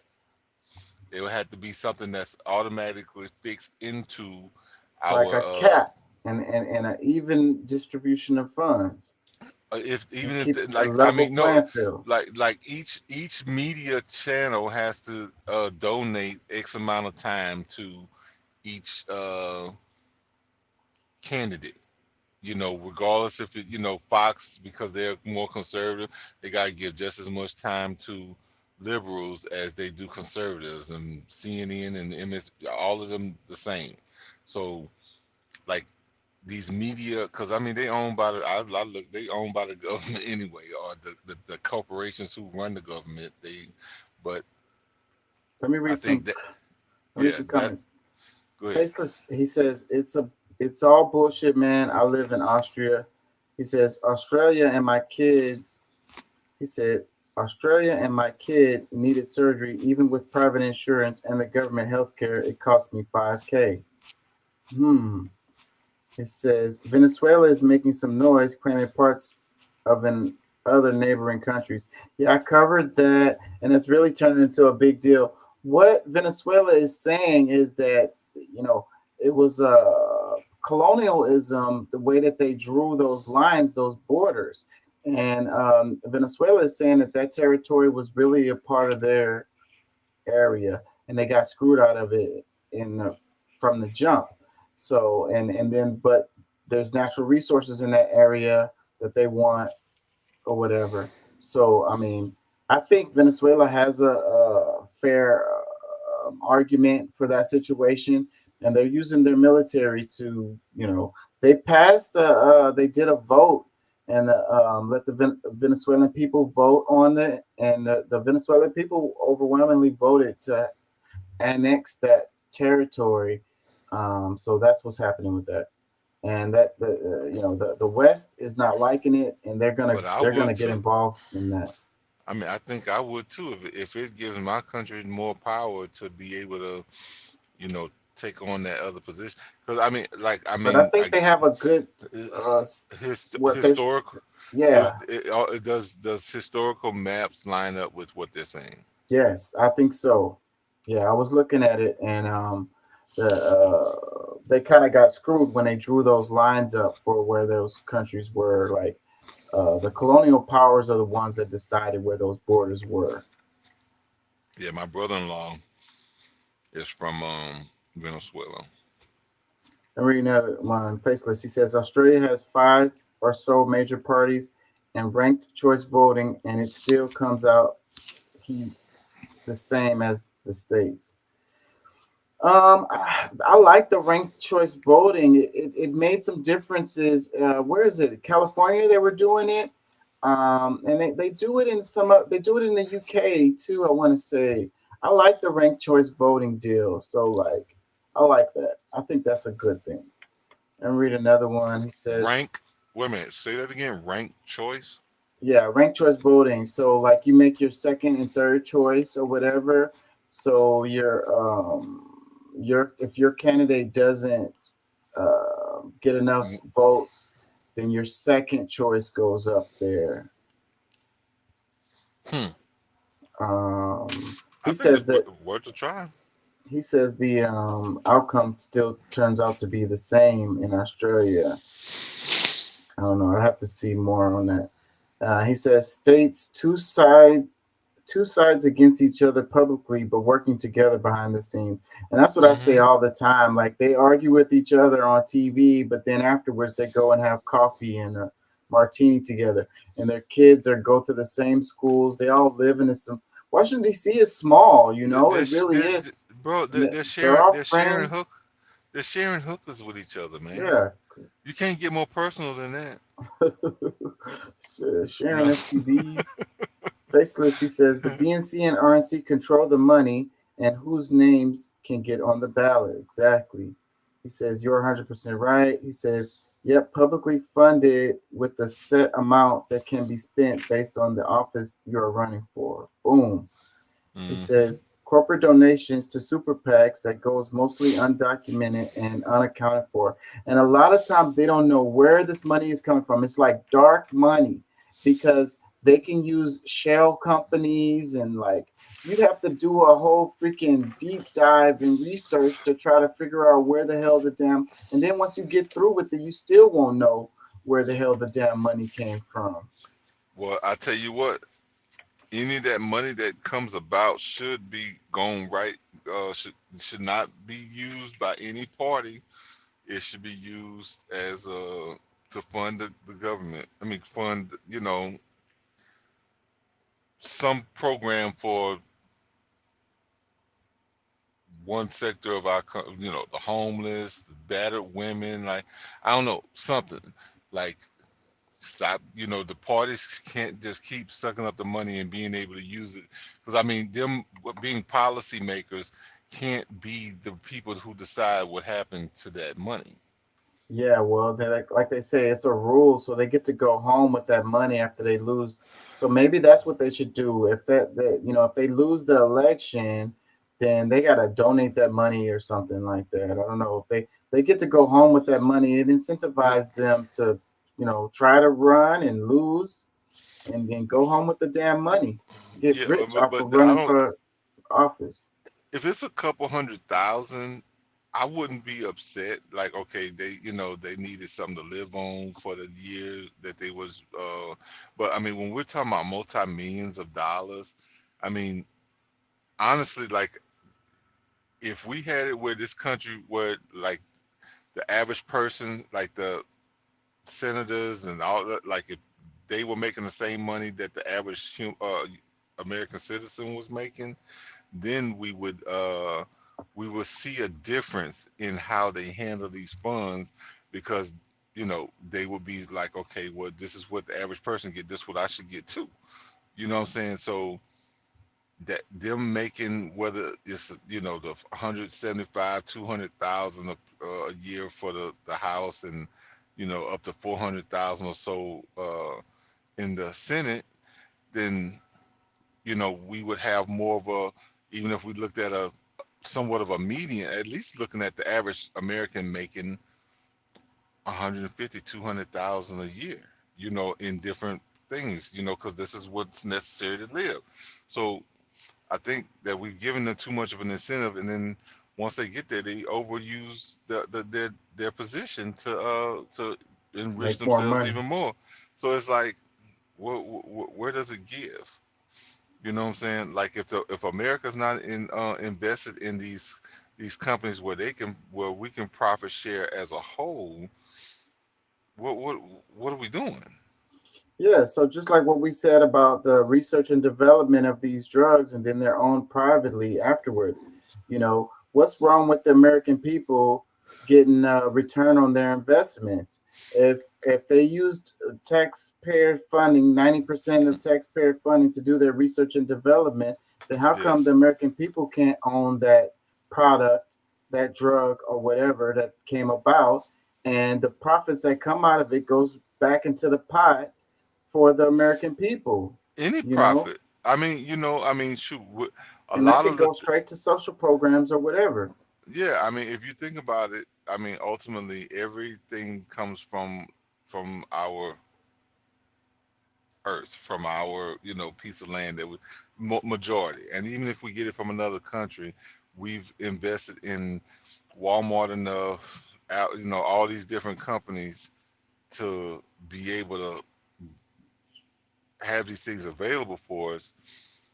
It should never get to a point to where we're paying, you know, 300% of its cost, you know, to be able to acquire it for ourselves. Like there's a lot of things Yeah, just really don't add yeah. up, and They or turn or around and or if we are gonna pay those types of percentages on our daily goods, things that we need day to day, we, we should be like we should be invested each state, each like the federal government, however you want to set it up.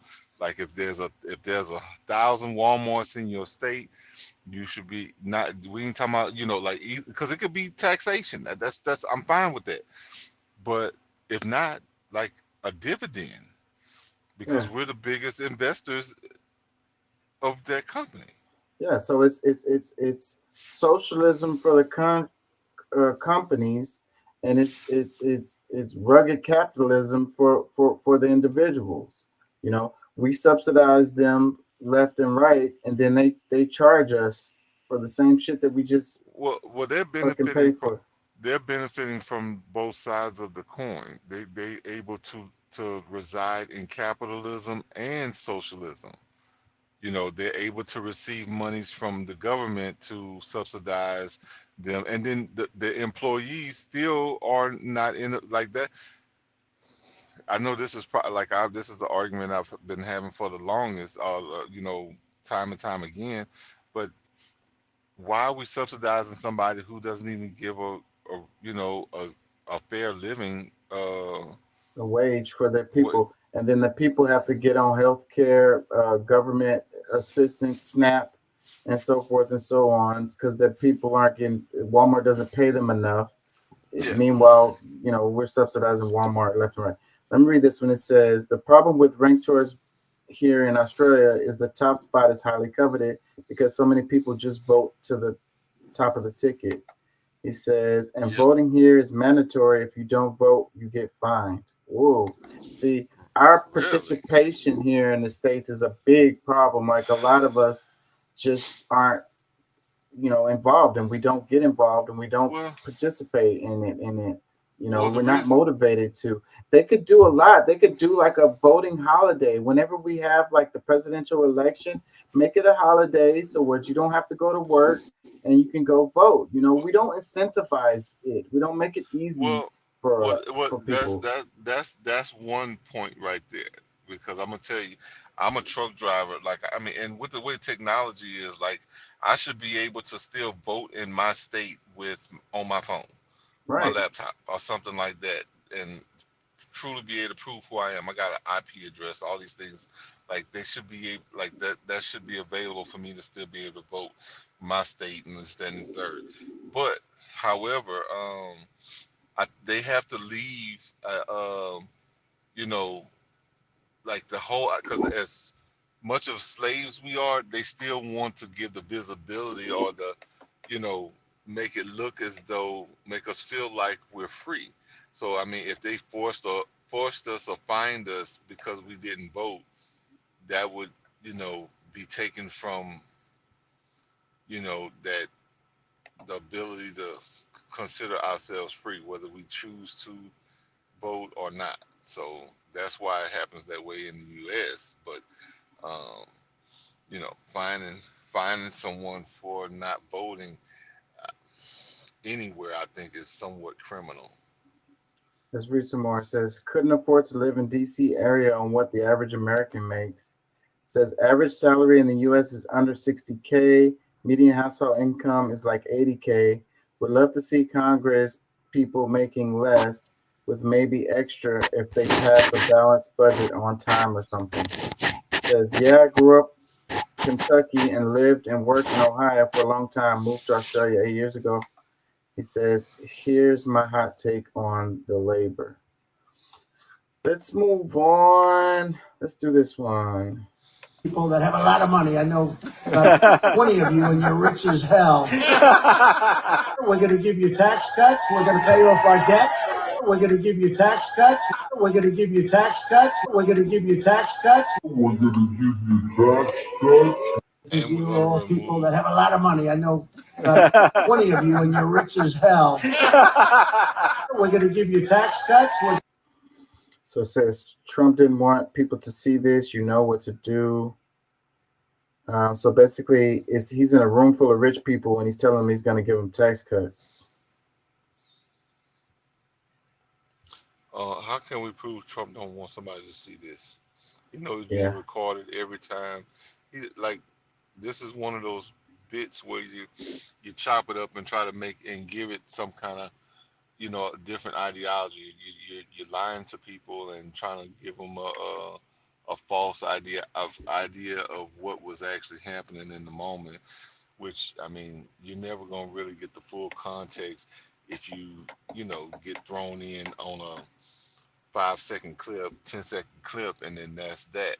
So, I mean, I don't believe that.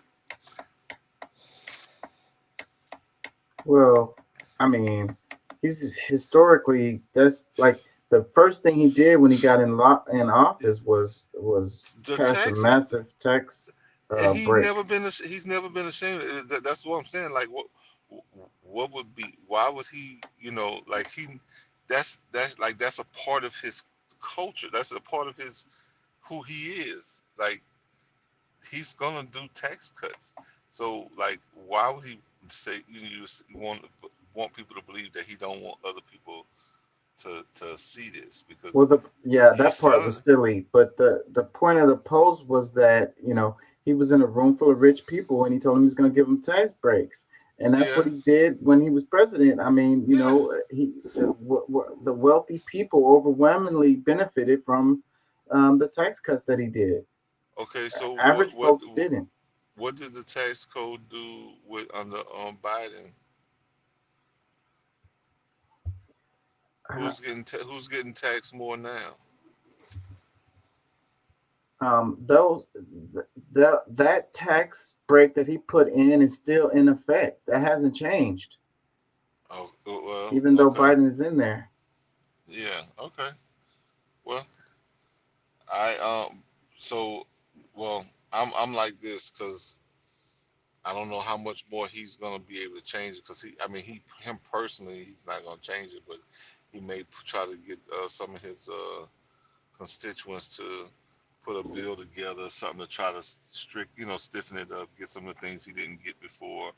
But I think that more people were more happy with, because it wasn't just rich people that got tax cuts. And that's the part that I think gets overlooked.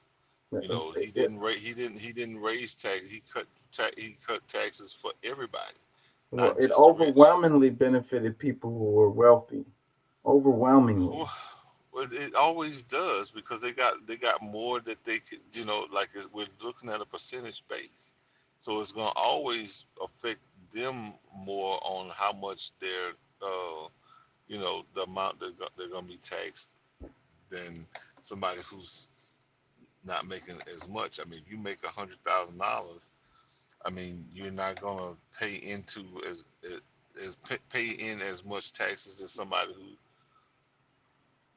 makes $1 million.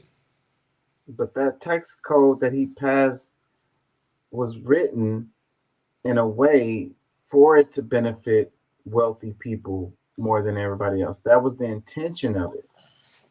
Well, and I know like it's maybe this trickle down effect or whatever, but I mean to me I think I feel it does make sense to where you want to incentivize people to be in that bracket.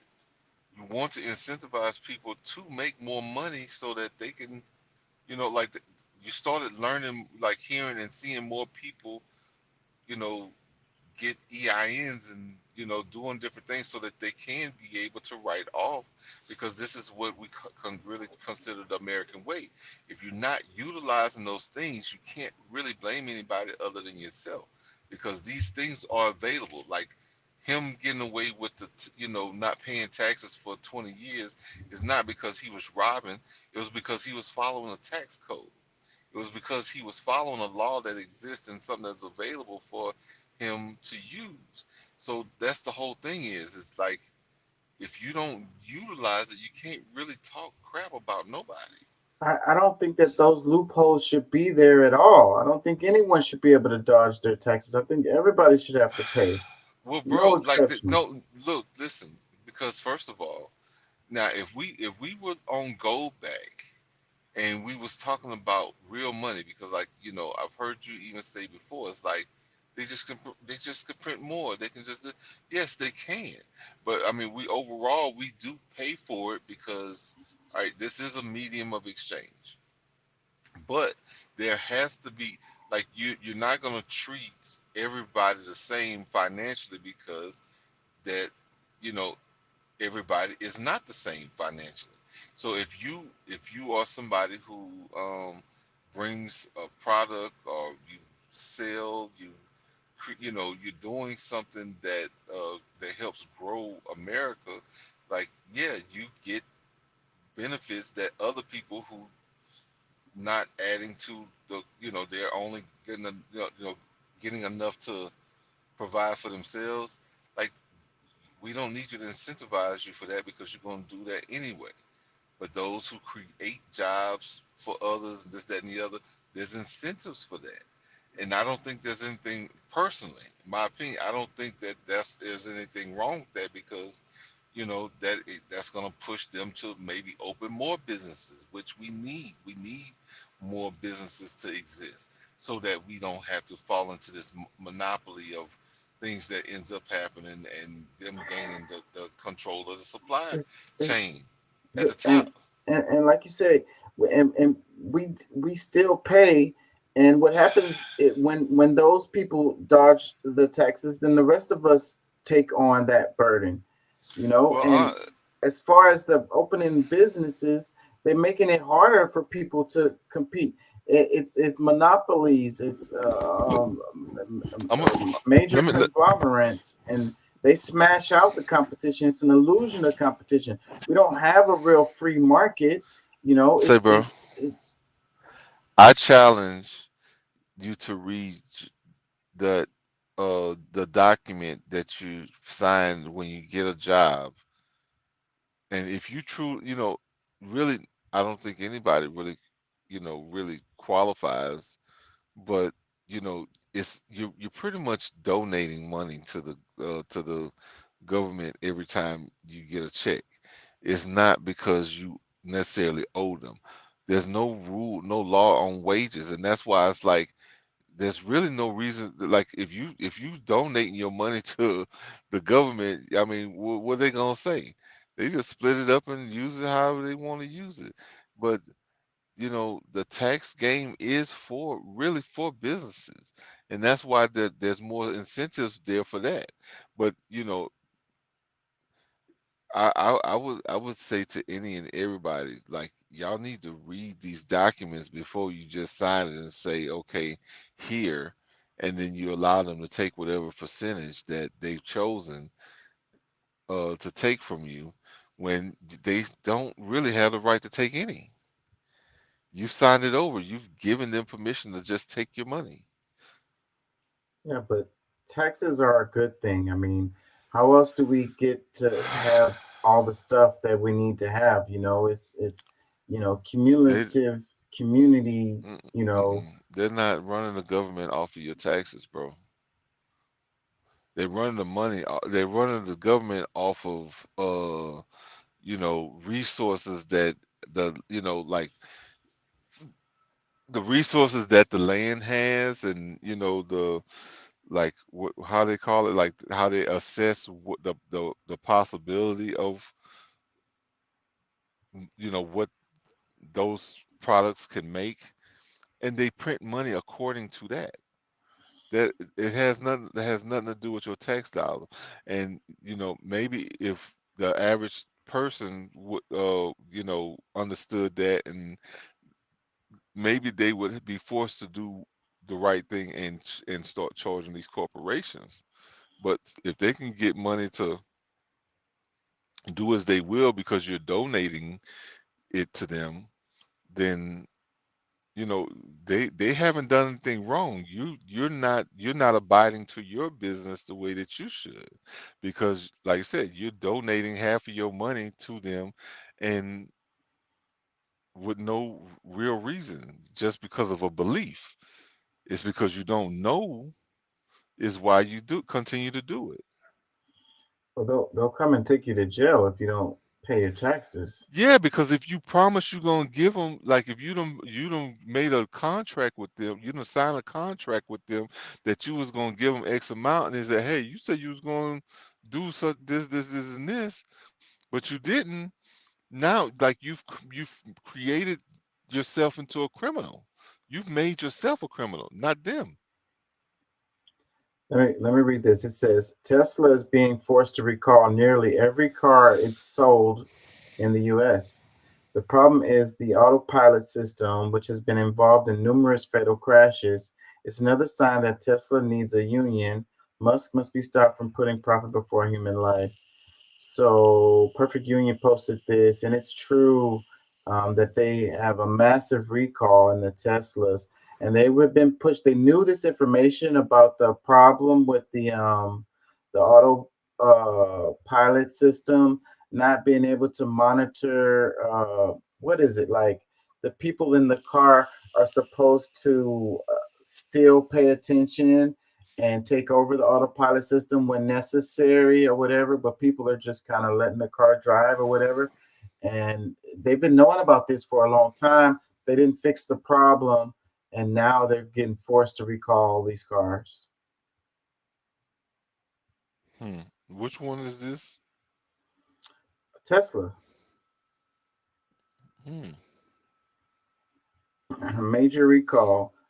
Um, yeah. Yeah, I think all companies go through that. Um, you know, over time, and I mean, you, th- there's usually not going to become a perfect car until it has enough trial and error.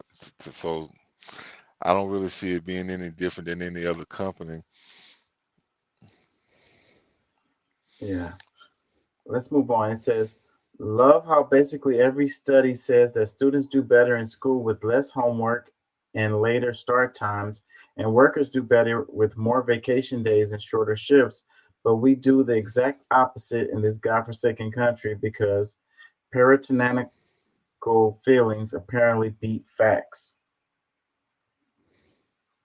Yeah, so I don't understand the motivations with a lot of the stuff that we do, other than like slavery. You know what I mean? Like, um, yeah, the data is out on a lot of this stuff, and it still doesn't matter. Like, the work from home argument and productivity went up with it, and now they're pushing people to go back to the office, even though uh, their Production was productivity high.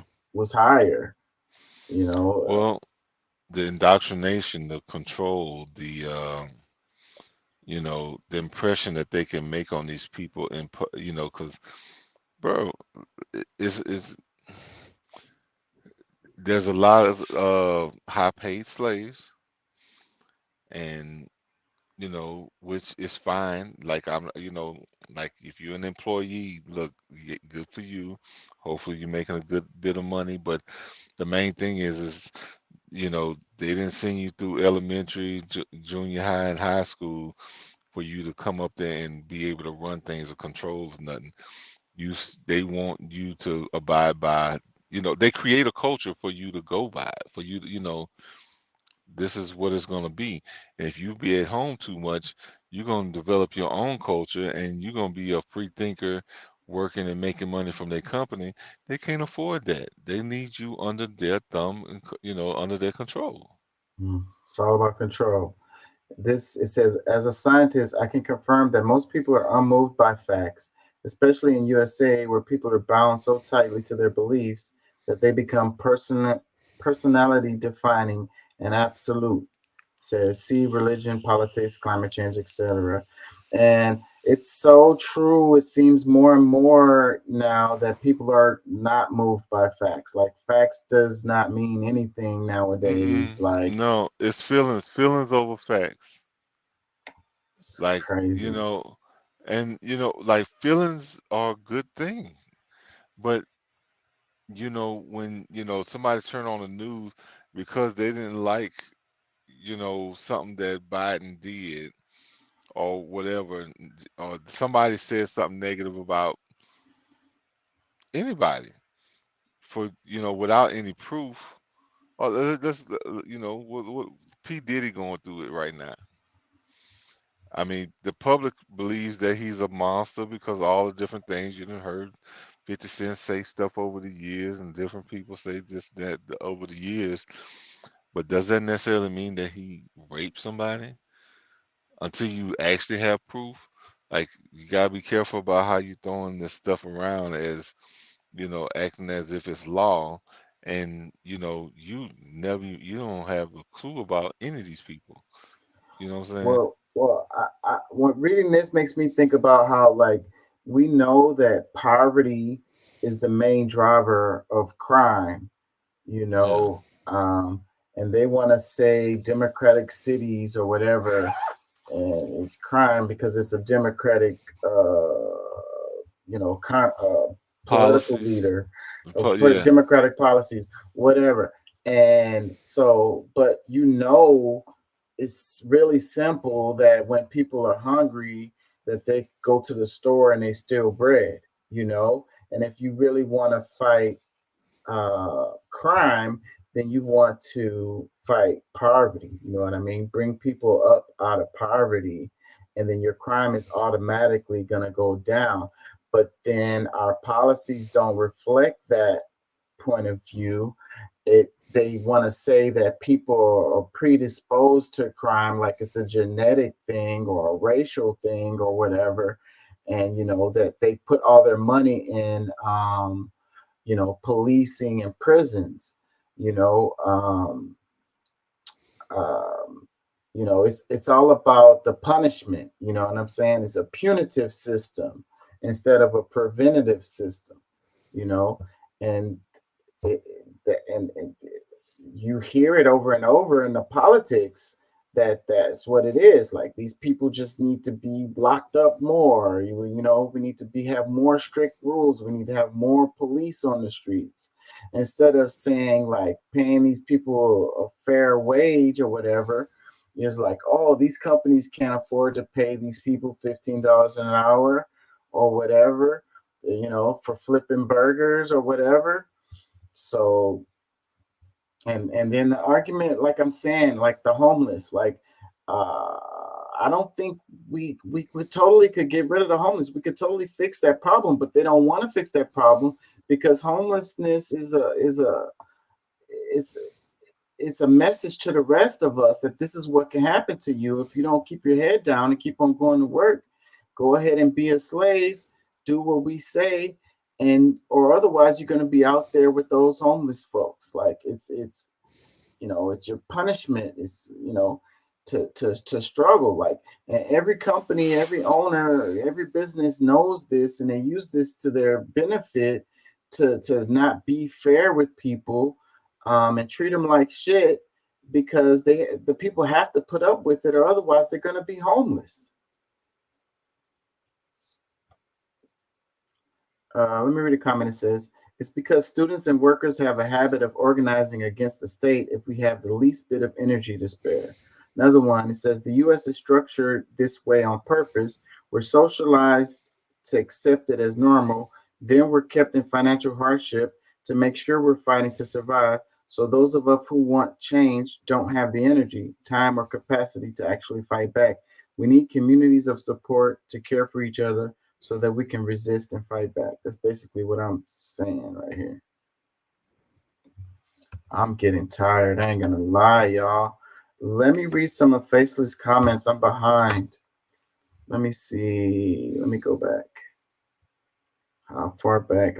He says, depress wages by doubling the workforce. Yeah, depress wages by doubling the workforce. When they have so many people to choose from, to work. Remember, I played a clip on the show where this guy was like, we need to put some pressure on these people. They got besides themselves after the pandemic, and we need to make more unemployment people, so it'll benefit the companies, because they can, pay you whatever. You're starving, and you need to live. And so let's create a situation of hardship. It's like the scarcity, it's all about creating scarcity, you know what I'm saying? And that's how you create a situation where you can price gouge and, you know, uh, make something seem like it's worth more than it is. I'm all over the place, but let me read more. It says, Trump doesn't Trump doesn't care. He will spin tough and his base will eat it up no matter what he says. These are earlier comments. So it says, under Biden, the stuff to track any transactions over $600. Yeah, I remember that. He's talking about the IRS. But look, it's a lot of people pushing against the IRS, but they have been doing good things. They found all this money. They recovered a lot of money. So funding the IRS is a good thing because it causes the country to have more money, because they have the money to go after these big tax cheats, the ones who have the money to fight against them and hide the money and all of that. It costs money and resources and time to be able to go after these big dogs. But when they do, they get a lot of money in return. So, but then us as the people focused on this particular part where it says track transactions over $600. And that's what we focus on. And we're like, it's like they were kind of going after the people who have like their own businesses and stuff like that. And people were paying, like, if you use Cash App or something like that, and now you got to pay taxes on that, and you probably just doing like cutting grass or something like that. And it's like a lot of these smaller like individual people working have been dodging taxes in that way. And so yeah, that is a thing. But pushing against the IRS having the funding to be able to go after these big guys is a good thing for them to have that funding, because then they can recover that money. Because we talk about the debt ceiling and how much we owe and all of this. A lot of that would be mediated if just the taxes on the books would just be collected, like the regular taxes, without changing any laws or anything. Just collect the taxes that should have already been collected,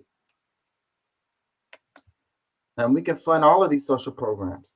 Let's read this one. It says, go after the billionaires so they claimed, then hire way more IRS agents. They were. I covered a story where they did collect a bunch of money as a result. I wish I could pull that up right now, but it's on one of my older shows. It says they got more money. Of course, a tax cut is going to benefit the wealthy more. Middle class still saw some benefit. that's when we were talking about Trump and his tax cuts that he passed. I guess the upper end of the middle class people saw some benefit. It says print more and inflation goes up. That's kind of what Pat was saying. But look, inflation is driven mostly by lately has been price gouging ever since the pandemic, and they were saying they had supply chain issues and all of these reasons why they had to raise the prices. And the pandemic ended and the prices stayed the same or even continued to go up. I covered a story about the eggs, and remember the internet was all talking about I'm balling because I get to buy more eggs or whatever because eggs cost so much. It came out that they were being shady. They faked that shit with the eggs and the prices of the eggs and the chickens and all of that shit, and it wasn't true. And they got in trouble for that shit. It's come out just now recently, that evidence have came out that they did that shit. Like they did some price fixing shady shit. So a lot of the inflation that we're dealing with is price gouging by these corporations, and it's coming out. The news is not really covering it, but if you type it in your search bar, all kinds of cases will pop up related to them getting caught price fixing. And the American people, we would have never accepted this bullshit, but because of the pandemic, we were like, well, maybe they are, having trouble or whatever. So I guess, they have to charge more. But then all you have to do is look at the profits of these corporations over the last year, 2 years, or whatever, and see that their profits have skyrocketed ridiculous, huge amounts over the past 2 years or whatever. And it's like, okay, so if it was inflation, if it cost more for them to do the stuff that they were doing, and that's the reason why they had to raise prices, then why did their profits go up so much? There's no justification for it. If it costs more for me to do what I do daily or whatever, and then I have to pass that cost on to the consumers, then my profit shouldn't go up like tenfold.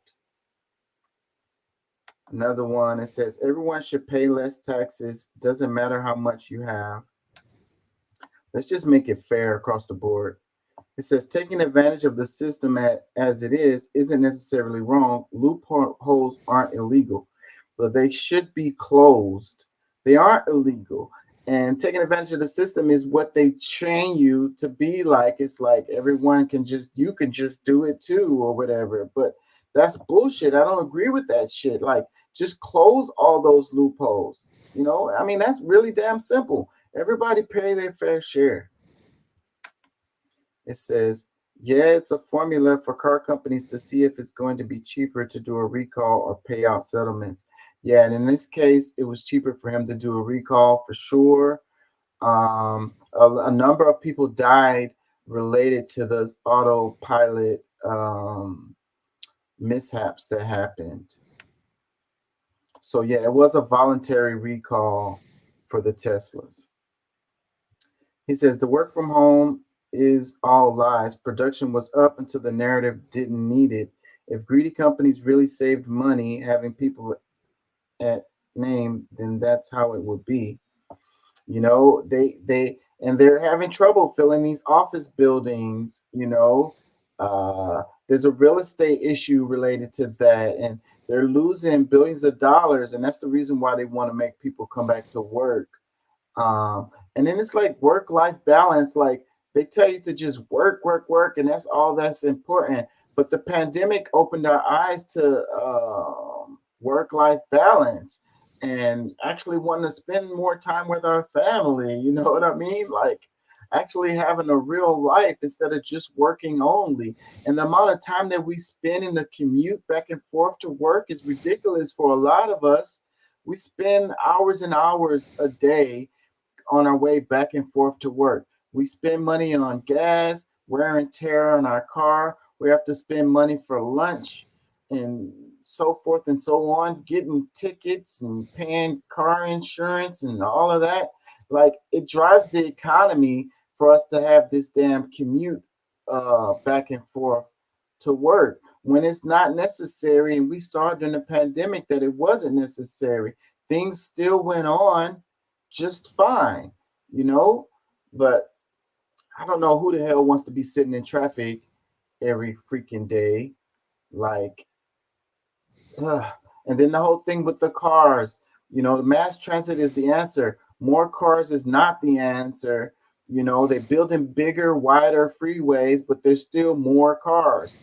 You're still stuck in traffic, you know. It says companies want people back now because production went way down. I don't know that that is true. It says facts are so easily manipulated. Take any major political issue, you can find data and facts to support your side. It doesn't matter, and it's hard to really find the truth. I don't have time to do it and can't trust any source. That's true. That is so true. And it's so sad that they got us running on this hamster wheel and we don't have enough time to dig through all of this bullshit that they're giving us. And the sources aren't very reliable.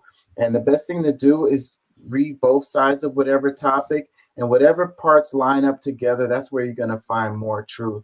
You know, like I say, my thing is look that shit up. And I've been saying that since the beginning of this show. Type something in your search bar when you do have time and look it up yourself and see what you can come up with, you know. It says nobody is stealing just to eat. They're stealing to support habits and to live. I don't agree with that. In Easy Life, it says, yeah, the criminal justice system in the U.S. is concerned with punishment, not justice. It says the homeless crisis is way bigger than it looks. Most of those people choose to be homeless either because addiction or mental health. Can't just put something. I don't agree with that either. It's a lot of people who live in their car or that couch surf, or people who live in hotels. These people are effectively homeless too. These people have jobs. They don't want to be homeless. You know, I mean, the price of rent, crazy. How hard it is to get an apartment nowadays is crazy. You know, the pressures from the system. You know, the mental health issues. A lot of the people that are homeless have mental health issues. The ones that are out there on the streets.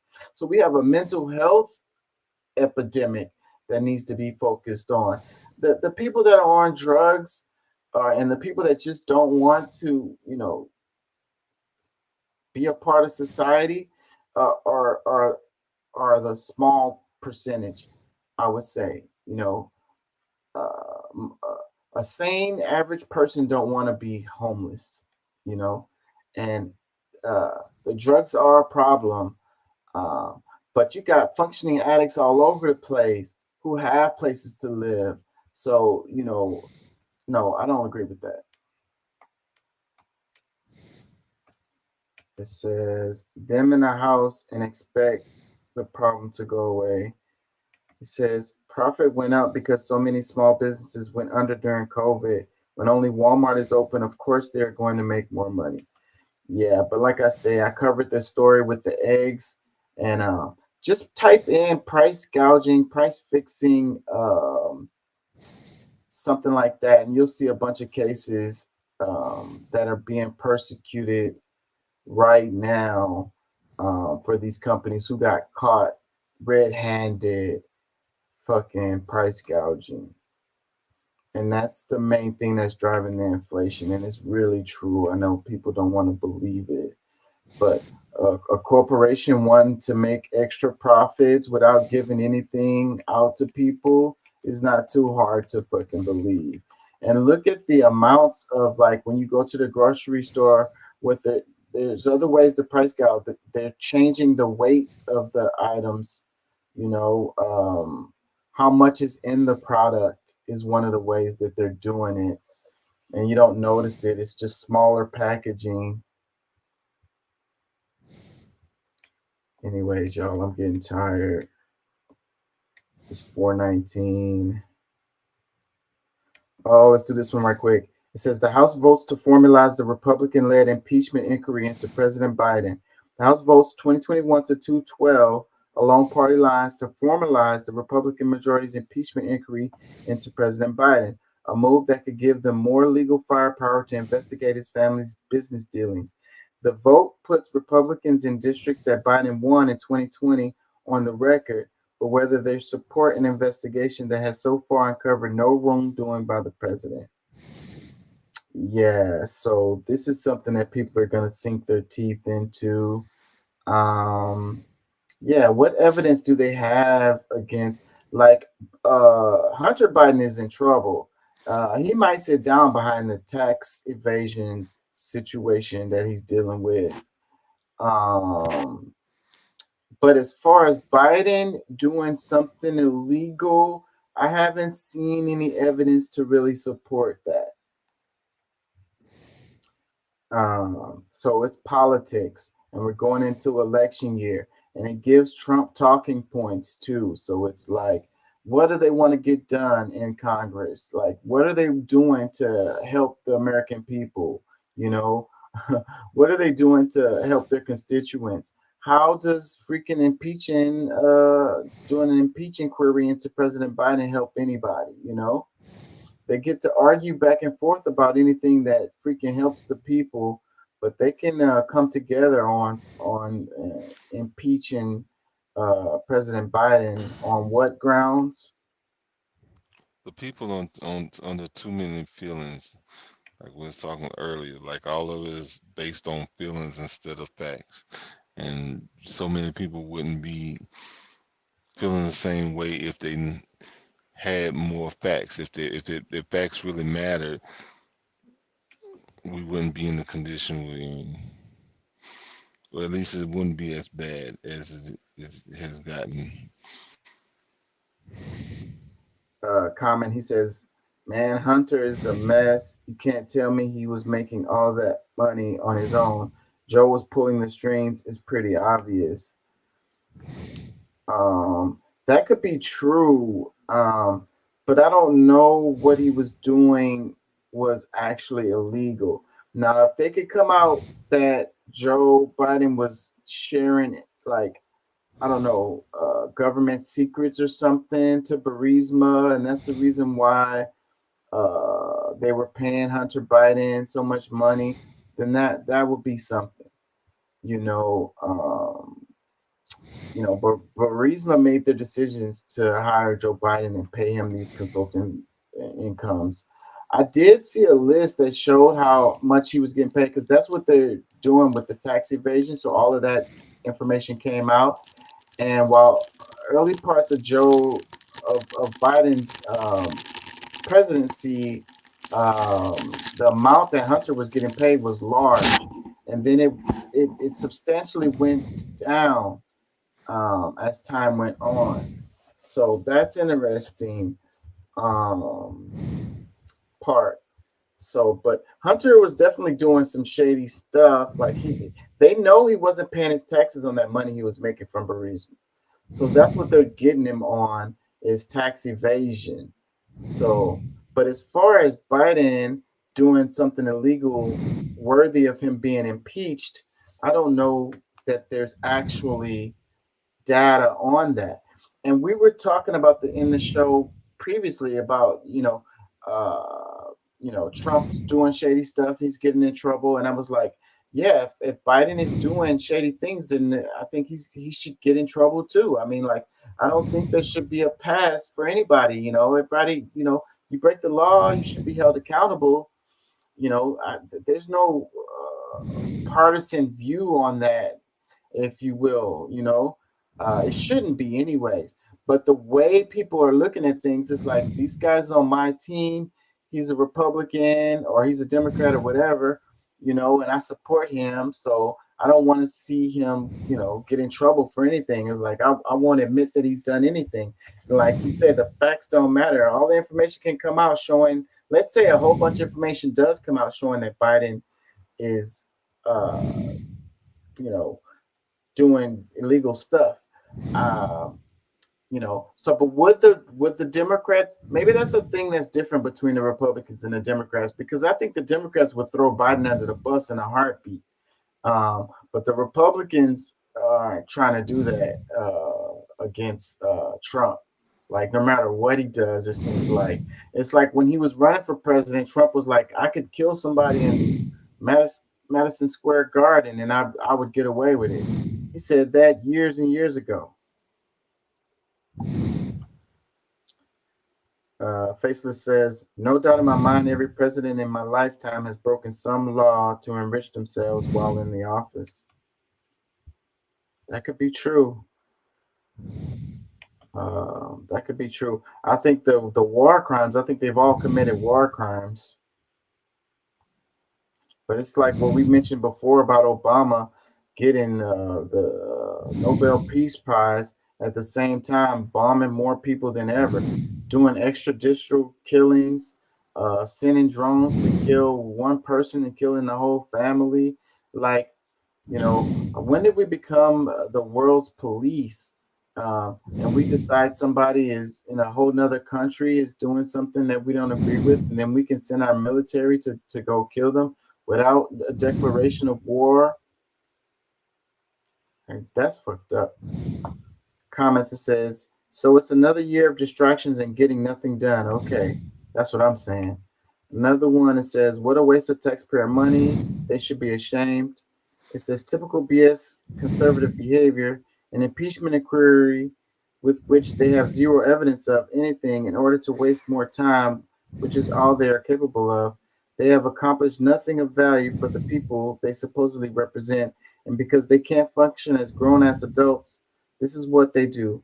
I don't understand why they are even being treated as legitimate and viable political party, because they absolutely are not. The modern day GOP is not viable and obsolete. This is just more unequivocal evidence of that. Yeah, man, but I would say the same about the Dems.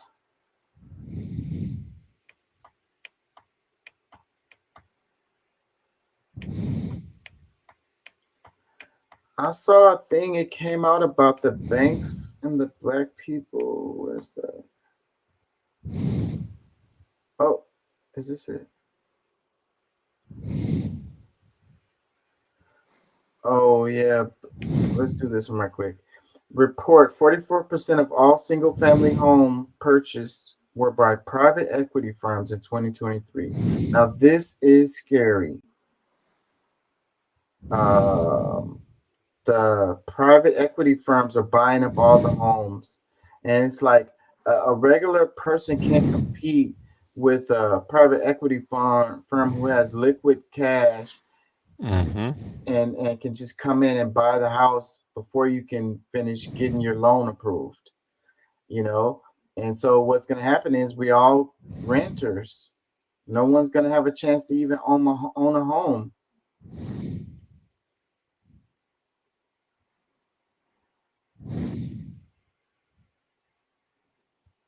It says, I mean, the easiest way to fix this is just tax the returns on single family homes by owners above a certain number of homes by like 80%. Give them 2 years to get out. They'll flood the market and bring housing prices way down. It says, yay, capitalism, America. Don't like the freedom. Get the F out. There's another one. Let me see if I can find it. Because this is effed up right here. Like, this is effed up. There's no way a regular person can compete with a damn equity firm to buy a house. They should not be in the market. That's not right.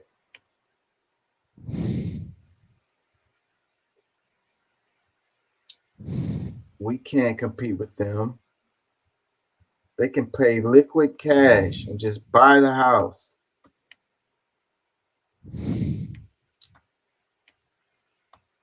Let me see if I can find the other one on that broke that down better. Is it in here? Here it is. Is this it? behind me here, for rent, for rent, for rent. These homes are all for rent because they were recently built by a builder called Meritage Homes. And that builder sold these houses to Progress Residential, one of the biggest Wall Street landlords in America. And they bought these houses, which are now sitting vacant on the market for rent for around $2,100 to $2,400 a month. And this is, of course, a concerning trend because these homes could have been purchased by regular home buyers, but instead a Wall Street investor bought them up, and now no one is living in them because the rents are too high. And I personally wonder, what is Progress Residential going to have to cut the rent on these houses in order to rent them? Right now, it looks like there's around 20 available for rent. No one's living in them. Are they going to have to cut the rent down to $1,900, $1,800, $1,700 a month to fill them up? We'll see in future months. And if you're an investor or home buyer who wants to track this type of data on the U.S. housing market, go to www.reventure.app, where you can look at home price and inventory data for every zip code in America for free. Look at the signs behind me here, for rent, for rent, for rent. These homes are all for rent because they were recently built by a builder called Meritage Homes. And that builder sold these houses to Progress Residential, one of the biggest Wall Street landlords in America. And they bought these houses, which are now sitting vacant on the market for rent for around $2,100 to $2,400 a month. And this is, of course, a concerning trend because these homes could have been purchased by regular home buyers, but instead a Wall Street investor bought them up, and now no one is living in them because the rents are too high. And I personally Yeah, so how much does this have an impact on homelessness? And then this is the thing where I was talking about creating scarcity. You know, um, we have plenty of homes, and we can build more homes, but they're sitting empty. I was looking at this neighborhood that's sitting behind my apartment complex. I've been here for over 6 months now, and these houses are empty. They're new buildings. They're very nice. They're probably in the 300 plus range, and they've all been sitting empty this whole time. And it's like the creation of scarcity, driving up the prices for everything. And it's like, so that's the reason why everything is fucked up, man. I mean, I'm tired now. My brain is not working very well, but let me read this. It says, a Wall Street investor called Progress Residential bought about 25 homes from a builder here outside of Phoenix, and they are now sitting vacant. That's because Progress Residential is charging $2,100 to $2,400 a month, rates that are clearly too high for the area. This type of example is sad because these homes could be purchased by regular home buyers, but instead the builder, Meritage Homes, opted to sell them in bulk, probably at a discount to an investor. Now, interestingly, investor home buying is down significantly from the pandemic peak, but clearly there are still cases of investors buying and taking inventory off the market. It's like, I don't really understand it. Like, it has to do with control too, because how much money are they making when it's sitting there empty?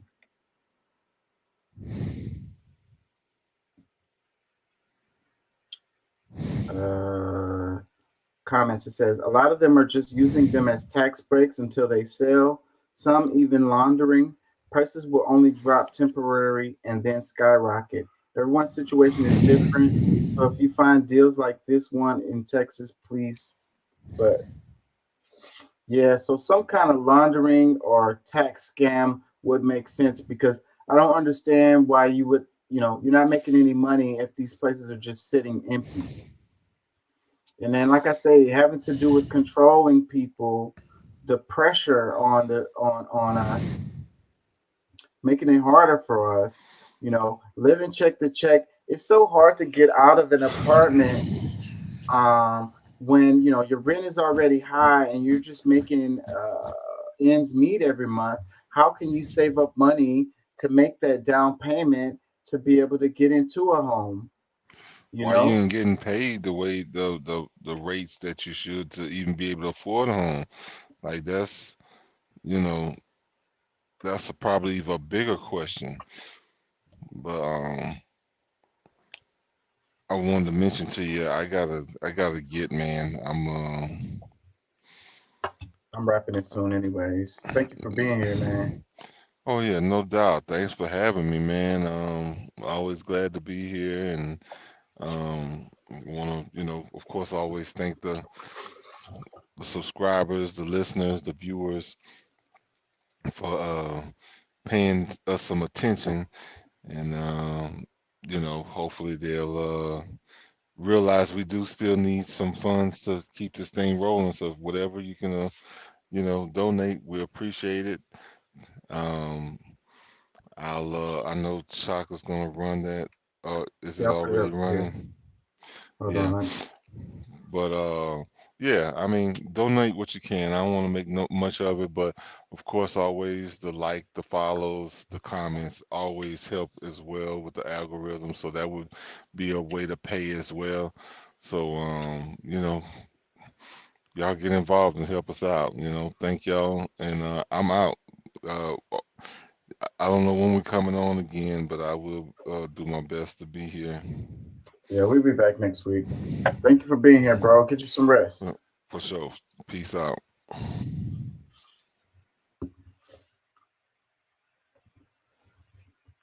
Yeah, you guys. So what's the answer?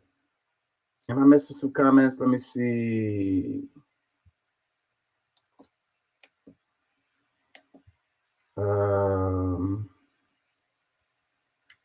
Faceless, he says, "Oh, for sure. Look at all the drone strikes and killings that get ordered. He says, "We aren't the world's police, just the executioners." Ooh, fucking sad. It says corporations should not be allowed to own single-family homes. One simple change in the law will fix so many of our current housing problems. It says this should be illegal. Another one, it says do what Toronto just did and jack the taxes way up for vacant properties. It's already helping their housing situation. It says that and house flipping. So many good starter homes are being bought and simply painted, then put on the market for 50% higher price. The Airbnbs are another issue. If some states are passing laws though, to keep from that. But if they just buy the private equity firms buy up the homes and then put them on the market as Airbnbs, and then it's fewer homes for people to be able to live in. These Airbnbs be ridiculously priced too, almost every time. Another comment says corporations are destroying America. Another one says that's a good price. Most of my rentals are built in 1930s, and that's what I'm getting, and they are not in the greatest rental areas.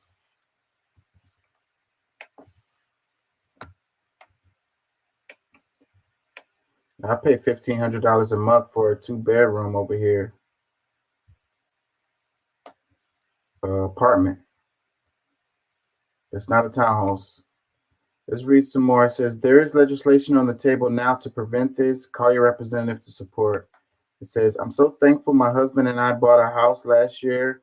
The seller had another offer from a corporation that was going to rent the house out, higher bid than ours. And the seller said nope to them. We need more sellers like this so people can start owning homes or not be priced out from an area for a rental. That's a really nice story right there. I mean, the seller was willing to take less money to sell the home to a family instead of a damn corporation. That's great. We need more people like that. Another one says BlackRock has bought 44% of homes in America. 2030 agenda, you will own nothing and love it. It says this is a huge underreported problem and it is a key reason housing is so damn expensive. Another one, it says, when is the government going to step in and stop letting large corporations buy development and rent everything when people just want to buy a home to live in? When you got profit model, when it's profit over people, the results are going to be bad for the people in all sectors.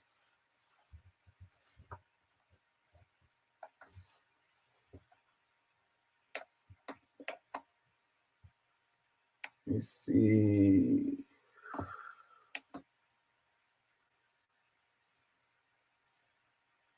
Hey, John, you're going to be cited for violating the food service food ordinance. Officer Rand is going to issue you the citation.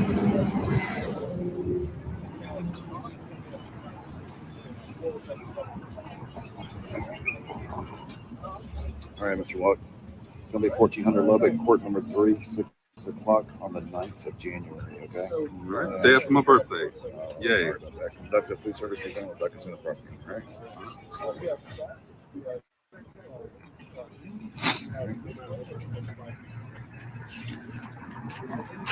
So it says man gets a ticket for feeding the homeless in Houston. My name is John. I'm a volunteer with Food Not Bombs. This is our 82nd ticket we've received for feeding the homeless and serving people that are hungry. We just need your help to help get the word out and let people know what's going on over here. And if you want to come, if you're in the Houston area and you want to volunteer, you can come here Monday, Wednesday, Friday, or Sunday on the corner of Smith and McKinney. There you go. Smith McKinney at 7:30 p.m. Sharp.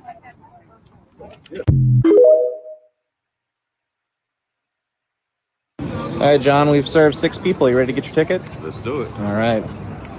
John, you've been decided. Yeah, so what kind of system do we have? What do they care, you know? What do they care really? Like the argument is that, you know, health code violations or, you know, somebody could get sick or whatever. But you can't tell me that they care about a homeless person getting sick or whatever. Like, so why do they, you know, give tickets to people who are feeding homeless people? Like, what are they hurting, you know? What is the incentive of this, you know? This is our system right here. They want the homeless people to just be hungry, right? It's like, get a job, you bum, you know? It's like whatever the situation is with these people, could have got sick, you know, I had a spouse or loved one that died and they couldn't pay the bills. Like they fell on hard times, you know, they just got fired for whatever reason. Like, you know, it's lots of people who have homes and have houses and jobs and are still struggling to pay for food. Like the prices are through the roof. Like, why is it this way that, you know, the law comes down on someone who is just trying to pay, you know, just trying to feed folks? Like, we're not incentivized in this country to help each other, you know? We're supposed to hoard money and just look out for ourselves, and that's it. And you're praised for that. If you try to help people and build a community, then you get punished for it. Comments, it says they have a law against people not getting a permit from the city and simply feeding them because people have fed the homeless and poisoned them to try to kill them.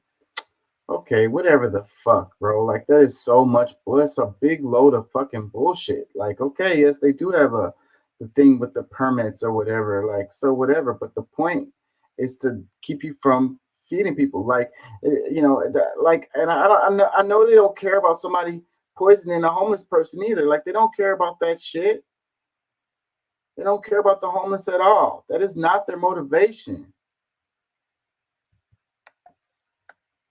Freaking have people going out there killing homeless people and then getting away with it. People spit on homeless people, run over them with their cars. Let's read this. It says it's bigger than he's just feeding the homeless. The area where he is feeding the homeless is the City of Houston property, specifically the library located across from City Hall. The homeless line up in droves, making it nearly impossible for the employees who work along the street to walk out of their job safely without being harassed or assaulted. The homeless litter the streets and the food in containers, which increases the rodents and pests in the building outside the area. Also, the homeless are going in the buildings and hiding in the bathrooms with their drugs and knives. They recently attacked an employee that found them in the bathroom after hours, according to the city ordinance. Charitable food services allowed on private property. If the intended food distribution is on public property, it must be done on 61 Resner Street, Houston, Texas 7702. Again, it is illegal to offer charitable food services in any other public place besides the Resner Street location without written permission from the city after February 24th, 2023. If you are found to be in violation of ordinance, citations will be issued. The ordinance is for the safety of the city, the homeless, and the general public. I'm calling bullshit. So it says, if the intended food distribution is on public property, it must be done on 61 Resner Street. So you got one location where you can legally give people food. Why is that the case? Come on. It says, I plan to feed them on Christmas. Comment, it says, I applaud the mission, but why not get a permit? 82 tickets is wild. It says, if more people knew the reason behind this, they'd stop doing it and just get the permit. There were people intentionally poisoning the homeless at one point, so you have to get the permit so it can be documented who's feeding them in case this happens again. It sucks, but blame shitty humans. Another comment says, he could really set up a nonprofit organization and give food handlers permits. Another one, the law really is double-edged sword. It protects the homeless from being poisoned by sick individuals, but also keeps folks from helping them not starve. Another one, this is crazy. I get that it's to protect homeless from tainted food, and by tainted, I mean poisonous, but there are literally laws in place for attempted murder and murder. My sister lives on those streets, and as much as I've tried to help her and wish she'd allow me to continue to help her, I'm glad that there are people out there feeding her. Getting tickets for clout is crazy. Just feed the homeless in a designated area. Another one, at this point, they're bored. The fuck we got going on here? How are we so disconnected with reality that we can't feed people in the country, but we send billions to foreign countries to feed them and or support foreign wars? This is why voting in our local elections matters so much. We need to hold those we appoint accountable. This really pisses me off. It says, blessings to you and your team, G. Get a permit, Larry. People don't care about you doing good. Another one.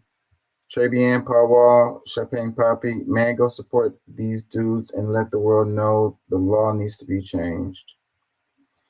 It's really disheartening to me how many comments was like, just get a permit and all of that.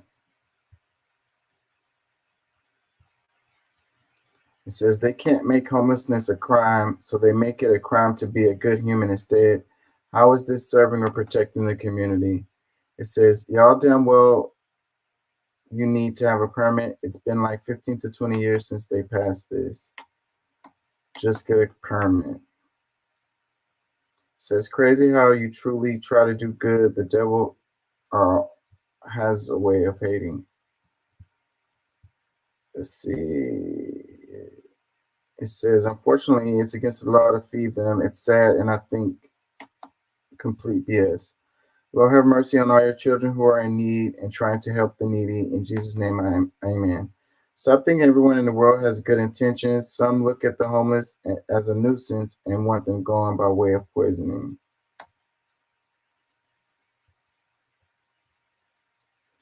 It says, I would love to volunteer to help feed the homeless, and I hate the way the city treats their poor people. So how can I help? It says, you can tell we're living in our last days because the young man doing a good deed in them as officers, all they could have said was happy holidays and keep going.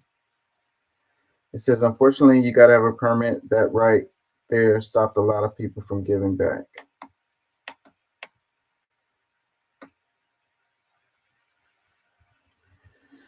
Y'all can't tell me that it's not a systemic reason.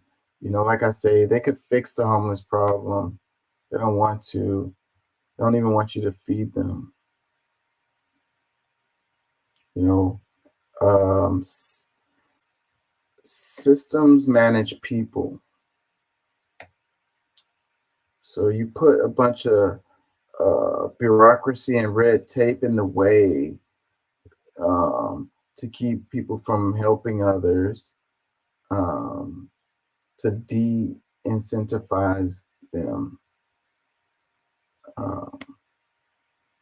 Because if you cared, if you wanted them to help them, then you would incentivize them to help them. You know, give them some kind of benefits for doing it. But you don't see that.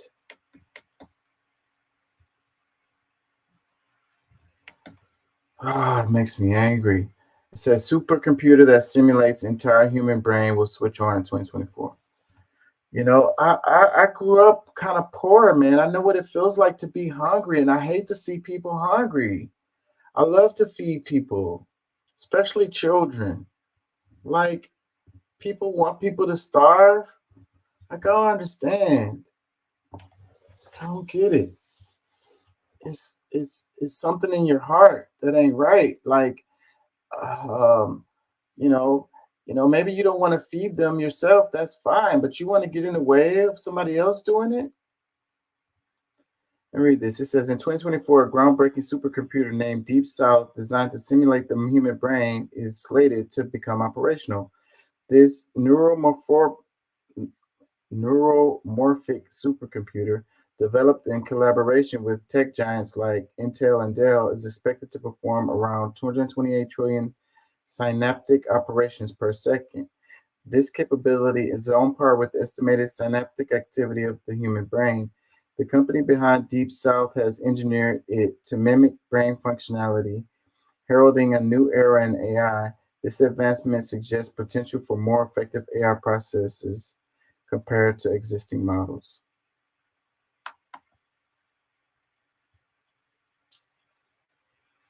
I like this. This is cool. I'd like to know more. What would be the practical and uses for this? It says go for regular long walks, work out, master your craft, drink lots of water, create wealth, laugh loud, love intentionally, and forget the nonsense that's going to be pushed in 2024 and beyond. It says artificial humans before GTA 6 is wild. Another one says human evolution at a rapid rate. Can't wait until we can merge with AI and become super beings, immortal and load smarter. I don't know about that. It says it will only be able to use 5%.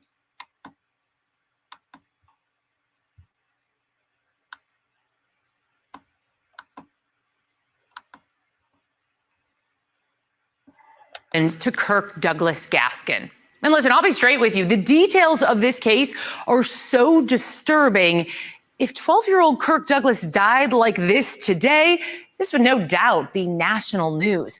But in 1973, nearly no coverage. And frankly, no real investigation. But what's more disturbing is the fact that his family has lived with these painful details, and for 50 years, they felt they have never been heard. The story starts with a chance meeting with one detective who's bringing Kirk's case back to life. I was getting my oil changed when Kirk Douglas's brother, who's a record driver, said, "Are you still in cold case?" I said, "Yes, I am." Well, me and Kurt, we were real close. He said, "Do you think you can look into my brother's case?" I said, "Of course I can." I was always the follow. Whatever he did, I wanted to do. But what was shocking was he said he was only 12. I said, "Wait a minute, 12?" Yep.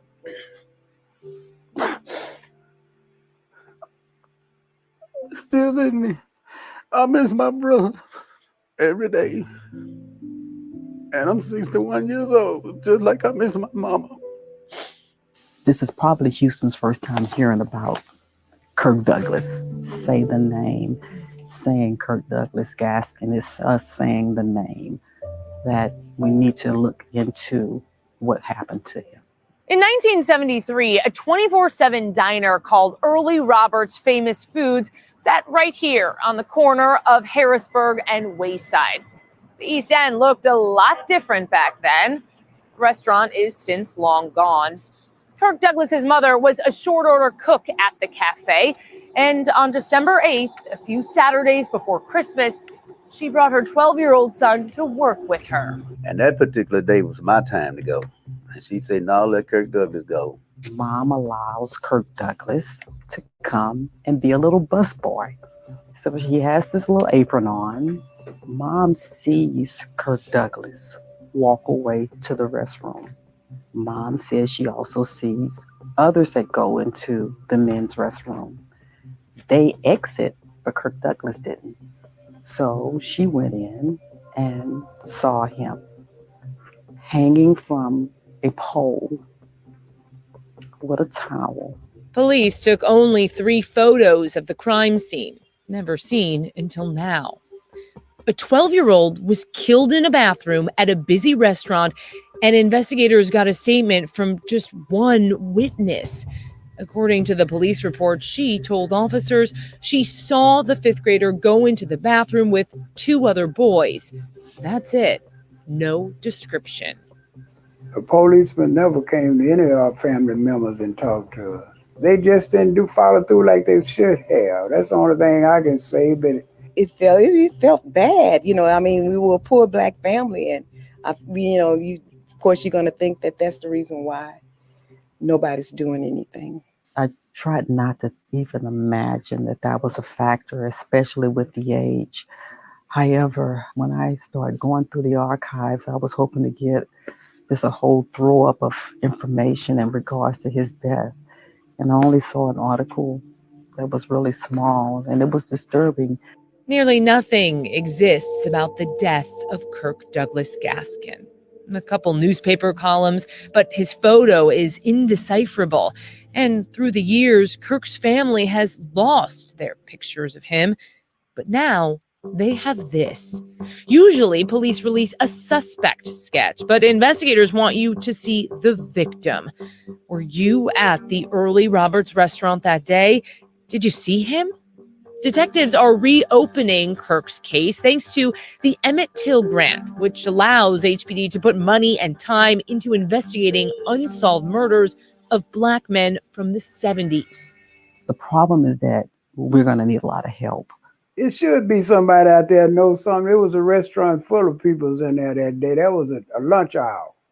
The Early Roberts restaurant sat across from the old Sears. And this is the only photo we found in police archives from another HPD case. If you have a shot of the building, police want to see that too. Kirk's brother knows anything could be the key. I'm glad y'all opened up the case. At least we can talk about it. Talking about it. Remembering Kirk Douglas Gaskin. That's the ending this 12-year-old deserved.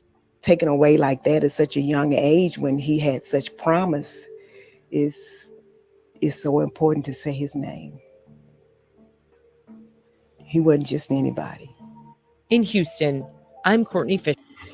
Man, sad story, man. The chances of them freaking solving that case is like low. It's like enough. They have that show First 48, and they're like, if they don't solve a murder within 48 hours, it's not likely for it to be solved. This is way back in the 70s. It says, do you recognize this little boy? On December 8th, 1973, 12-year-old Kirk Gaskin accompanied his mother to work at the Early Roberts famous food diner in the East End. She later found him dead in the bathroom, strangled to death. It was a hate crime, police tell us, that barely made news in 1973. But now, 50 years later, detectives and Kirk's family have come to ABC 13, and the case is finally being reopened. Comments, it says, wow, what a shame. The police department failed that family. What kind of a terrible investigation was that? You didn't even take a statement from the victim's family or conduct a thorough investigation by only questioning one person. Unacceptable. It says, this is so sad. I hope Kirk Douglas Gaskin's family can get some answers and the justice this family deserves. So she said he went into the bathroom with some other little boys. So what was it? Some kids who killed him? They said it was a hate crime. So like, why? Another comment says, make me so angry and heartbroken. That poor little boy and his family. Can you imagine his mom finding him like that? And other young boys did this to him. They need to rot for this. So some murderer is walking around right now who did this. That's what sucks about these kinds of deals, because, you know, that person got away with that. It probably emboldened them. They probably did more crimes later.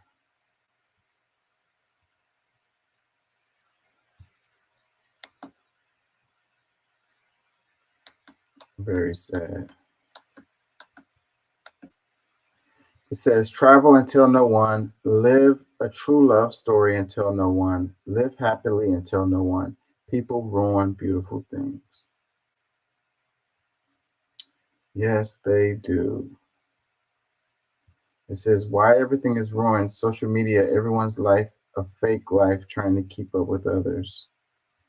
It says, I swear I've seen this quotes by Bradley Cooper or something dumb like that. It says, there are no regrets in life, just lessons. So tell no one. Yep. Living for the approval of others, living to like, I don't know. Let's move on. Know that the United States was engaged in bombing China because the Chinese dared to have a revolution? No, American people don't know that. They also don't know that in May 1953, the Joint Chiefs of Staff voted unanimously to start dropping nuclear bombs on North Korea and on China unless North Korea agreed to an armistice agreement to end the Korean War. The North Koreans, like the North Vietnamese, they were prepared to fight and fight and fight until the foreign occupiers gave up. The North Koreans wanted to liberate and unify their country. So the U.S. knew it couldn't win. They obviously communicated to the Chinese government on Hiroshima and Nagasaki all over China unless you get your North Korean allies to sign the armistice agreement. And then in July, 3 months later, the armistice agreement was signed. This is a history that the American people know nothing about unless you have a particular interest in this subject. What we're witnessing is the U.S. keeps poking, insisting that it has the right to carry out these kind of military maneuvers and provocations, which any reasonable government in this part of the world would say, look, we're not going to have this happen to us again. We're going to get ready for war, because the U.S. is not only preparing for war, but doing everything possible to incite a war. This is the kind of BS media coverage that people in the United States get, that they don't really understand the dynamic of the situation. I will definitely do a reel on this. I study history. I'm an anthropology major at the University of Houston, and I have never heard this before. So it just kind of shows how our history is so, what's the word? They teach us about certain things and they leave huge parts out. Anything that makes us look bad, they leave that out or they change it. That's the reason why we have such a bad understanding of what's happening in the world, because we don't know what happened before. How can we understand how things are now if we don't understand what happened before? I mean, like, the past leads up to now. I love history. I think it's so important, history and geography, which we tend to not focus on in school very much. And that's why so many people are lost, and they have a misguided view of themselves, their country and the world, and how can you know what's going to happen, tomorrow or the next day? You don't understand anything really if you can't understand what happened before. You were lied to about it all, and it's like, that's why things don't make sense to you.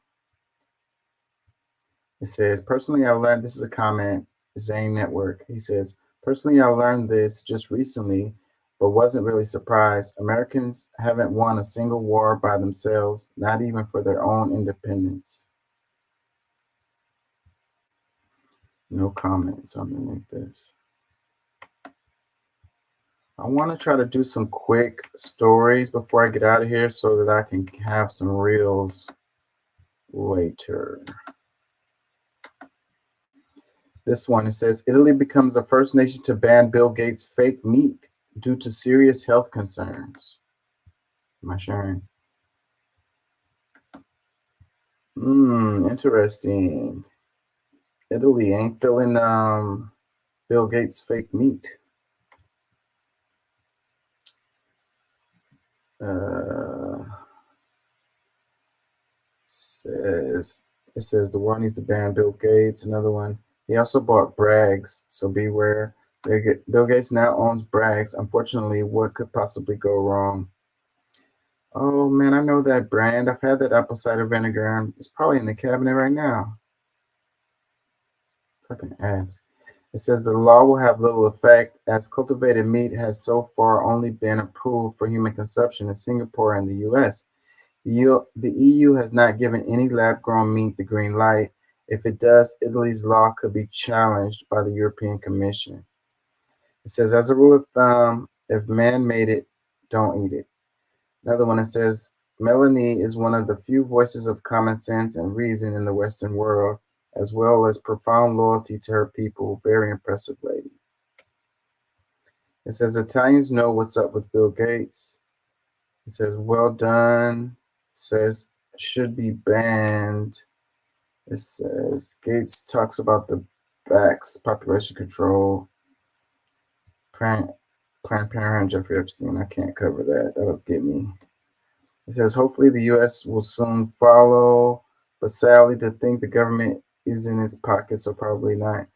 Well, this guy up here just said that only the U.S. is like one of the few countries that, where did it say? What did I see? It says the EU, where did I see it? It says the cultivation, it says, as cultivated meat has so far only been approved for human consumption in Singapore and the U.S. Man, the U.S. does not care about its people. Like, oh, you want to create some lab meat? Cool. Our people will eat it.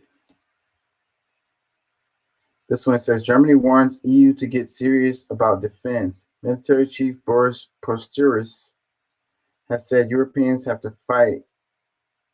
It says, have 5 to 8 years to arm up before U.S. focus shift to the Asian Pacific. Yeah, so, but how does that affect Germany? Yeah, the Philippines, I think, is on the next list. And then you got Taiwan on the list, too, I think. They're going to be Ukraine of the future. But how does that affect Germany, though?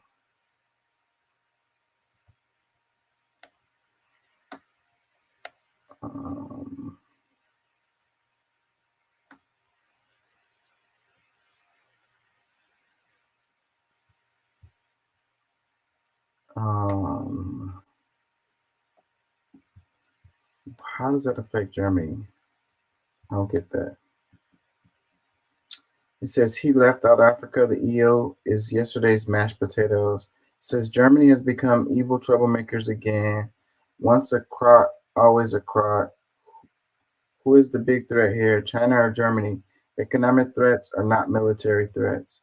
It says, or they can simply sign a non-aggression and security treaty with Russia and save all that money otherwise wasted. Without doubt, it's been Germany and the UK that violated treaties, not Russia.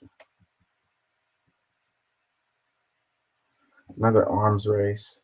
So maybe that's the point. You know, we were going down a road of eliminating nuclear weapons, and now we're going in the opposite direction. Really scary for the future of humanity.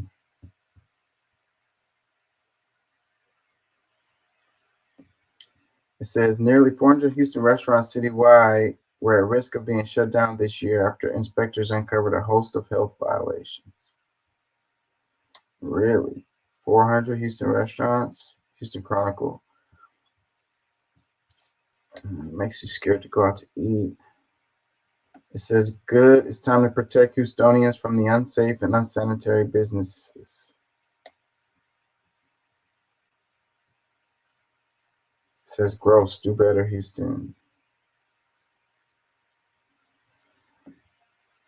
Yeah, it's got to be tough to, you know, monitor all these restaurants. We have so many here in Houston, like, so many.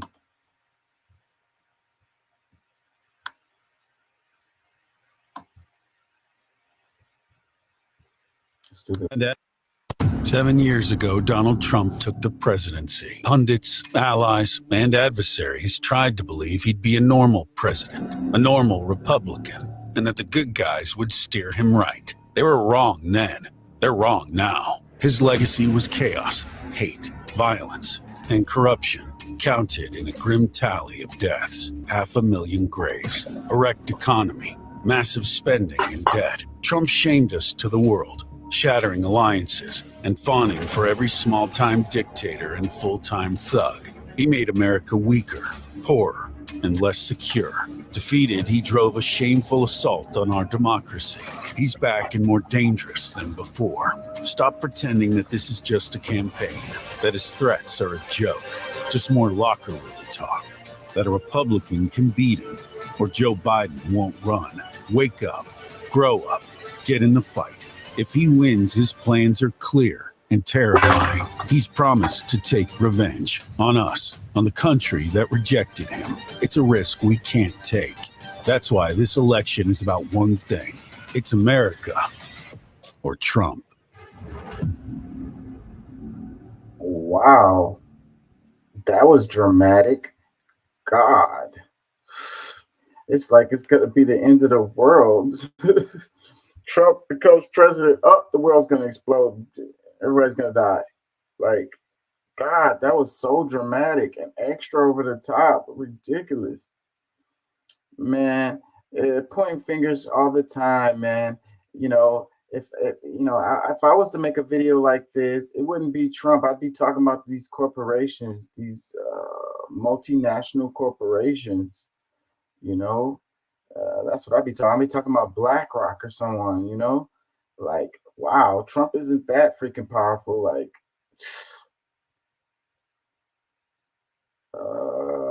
let's read it. It says, it's time to wake up and face the facts. Trump will be the Republican nominee for president. He told you flat out that he wants to be a dictator, and this time he could succeed. These are the stakes.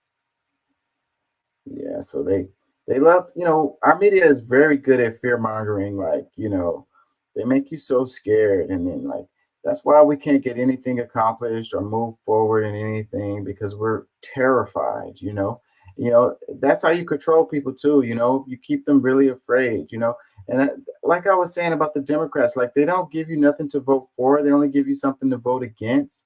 Like that's what their motivation is, that's what their strategy is. We'll see how effective that strategy is going to be. We're going to find out. I don't think it's going to be very effective, because you can't motivate me that way by telling me what to vote against or whatever, or to tell me that it's the most important election of my lifetime, or the world's going to come to an end if I don't vote. Like, I mean, y'all say that every freaking cycle. Like, so this one is actually the one where it's actually true. Like, ugh. Wow, they look like they spent some money on that ad. It's like a movie. 7 years. Damn it. Didn't mean to do that. Yeah, man, these people want to scare the shit out of everybody. So that's how they control y'all. Y'all can't scare me like that. It's like, it is messed up. But we need to figure out who the real enemies are, and what we can really do about it. We can just hide in our corner and just cry, go vote Democrat, and then we see all the results still the same. Like nothing changed. You're like, well, I did my part, but I didn't vote against Trump. I voted for somebody else, so I did my part. Crazy. Did I play this? It says, yes, having the entire world watch and do next to nothing while whole families, friends, people with mostly children are killed and generations are wiped off the earth by Israel while they play victim totally makes Palestinians pampered. It says, last one, Palestinian people are arguably the most pampered people by internationalized aid organizations in the history of the world. I don't think I want to cover that. It says Hamas released hostages under the temporary ceasefire. It offered to release all civilian hostages in mid-October in exchange for a ceasefire. The UN resolutions called for the release of all hostages, but the U.S. blocked it. The reason Israel hostages aren't free is because Israel America won't agree to a permanent ceasefire. It says, I saw a video of him being taken and his injured arm was apparent. Both UN resolutions call for release of all hostages. Hamas terrorists don't often keep deals.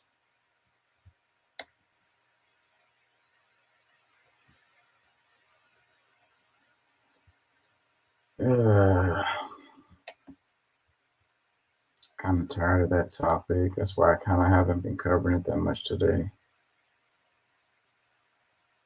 This one, CIA torture whistleblower John Kiriakou on Assange extradition. I know from personal experience Julian Assange cannot and will not get a fair trial in the Eastern District of Virginia. You know, I've been thinking about this a lot. And I mentioned the last time I was here that Julian's family has accused me in a very friendly way of being overly optimistic. And I've come to realize that they're right. I have been overly optimistic in the process. I just have believed that Julian's case was so crystal clear, and our concerns for his human rights and his civil rights and civil liberties has been so clear that he couldn't lose. And even as he began losing in the British judicial system, I convinced myself that cooler heads would prevail. I realized that I was wrong. And so I've come to the conclusion that from now on, it's up to us, right? We're the ones that have to take this to the streets and to the courts. Julian, in the event that he is extradited, and it's coming up to crunch time, today's the 10th, the Westminster Court is supposed to send his extradition to Priti Patel on the 20th, and then I'm assuming now that she's going to order his extradition. And so, God forbid, he could be here by the end of the month. And so when he comes, I'm going to say when, he'll come to the Eastern District of Virginia, the espionage court. Forgive me if this is repetitive, but I've had personal experience in the Eastern District of Virginia. He cannot and will not get a fair trial. It's not possible. His jury will be made up of people who work for or who have friends and relatives working for the CIA, which is in the Eastern District of Virginia, the Pentagon, which is in the Eastern District of Virginia, the Department of Homeland Security, the FBI, and any one of dozens of intelligence community contractors. Yeah, it's crazy. I agree with him. I thought that this case would have been thrown out a long time ago. It's because, like, they're charging him for espionage for publishing some, information, like writing an article. Like, that is crazy. So, shit, as far as this is drawn out, man, I think, Assange is fried, man. I mean, he doesn't have any powerful people, powerful enough advocating for him, and then the really powerful people are the ones that, they want him to pay, and like I was saying, the whistleblowers in this country are the ones that get prosecuted. The people that actually did crimes, get to run for president or whatever the hell. Like, it's so backwards. And like I say, I didn't think that they had no real case against him. I figured that would be dropped. So, but I guess it doesn't matter if they have a real case or not. They're pretending that they do. I don't know what evidence are they gonna freaking present. It's crazy. Oh, this is what I was looking for earlier. It says, when I knew this stuff was gonna pop up, it says one of the most extraordinary aspects of the US-UK politics is how easily people are convinced to support every new war. Even works well on those who fancy themselves enemies of the media. As Mishmar explains, it's done through threat inflation. Every new enemy are the new Nazis. And look, that's what they were just saying about Trump, talking about fascism and all of that and comparing him to Hitler. He said threat inflation. So, and again, fear controlling people. So, like earlier, we were talking about how, controlling people's mind, and they were talking about asking questions like you shouldn't ask questions and all of that. And then that's when I was thinking about this. Wait a minute, can y'all hear me? The mic is doing something weird. Hold on. Let me make sure y'all can hear me because my mic just did something weird. Can y'all hear me? Let me make sure y'all can hear me. Okay. Yeah, so we were talking about how you can control people, manipulate people.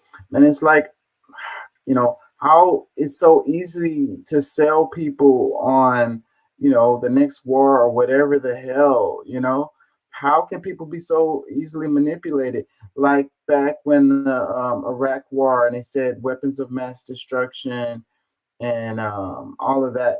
And then it came out that that stuff wasn't true or whatever. And as time goes on, and people are like, meh. And then the next thing happens, and then they tell us some other lie. And then the American people just go with it every time. I don't get that at all. Like, we don't learn from history. Like, we don't learn from what happened before, and whatever they tell us to support, we just support it. It's crazy. Israel is reliant on US support. Without it, it would functionally not survive. Would you agree with that statement? Freddie, there's a fundamental problem in how you think about this whole issue. And that is, you think that Hamas is a state and that Israel is a state. And this is a classic case of interstate politics where realism applies. But that's not what's going on here. This is a case where you have a greater Israel, and Hamas is a group that operates inside of greater Israel. And this is a resistance movement. That's what's going on here. This is not interstate relations. Realism doesn't have a lot to say about relations between Hamas and Israel. You could argue that creating a Palestinian state and thinking about relations between a Palestinian state and Israel would bring realpolitik onto the table, because then you'd have two states and you'd have interstate relations. But this is not a case of interstate relations. Hamas is not a state.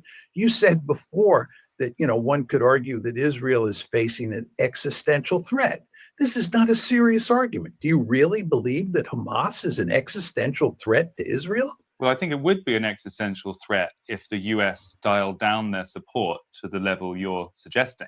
So I think if Israel, which is a state, is I don't believe that's a serious argument. I'm sorry. Israel is a remarkably powerful state. In my opinion, it is militarily the most powerful state in the region. It is the only state that has nuclear weapons. Hamas doesn't even have a state, right? It occupies Gaza, which is part of greater Israel. It's remarkably weak. This is the kind of threat inflation that you get in the West, in places like Britain, where you operate, and places like the United States, where I operate, that are all designed to justify what Israel is doing, right? If they're facing an existential threat, if this is the second coming of the Third Reich, if Hamas fighters are the new Nazis, then you can make an argument that what you're doing here is you're killing large numbers of Palestinians to avoid another Holocaust. That's not what's going on here. Hamas is not the Third Reich. They're not an existential threat to Israel. But the surrounding territories, I mean, it sounds like you're unpersuaded by concerns that there could be incursions from the north, from Lebanon, that Iran's influence could grow, that there could be a kind of wider strategic existential threat to Israel. Does that not worry you? That's not a problem. I mean, what country is going to invade Israel and threaten its survival? There's no country. Jordan? I don't think so. Egypt? I don't think so. Syria? Iraq? I don't think so. Lebanon? No. Is there a problem with Hezbollah? No. Right? I mean, Hezbollah has lots of rockets and missiles, and it could do huge amounts of damage inside Israel if it launched those approximately 150,000 rockets and missiles. There's no question about that.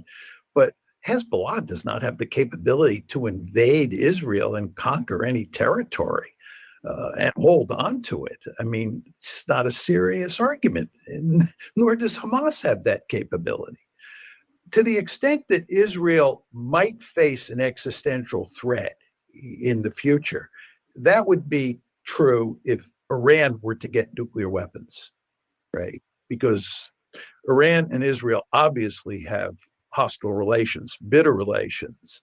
And one could tell a story about how a conflict between the two of them escalated to the nuclear level. Of course, again, this assumes that Iran has nuclear weapons, but Iran is not a military threat to invade Israel and conquer Israel. And again, you don't want to forget that Israel has nuclear weapons. They are the ultimate deterrent. I've yet to see a country that has nuclear weapons disappear from the face of the earth. And I don't think that Israel is going to be the first country that fills the bill on that score. It's just not going to happen. Yeah. And even if Iran had nuclear weapons, they wouldn't use them against Israel because you've got the Gaza Strip and the West Bank. It basically occupies the same space as Israel. So, and Iran is sympathetic with the Palestinians. So they would have to obliterate the Palestinians to get Israel. And that wouldn't make any sense at all. Yeah. Israel has like the most latest military equipment like in the world. Like they have state-of-the-art stuff. Like Hamas is no real threat to them.